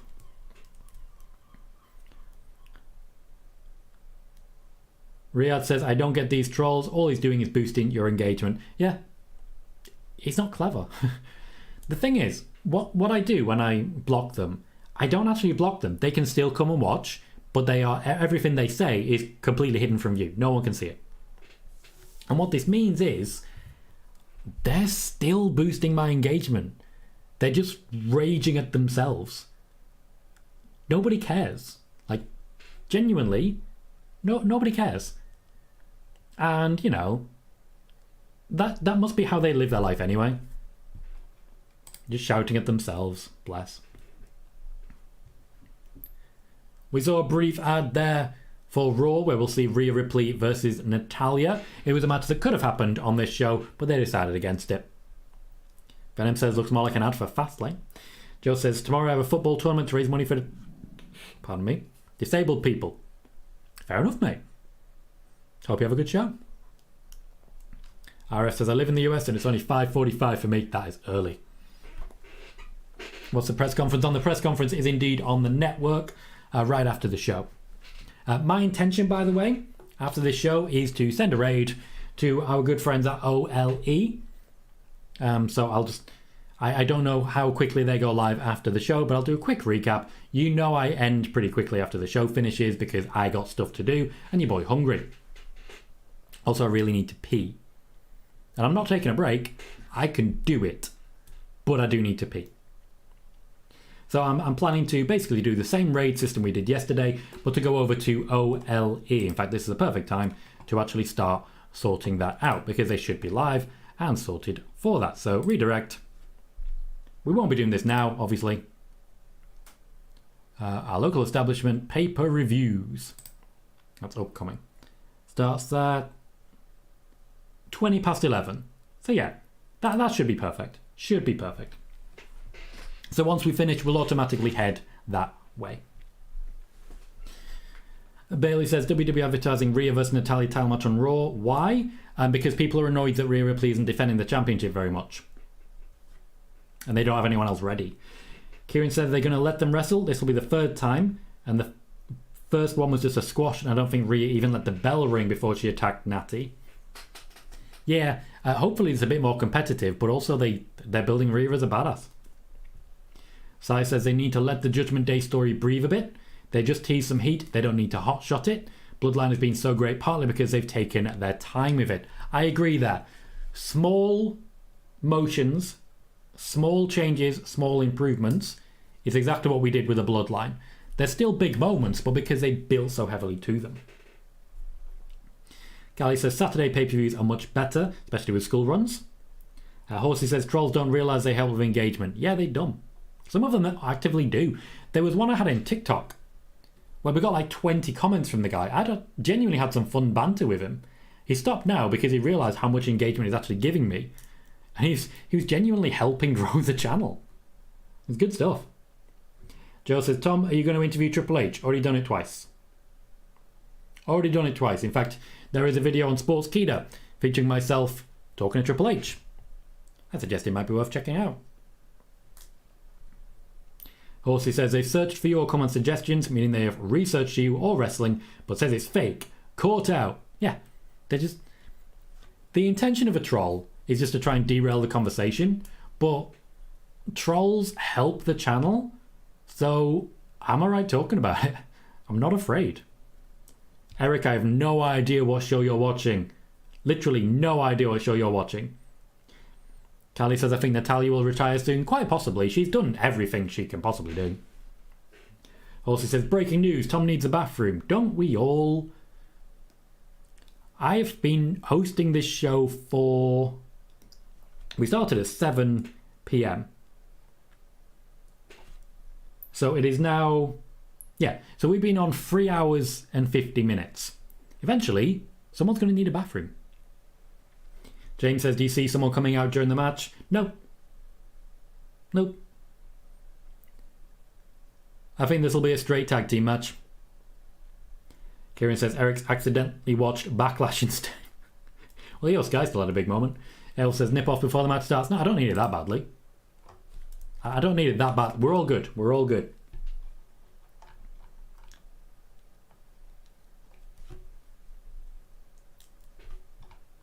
Have you still not had dinner there, mate? Oh, it's on the YouTube channel. Wiggly says the press conference is also on WWE's YouTube channel, so you might want to check that out as well if you want to check it there. Horsey says they've learned after China won the title, no competition for her back then. Yeah, it was an awkward moment for everyone involved. She could have put on a good wrestling match with Ivory. Ivory could have potentially chopped her down a little bit. But they built her up to a level where that wouldn't have been realistic. Kind of a shame. Oh, hang on. I am rate limited. I've barely been on. Most of it I'm just checking my own tweets. I am rate limited. Which means I'm done on Twitter for the day. Might as well close it. It's over. Twitter's over. Like, I was thinking of creating a spoiler warning Twitter account where I could just advertise the show. I would get verified on it to try and grow the following and grow the channel and just be very, very clear about the fact that, yes, I've paid for Twitter, using it purely as a business expense. I don't want to do that anymore.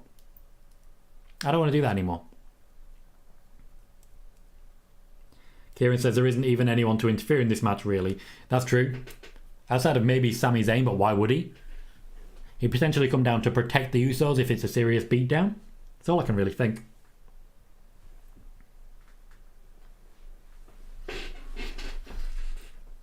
Interesting take, Joe. Don't necessarily agree with it. Daniela will definitely be tuning into the press conference. Venom says, I wonder what happens if they need to go to the toilet during the match. And then follows up on CM Punk, because CM Punk did, of course, go to the toilet during the match. Joey says, are you able to see any tweets? Nope. I've moved on.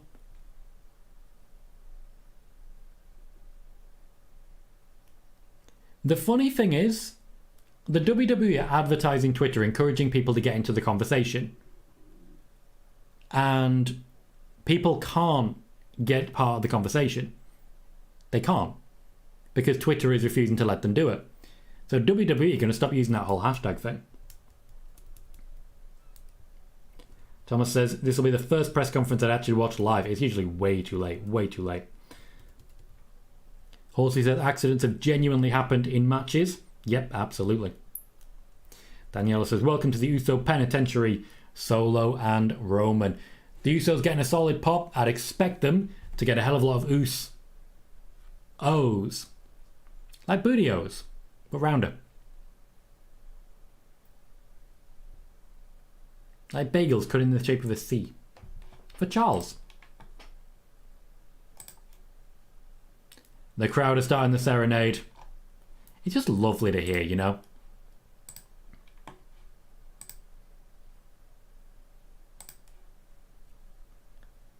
The Usos may well be the best tag team the WWE's ever had.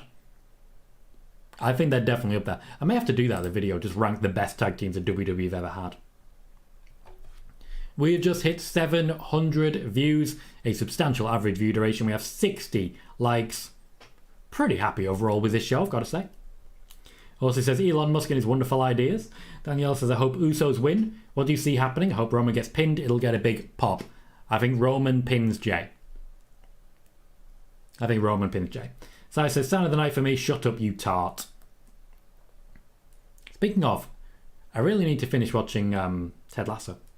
I've watched most of it in clips on TikTok at this point, just accidentally. Kieran says, dropping the face paint gimmick was the best thing they could have done. I think the best thing they did, the Usos, was the heel turn. The heel turn against, was it Heath Slater? Heath Slater and Rhino? He had kids. Chris says, Bayley versus Io Sky SummerSlam. Book it. Personally, I think we'll potentially go straight into Asuka versus Io, but I think there is some unfinished business now between Bayley and Io Sky. They need to talk.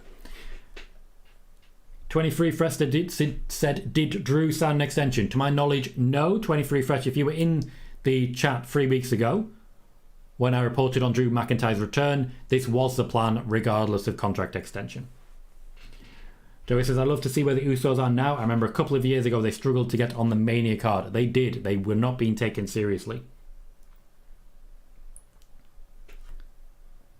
Venom, what do you mean spiked? What do you mean spiked in the chat? I don't understand what you're saying. Daniela says, I was laughing when Io was just celebrating her win on top of the ladder while Becky and Bayley were still handcuffed just below. The facial expressions of Becky and Bayley in that moment were glorious. Glorious. Okay, Venom, I get what you're saying. I'm not sure. I think when it comes to tag teams, there's a difficulty right now about who to use where.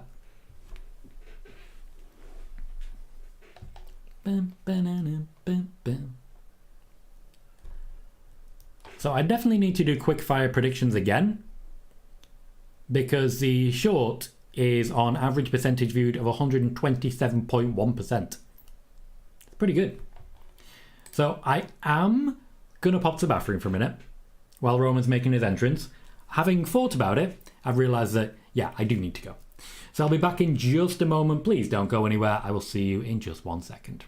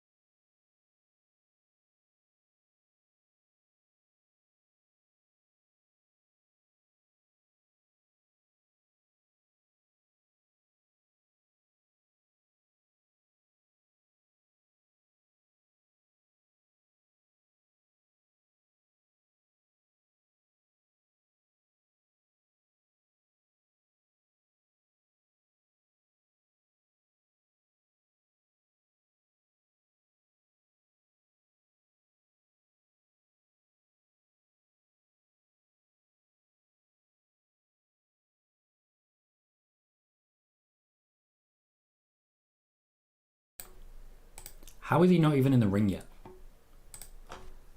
How? And yet I'm aware that an ad popped up. I pressed the ad button. Like, just in case someone does come in and they're like, where is this guy? An ad will usually cover just about enough time.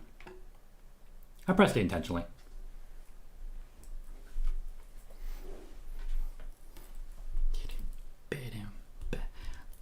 Daniela says, talking to Creed Brothers, it's Creed Brothers versus Dyad this Tuesday on NXT. Loser leaves NXT. Kieran said the WWE Championship still has Brock Lesnar side plates. I did mention that. Essentially, they couldn't get the WWE Championship into the UK, the one that has the Roman Reigns place, so they borrowed one. So says, Twitter update for those interested. Unverified accounts are limited to viewing 600 tweets a day, 6,000 for verified. It's an emergency measure to counter data scraping by AI platforms. I mean, that's a choice. I did just explain that they're Venom. They're just trying to still make it work. Roman's just now got into the ring with his 3 championships, holding up the big gold one while Paul Heyman walks around with the other 2. He's making a point of just having as many belts as possible. I'm not sure, Venom. I can't explain it fully. I just know that Roman's WWE Championship is not in the UK. Okay, they're literally pitching this as Bloodline Civil War. Sai says they don't want to give all their tweets and the data with them away for free. Yeah, makes sense, but also doesn't, you know?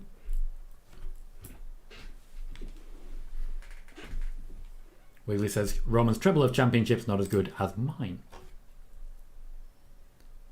There's the Uso chance there. Kieran says, to be honest, some of the things you see on Twitter, some people need to be limited to 600 a day. This is a business model that will kill a lot of pretty big channels. Because let's not forget, it also counts your own tweets that you're sending out. There are some people who post more than 600 tweets. Isn't there a guy Rover? Like, I'm pretty sure he posts like 900 tweets a day. Can't really remember. Don't like the guy. No, Joey, Roman didn't lose the belt. Yeah, that's right. That's how it is. Danielle says Paul Heyman is double champion. Let's hope he's a fighting champion. So as we head into the final match, I just want to say a few quick thank yous to people in the chat who've helped the growth of the channel, particularly with donations today. FDR has reached 8 months as a channel supporter. I want to say thank you for that. Squid has given a donation. Brayster as well with a donation. Horsey has donated, and so has Dom. I want to say thank you to all 5 of you in particular for your generosity in helping to grow this channel. Thank you very kindly. I believe that's, and I'll censor it, an FU Roman chant. I'd say he won't take that line down, but I don't think he has much of a choice. All he's going to do is he's told.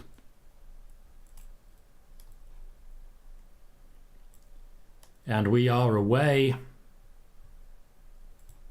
Solo starting against Jimmy. This could be a fun one.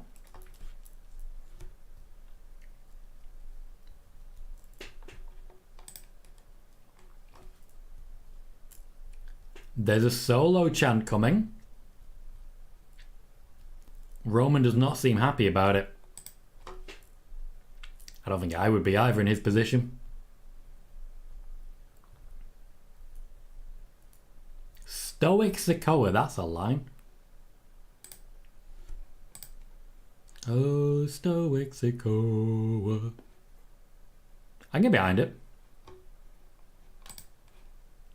So this match is going to last forever, and you can tell because they haven't started yet. Yes, at the moment, Venom, the Usos are face. Kieran says, feels like this match would have been better as a tornado tag. I would agree with that. A tornado street fight would be fantastic. Daniela, they're mostly saying, oh, Solo Sikoa. They're also saying, F you, Roman.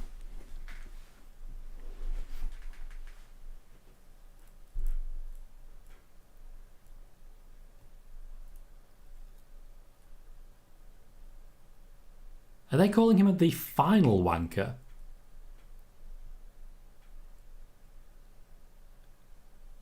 I don't know what they're saying on this one. Daniela says the match will end at midnight UK. It's not impossible. They haven't even started yet.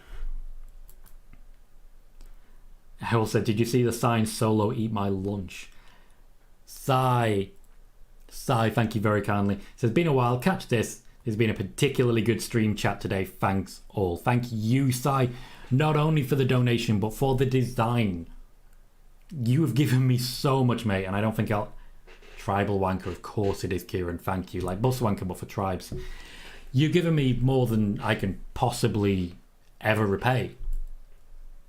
Not just in the designs, but in the efforts you put in the mod chat, with the Discord, the efforts as a mod in general in these shows, the ideas to keep the chat rolling and to help people feel like they're having fun and they're engaged. It has been a great show, and you're a huge part of that. Thank you very much for that donation, and indeed for everything else that you give me. I really do appreciate it, mate. So the match has, I think, started. There was a toss. We've got a chop. A misty one. Okay, we're going for it. We're getting somewhere. It's happening. Moxley also confirms they were going with tribal wanker. Roman seemed to like it.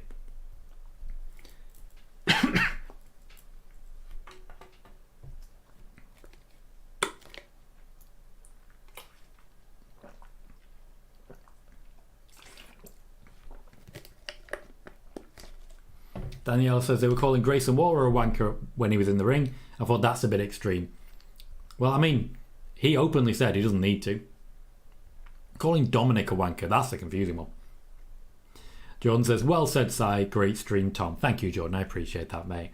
Callie says, the UK crowd are better than the US, but I'm just biased, I guess. I think they are, but I think a large part of that is that you don't get the UK crowd very often. Part of the continentalization is not just about the other countries, it's about the the US as well. Basically making wrestling in the US a little bit more rare, so they're not being constantly exposed to it, meaning that when they do get it, they're just a bit more hype for it. Which personally I think is a very effective business model and will work out long term. Roman demanding a tag in. Tribal wanker again. We basically had 10 minutes since the bell went and all we've done is a couple of tosses and a chop. Solo does not look happy at the instruction from Roman. But the tag has been made. Airwolf says, thank you for a fantastic stream. Appreciate that, Airwolf. We're coming to the dying embers now, but there's still more to come, and thank you all for keeping me company. During a time when, again, the reason I started this was because I just wanted to watch wrestling with my friends during a pandemic. Pandemic may be in the rearview mirror, but still watching wrestling with my friends, aren't I? Thank you to all of you. Daniela says the match is 1 second of fighting, then a 3-minute breather. That's Roman style.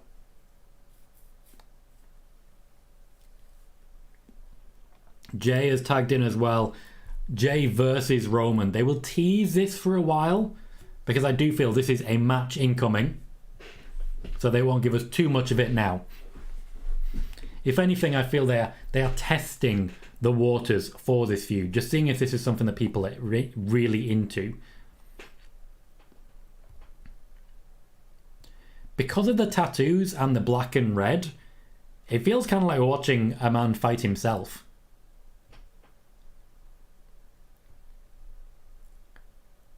Roman definitely has the power advantage. A lot of jaw jack. Oh. Going for Jimmy. Clearly believes Jimmy to be the weak link here.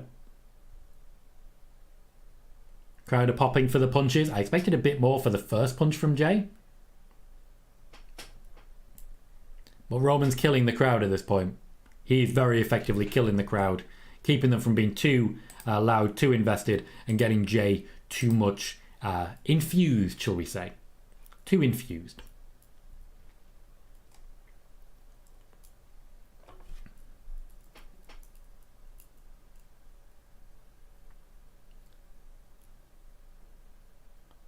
Didn't catch that chant, but I heard the da-da-da-da. Hey, da-da-da-da. Sorry, you have to finish it when you start it. Solo's still just waiting patiently. I tried to mix the word carefully and patiently there. He's still just waiting for an opportunity to get back involved.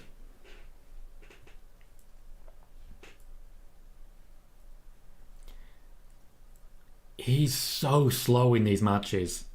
Like, I enjoyed it at first, but Roman Reigns matches are starting to get real dull. It's a tag match. You can do more. You can do better. You can do something else. Jimmy's tagged in. There we are. Trying to avoid the excitement. Roman very cleverly getting out of dodge. Calls over Solo and Paul Heyman to talk tactics as well. He's not a dumb man, is Roman. You wouldn't catch him in here as a troll, I'll tell you that. Can't imagine there'd ever be any reason that you would, but you know what I mean. Know, by the way, that Paul Heyman has made sure that the Undisputed Championship is over the top of the WWE Championship. He has been told to hide the side plates. Not done a fantastic job at it so far. Thomas says, I think Solo is going to turn. Horsey says the match is not good. This is very similar to how the match with Cody started. Roman starts slow. He does eventually build up, but he never really hits full tempo. Jay is tagged back in. Logically, at this point, I'd expect a tag to Solo. Just to tease a bit more Roman and Jay, but not really give it to you. Maybe not. Nope, they're going for it again. This is where the story is. This is where the story has always been. Roman versus Jay. There may be other people involved. There's plenty of other people involved. But that doesn't change the facts.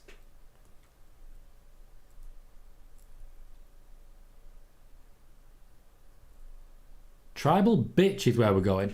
I think eventually we'll go back with Drew McIntyre and Tribal Queef. Which was just solid. Like, it might be the best promo Drew McIntyre's ever cut. The crowd are getting drawn in by Paul Heyman here. That's a bad call.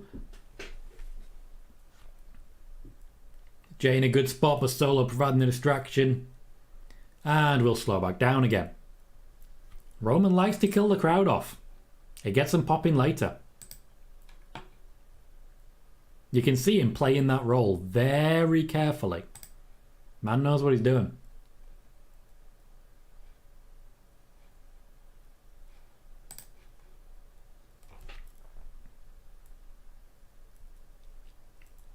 Horsey's off, so it's got to go now, mate. Back to hospital. Thanks for the great stream and 2 hours out of reality. Speak soon. Smash those likes all. Thank you, Horsey. If you do need to talk at any point, mate, by all means reach out. You know where I am. You know where I am, and I have absolutely no problem giving you some of my time, mate. And you know that, okay? Look after yourself. Joey says this match needs to pick up the pace. It's too slow. I think every stream in which I've hosted a Roman Reigns match, we've had this exact conversation. The tempo is just gone. If I was able to tweet, that's what I'd tweet. But I can't.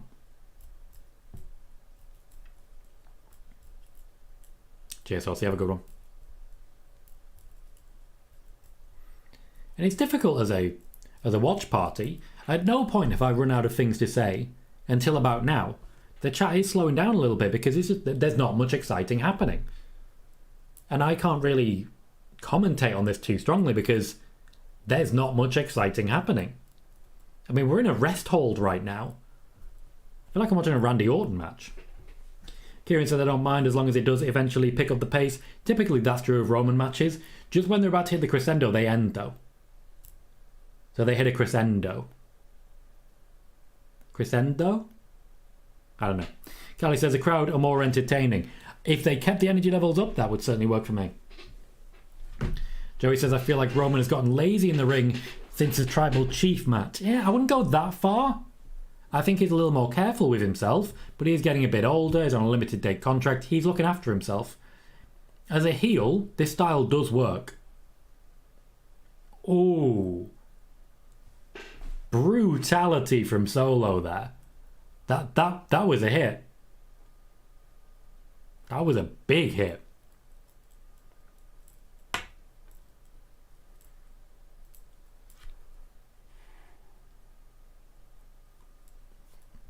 Solo getting the Goldberg chant there. Solo. Solo. If you're a Eurovision fan, there was a song from Poland called Solo, which I think Solo should adopt as an entrance theme. So he walks down, you hear, now I'm going solo, solo. It works, just make it up in your head. Joey says Roman wrestled really good back in 2015. He did, but he was a face then. His job was the high tempo stuff. If you hate Roman, stand up is where we are now.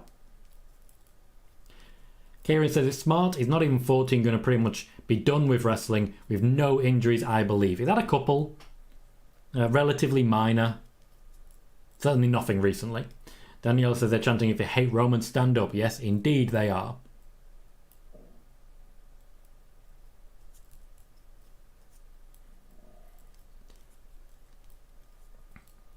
I like that, laying into the UK to Paul Heyman. Certainly a very effective way of doing things.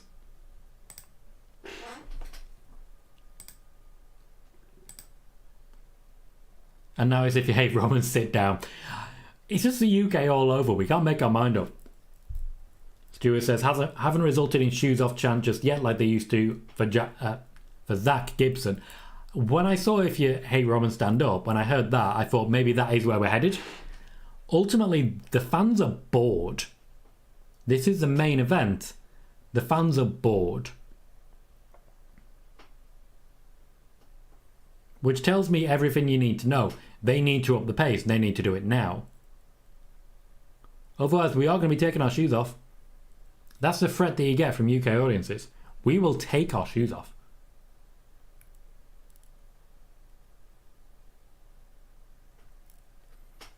Way better accurate about John Cena there. Another solo Sikoa chant. Wiggly saying, Jesus, these chants. It's what we do. As a UK crowd, we chant. How it goes.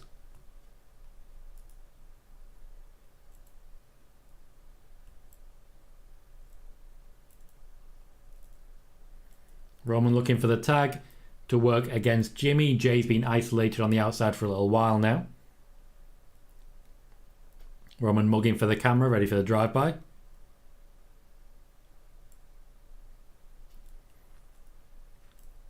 Kieran says, I love watching football chants sometimes on YouTube. They're brutal. And it is all part of the banter, at least in the UK, by and large. You know, there's going to be chants, there's going to be some derogatory chants. As long as you keep it relatively PG, you can be real creative with it. Airwolf says, worst match so far. Yeah, this is dull. This is dull and it's really sapping my energy. I'm glad I went for a pee. Joey says, I missed Grizzled Young Vets. They'd be a good tag team on the main roster. You're right, they absolutely would. Another FU Roman chant.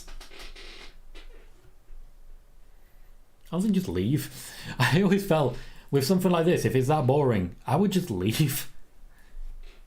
I mean, they have their army of seat fillers, but they don't have enough. It's not like the Oscars. Jordan says, storyline-wise, great. Wrestling-wise, not so much, but hopefully the pace picks up. Hopefully so. I'm sure it will.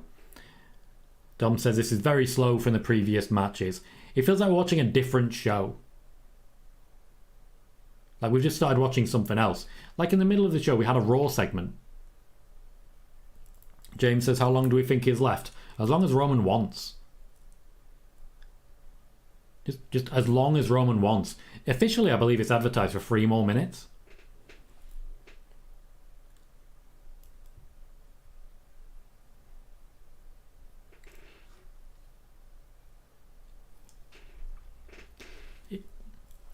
I do feel that there are definitely points in most pay-per-views, and it's the Roman match, where I get a bit grumpy. Because I'm tired. It's usually at this point past 4 in the morning, and the match is so slow that I could genuinely not be blamed for falling asleep. The crowd are trying to get back into it. We may be about to pick up the pace, but usually there's a false start at this point.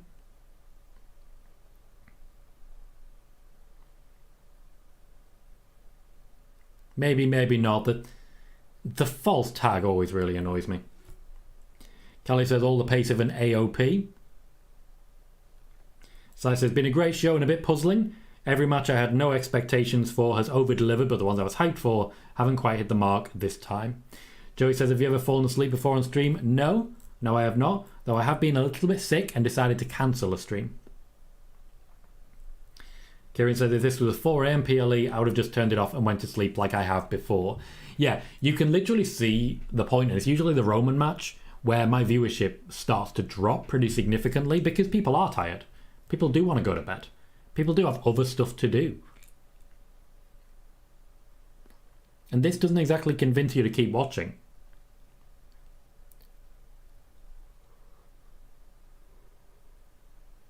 We've had our false comeback now.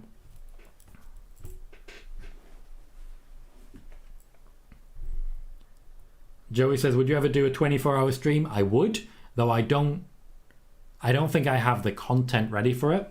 I'm trying to organise a charity stream for SummerSlam. I'm struggling when it comes to the charities, I'm going to be honest with you.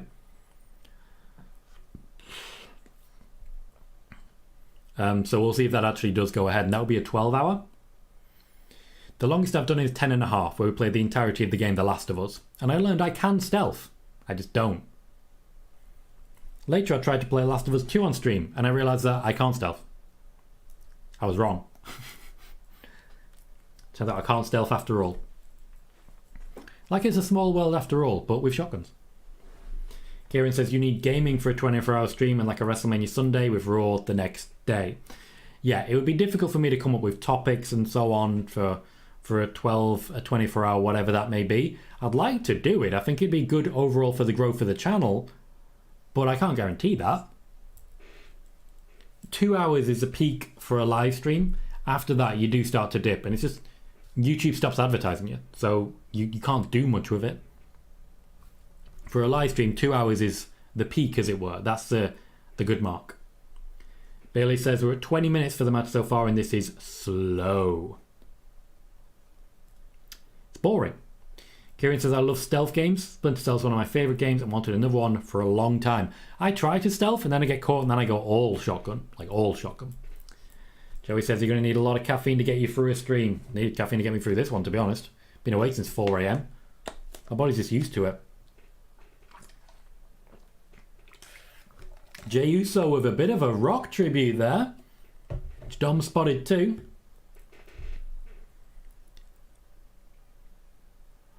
Getting a bit main event Uso right now.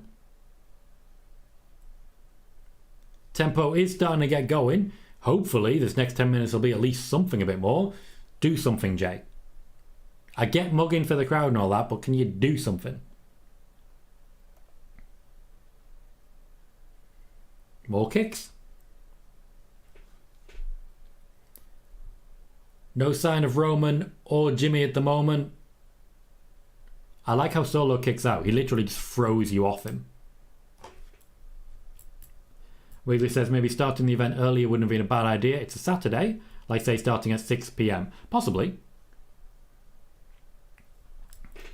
Possibly, but I think Roman takes liberties. Sean says, is it possible EO could cash in on the tag team titles? It is. Bayley may try and convince her to do so. Jay getting the crowd involved now.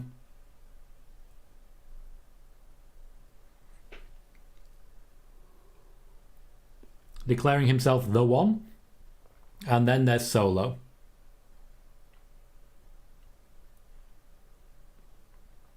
Roman with a sneaky tag there. They've already done that spot with Solo. Jesus Christ. They've already done this exact spot. Admittedly, this time Jay saw it coming. It does make sense. Suicide dive. Roman caught. Didn't look like it had much impact. Jay gonna go for it again. Goes the Solo instead. Kieran says, did wonder why they started at 8, considering Clash of the Castle started at 6. And Joey says it took 15 minutes for the match to pick up. It took 20 minutes for the match to pick up. Yeah, Roman was always going to be wise to that one. Jordan says, good job the PLEs are on Saturday. Watching this match on a Sunday would somehow make it even slower, if that's possible. Yeah, knowing that I need to be up for work in like 4 hours and still watching this, I would struggle. Like, I struggle anyway, but it'd make it worse.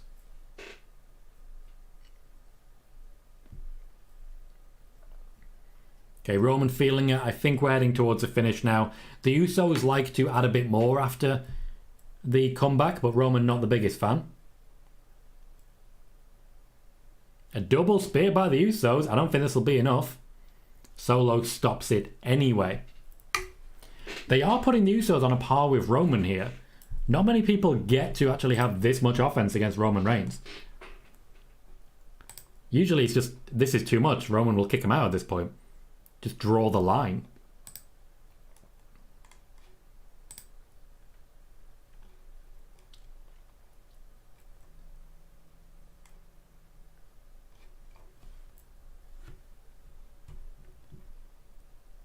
So the fans are still loud for it. They've had to sort of fight their way through some dark moments at this point, but we're getting there.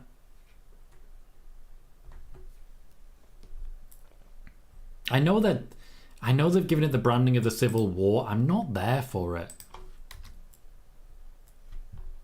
Okay, we're doing this 2-on-2 stare down. the trope, it's overdone, but we got there. Solo actually looks like he's feeling a bit of pain here.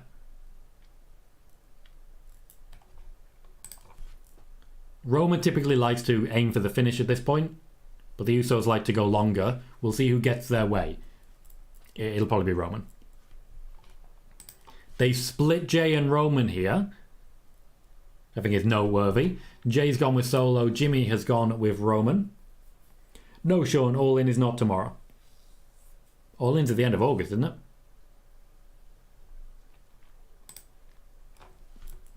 Dom says, I think it should have been a street fight. I think Roman would have said no because the tempo would have been too high. Roman likes his tempo. He likes it slow. This is all of his matches. This is his formula. Jimmy with a kick out of the Superman punch. I don't think the Superman punch has ever actually beaten anyone.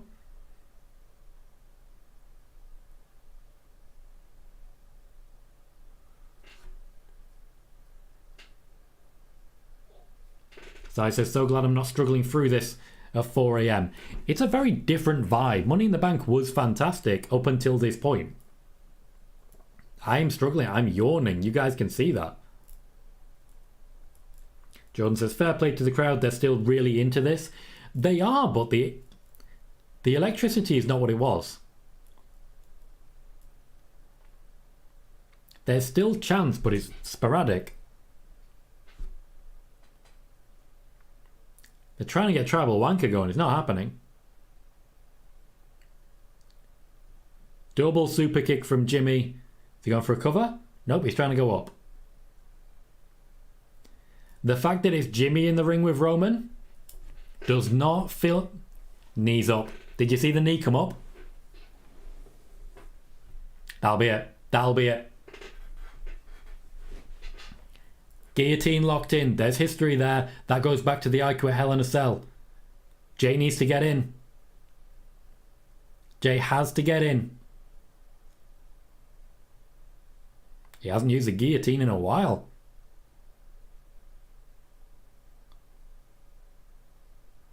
Surely not a pass out. No, he's awake. Eyes opened. I liked that eyes open. Don't know if it was intentional, but it was good acting. Can he get out? He's trying to. He's lifting Roman. Very nicely done, Jimmy. You don't see Jimmy stand out in his own way the same way that Jay does. Jay with a tag. There's an opportunity here. No sign of Solo. There is an opportunity. Doesn't matter. Guillotines. Oh, ref bump. Also, his leg definitely did get caught. He's actually probably quite hurt. Logically, at this point, we get visible pin. 1D, visible pin. We have a visible pin. So what now? Is there a return? Is there a new member of the bloodline? What's the move here?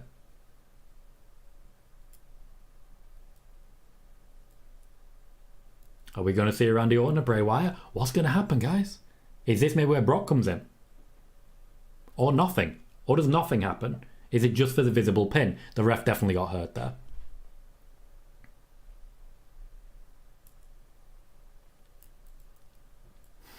So I said crowd chanting for VAR. Thomas says now things get interesting. Pretty much, yeah, we're into the third phase now. Solo Sikoa back in play. Roman surviving.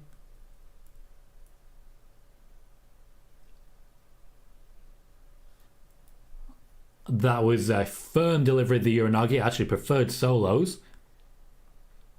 A spike on Jimmy. The momentum is entirely shifted in the direction of Roman. He's just sitting back and letting Solo work here. He seems a little bit afraid, to be honest. A little bit in awe of Solo. Spike and a spear? Spike and a spear. The ref's up. Stack them. Roman says stack. They're going to stack. Leon says it wouldn't be a Roman match unless it's overbooked. Still enjoying it, though. I'm starting to lose interest in this Roman Reigns. The matches are not worth it. A bullshit chant, but that'll be the job. That'll be done. Or not. A double kick out. If we could have got here like 10 minutes ago, I'd have enjoyed it. Sean says, can there ever be a Roman match where there isn't a ref bump? No, it's dangerous to be a referee when Roman Reigns is around. The big zoom on Solo Sikoa. So what next, guys? Shouldn't have spent all that time stacking him. It's entirely on you.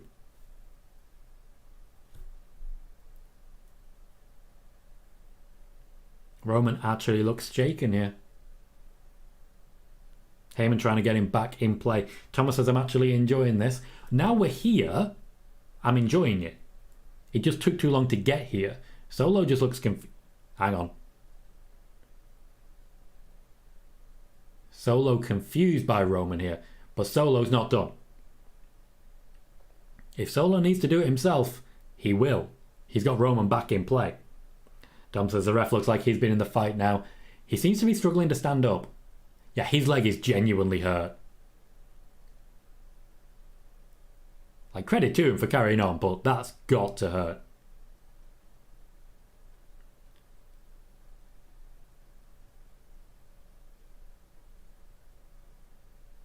Interesting. Roman's saying, end Jimmy, we don't need him. Jay's the only one we need.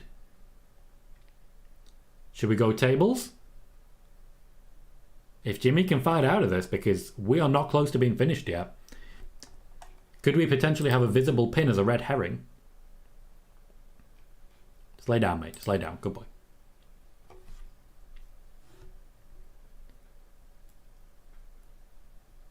What's Solo going to do here? Because there's wires. That's not a good angle for this. Not in bare feet.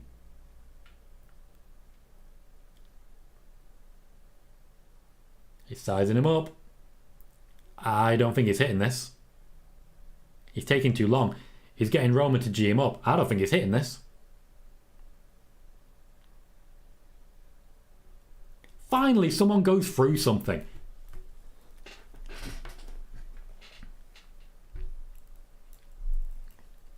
That will eliminate Solo for the rest of the match. And you missed the kick. How did they miss the kick? Just horrible, horrible camera work. Jay kicks out of the spear. The camera work is genuinely going to cost them an entire point by the end of this. Eric says, when Dakota comes back from injury, do you think she sides with Bayley or Io? They are both on the same side. So, Blue says, a proper tag team going to win? Hard to say at this point. Dom says, gave him the Roman low blow. Roman is smarting from it. Blue says, only New Japan has good camera work. I've accepted it. Yeah, they just let the match speak. I can't believe they missed the kick. Roman was literally turning into the kick. How do you miss that? It's your one job is to catch it. You knew it was... What the hell? Oh, they're showing the replay of the low blow.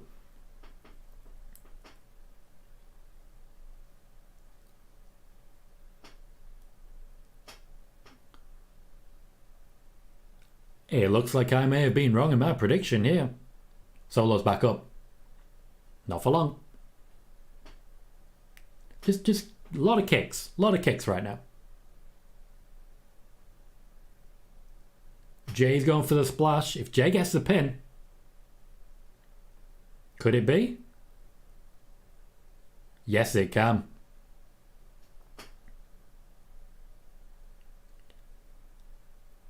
Jimmy immediately breaks down crying. Jey Uso has pinned Roman Reigns. That is big. That is very big. The last time Roman Reigns was pinned was by Baron Corbin in 2019.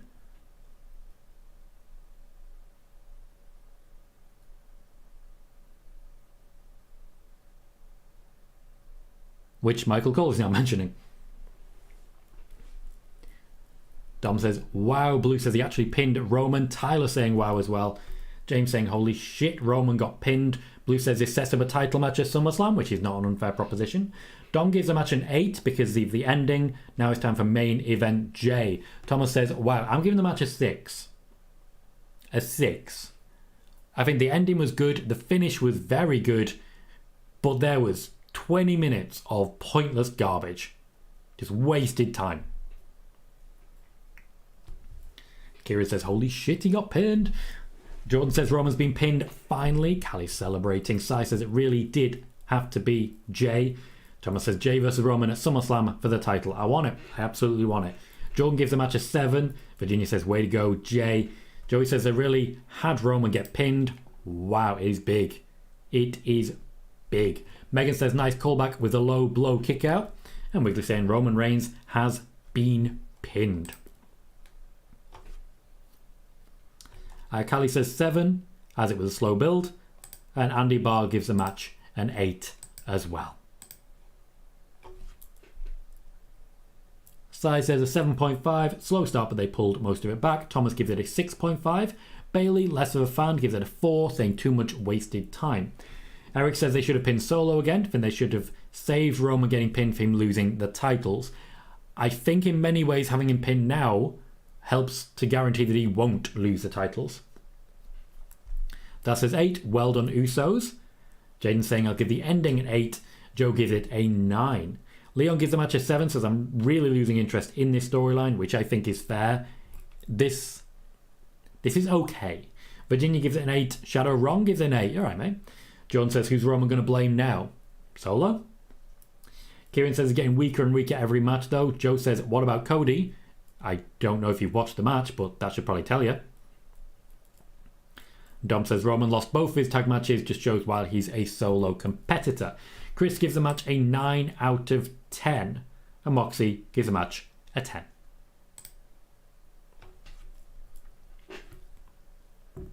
Thomas says I actually want Jay to win the titles now. And Callie says, do you think it will be Roman versus Jay? Yes. And in fact, I've mentioned this previously. Correct, Joey. Cody's not going to finish the story. I've said that a while back. Joe, watch the show, mate. Daniela gives it a 9.5. We are now in the recap of the show. We are wrapping up. We are going to be passing all of you on to the post-show from OLE. I see everyone heading out now. So please do stay in the chat for that, and I'll essentially pass you over. In the meantime, though, I want to say a massive thank you to all of you for joining me. I very much appreciate it.